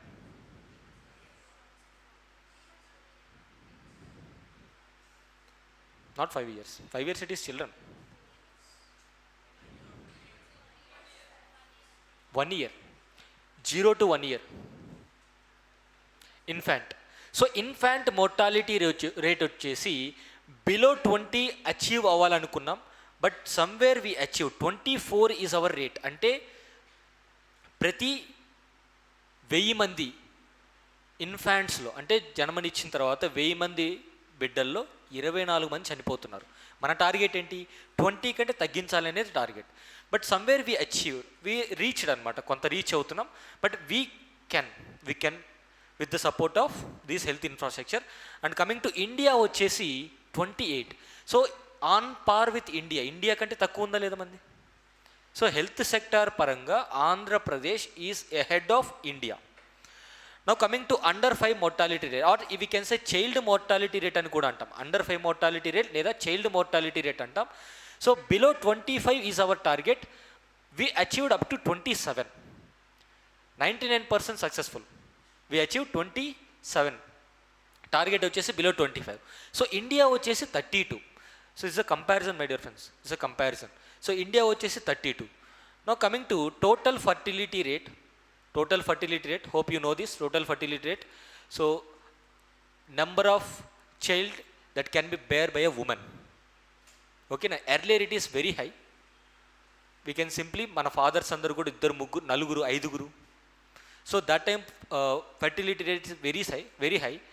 Now tell me, fertility rate అనేది recent of the టైమ్స్లో తగ్గడానికి reason ఏంటి?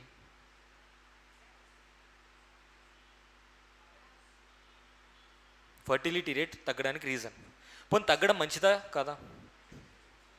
It's good. Why? Two things. Government point of వ్యూలో population control అయింది. In terms of people point of వ్యూలో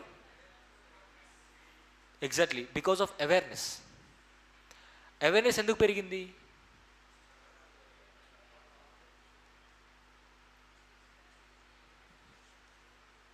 female education.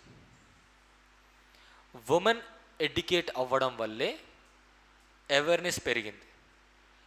Now earlier the average age of a women while getting marriage is hardly 17, 16.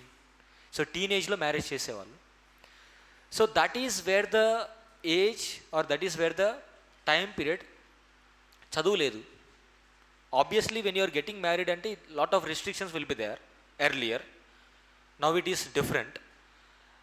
Now see, ఆ ఏజ్లో marriage చేసుకున్న తర్వాత they started giving babies in terms of family needs అవ్వచ్చు, వాళ్ళ consent లేకపోయినా బలవంతంగా అవ్వచ్చు, what ever it might be reason. So by the age of 21, 22 that women is having 3 children or 2 children. Now awareness ఎంత పెరిగింది అంటే, పెరగడం ఎంత మంచిది అంటే, when women is educating at least degree, the minimum age is 21.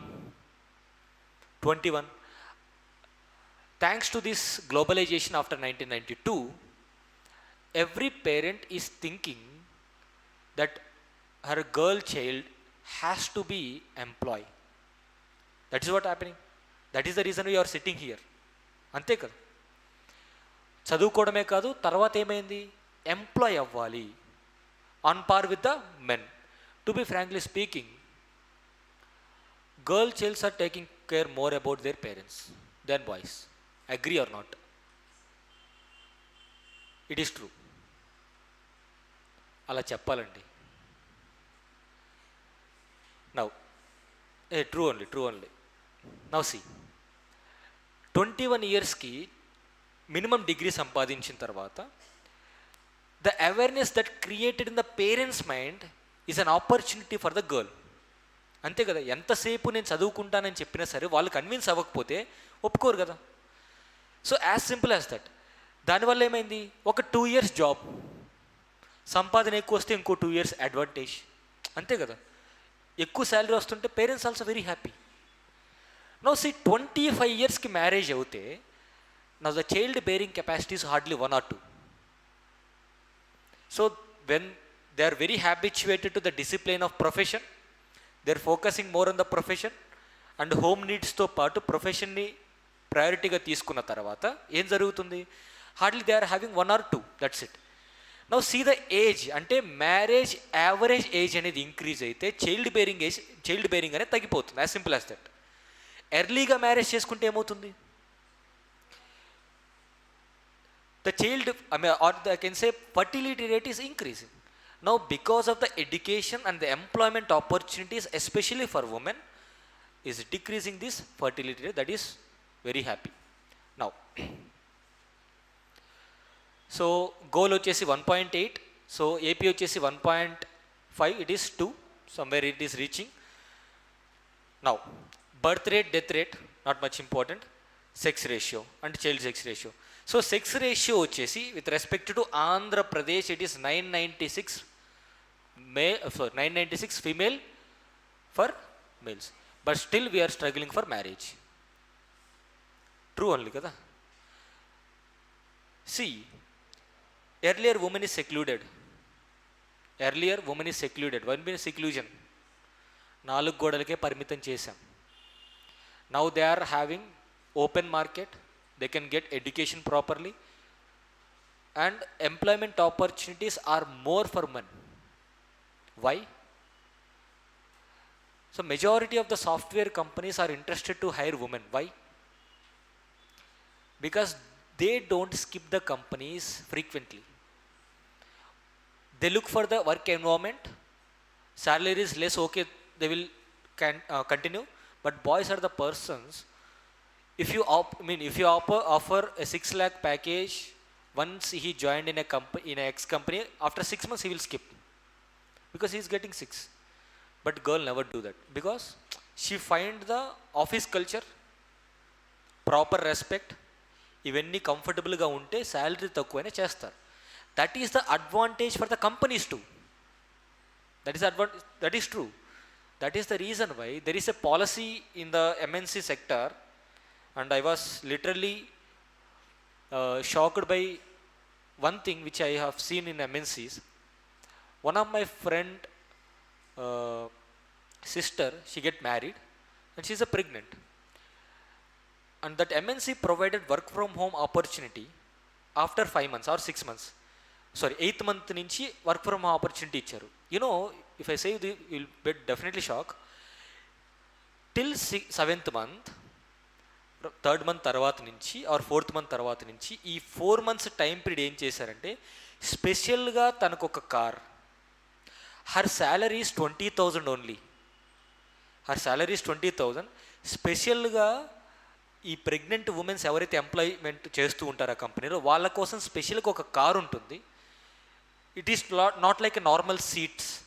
ఇట్లా రిక్లైన్డ్గా ఉంటాయి అన్నమాట సీట్స్ అనేటువంటి, especially made for them. They are carrying that girl or that women to the company for work. You know how much expenses every day ఆ person కోసం ఒక కార్లో ఆ పర్సన్ని తీసుకొస్తున్నారంటే ఎంత ఖర్చు అవుతుంది కంపెనీకి?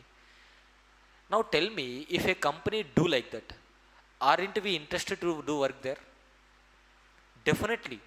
ఎందుకంటే అంత సేఫ్టీ అండ్ సెక్యూర్గా ఒక పర్సన్ని తీసుకెళ్ళి వర్క్ చేయించుకొని మళ్ళీ సేఫ్టీ అండ్ సెక్యూర్గా ఇంట్లో డ్రాప్ చేస్తున్నారు. This is not somewhere in New York, in the state of Telangana and Hyderabad I have scene. So that if we do so, definitely women employment will increase. And ఇంకొకటి, ఇంట్లో వాళ్ళకు కూడా ఒక భయం ఉండదన్నమాట. ఓకే, జాగ్రత్తగా తీసుకొస్తున్నారు, ఇంకా అంతకంటే ఏం కావాలి? First thing which is priority for the women is safety and security. When both was guaranteed, what else is there to stop them? So that is the policy of the governments. So government పాలసీసే private పైన కూడా inflect అవుతాయి. Now coming to adult sex ratio with respect to Andhra Pradesh, it is 996. It is India 943 as per 2011 census. Now finally, child sex ratio, it is less, 944, very less compared to, very less Andhra Pradesh to compare cheste India inka takku undi. Now can you tell me anywhere does the state of Andhra Pradesh is less compared to India in any factor? Definitely no. Now in terms of health, in terms of education, Andhra Pradesh government is ahead compared to India. I'm not just comparing with other states, compared to India average, Andhra Pradesh is ahead. మీరు ఈ టర్మ్స్లో అంటే present status with respect to AP ఇండియాలో చూస్తే ఏ ఫ్యాక్టర్లో చూసినా, MMR చూసినా, IMR చూసినా, లేదంటే CMR అంటే చైల్డ్ మోర్టాలిటీ రేట్, ఏది చూసినా సరే ఇండియాతో కంపేర్ చేసుకుంటే Andhra Pradesh is performing better. So if any question asked in comparison with Indian health sector with respect to Andhra Pradesh, always ahead in terms of everything. Now YSR Arogyasri, simply we are calling it as Arogyasri అంటాం, లేదా వైఎస్ఆర్ ఆరోగ్యశ్రీ అంటాం. So YSR ఆరోగ్యశ్రీలో భాగంగా ఏ డిస్టిక్లో ఎక్కువ ఖర్చు అనేటువంటిది పెడుతున్నారంటే వైఎస్ఆర్ ఆరోగ్యశ్రీలో భాగంగా ఏ జిల్లాలో ప్రజలు ఆ యొక్క స్కీమ్ని ఎక్కువ మంది అవైల్ చేసుకుంటారు, ఎక్కువ మంది పొందుతున్నారు అంటే it is Vizianagaram district. Benefited patients వచ్చేసి అరౌండ్ 1 lakh, అండ్ ఎక్కువ కేసెస్ కూడా మీరు చూడొచ్చు 1,26,000 కేసెస్, అండ్ ఎక్కువ స్పెండింగ్ కూడా మీరు చూడొచ్చు. ఎక్కువ స్పెండింగ్ వచ్చేసి ఈస్ట్ గోదావరి డిస్టిక్లో.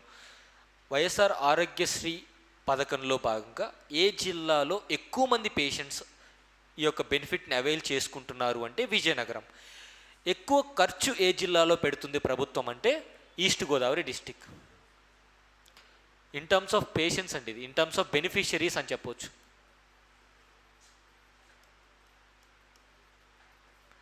అండ్ టోటల్ వైఎస్ఆర్ ఆరోగ్యశ్రీలో భాగంగా బెనిఫిషరీస్, టోటల్ ఆరోగ్యశ్రీ మొత్తం మీద బెనిఫిషరీస్ ఎంతమంది ఉన్నారంటే 16 lakh ప్లస్, 16 లక్షల మందికి పైగానే ఆరోగ్యశ్రీ పథకంలో భాగంగా బెనిఫిషరీస్ ఉన్నారు. Above 16 lakh. ఎక్కువ బెనిఫిషరీస్ ఎక్కడున్నారు? విజయనగరం. కానీ ఎక్కువ ఖర్చు వైఎస్ఆర్ ఆరోగ్యశ్రీలో భాగంగా ఎక్కువ ఖర్చు ఏ డిస్టిక్లో పెడుతున్నారు? ఈస్ట్ గోదావరి, వెస్ట్ కాదు, east.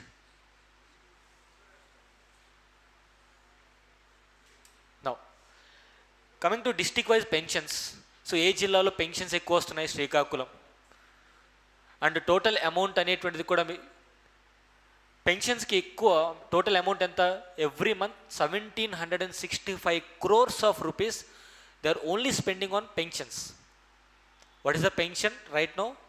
How much they are giving? 3,000 rupees. And why Srikakulam? ఎందుకంటే ఈ ఉద్దానం అనే ప్రాంతం ఉంది కదండి, అక్కడ కిడ్నీ బాధితులు ఎవరైతే ఉంటారో వారికి పెన్షన్ అమౌంట్ అనేది 10,000 rupees ఇస్తారు. తలసేమియా అండ్ ఈ యొక్క కిడ్నీ బాధితులు ఎవరైతే ఉంటారో వారికి 10,000 rupees అమౌంట్ అనేది ఎవ్రీ మంత్ ఇస్తారు. రిమైనింగ్ ఎవరైతే ఉంటారో వారందరికీ కూడా 3,000 rupees. ఐ థింక్ ఉమెన్కి ఎక్కువ ఉంటుంది, ఇఫ్ ఐఎమ్ నాట్ రాంగ్. సేమా? Earlier it is 3,000 for women, 2,050, 2,500, 2,750 ఇట్లా పెంచుకుంటే రిమైనింగ్ వాళ్ళకి వచ్చారు. ఎర్లియర్ ఫర్ విడో ఉమెన్కి నేను చెప్తున్నాను. విడో ఉమెన్స్కి ఇంతకుముందు కొంచెం ఎక్కువ ఉండేది. I don't know about now, just cross check it. So total pensions పైన ఖర్చు పెట్టేటువంటి అమౌంట్ ఎంత? 1,765 crore per month. Now tell me, which article of Indian Constitution support these pensions? Which article of Indian Constitution supports this pension scheme? 15 na? No. It is part of DPSP. Directive Principles of State Policy. 41. Right to work, right to public assistance in certain cases ఉంటుంది. అంతే కదా? Now tell me, what is the relevance of pension? Is it so necessary? Why? Don't say yes or no, just tell me the reason. Why? Simple logic. ఒక certain age వచ్చిన తర్వాత work చేయలేరు.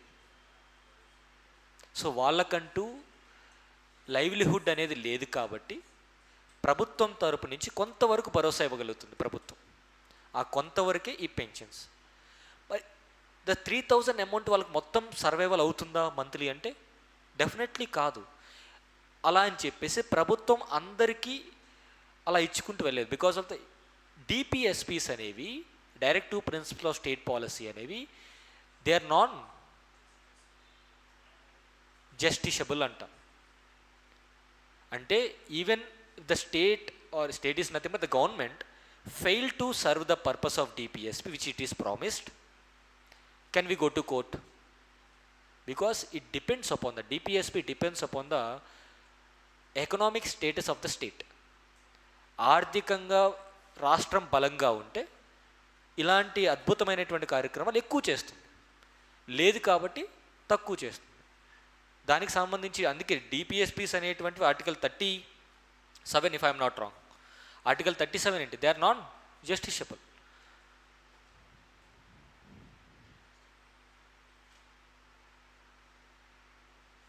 Population sex ratio with respect to the state district wise చూస్తాం ఒకసారి.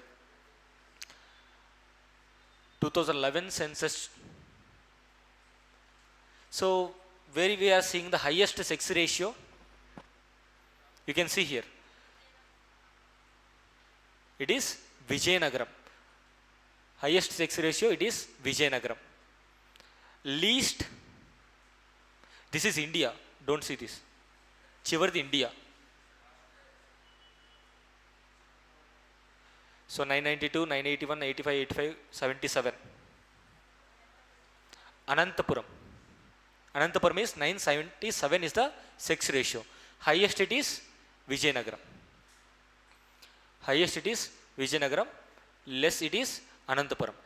Andhra Pradesh వచ్చేసి ఇందాక చూసాం 997, India వచ్చేసి 943 is the sex ratio according to 2011 census. According to 2011 census.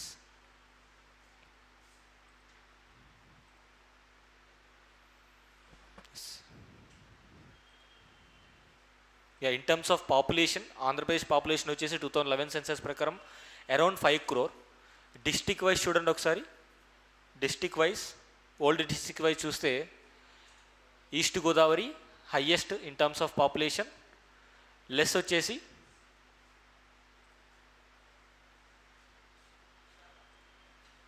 It is Vizianagaram. Visakhapatnam కాదు, బికాజ్ విశాఖపట్నం సిటీ పాపులేషనే 10 lakhs పైన ఉంది. విశాఖపట్నం సిటీ పాపులేషన్ 10 lakhs పైన ఉంది. In and around Visakhapatnam it is more than 22 lakhs population is there. So Vizianagaram it is 23 lakhs. Highest వచ్చేసి east Godavari district in terms of population size.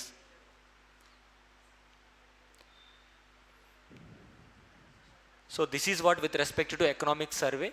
Please to remember health sector పరంగా ఏవైతే చెప్పానో that is MMR, IMR, CMR, sex ratio and India AP comparisons important.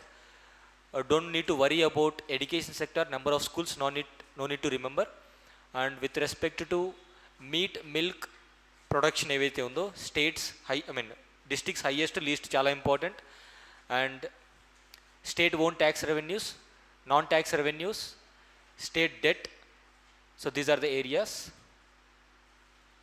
And please to remember GSDP, NSDP, depreciation and per capita income, per capita consumption of electricity and comparisons. And canal, well irrigation, tank irrigation, highest, least, these 3 areas and comparisons. A canal, next it is well irrigation, next it is tank irrigation. These are the comparisons and ratios with respect to irrigation sector and what we discussed so far.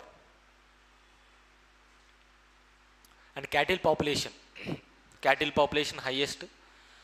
Cow is comes under the cattle, buffalo, goat, sheep and pig also. So these are the cattle population areas. In terms of population we have seen highest, least. YSR Arogyasri we have seen. Yeah, that's it. If you have any questions, open to doubts. And one more important thing, next class it is AP schemes. So I am going to display each and every scheme in Telugu only. Simple స్కీమ్స్లో గుర్తుపెట్టుకోవాల్సింది purpose of the scheme, who is the beneficiary, where it is launched. అంటే అది అమరావతి నుంచి launch చేశారా, అనంతపురం నుంచి launch చేశారా, ఏ year launch చేశారు.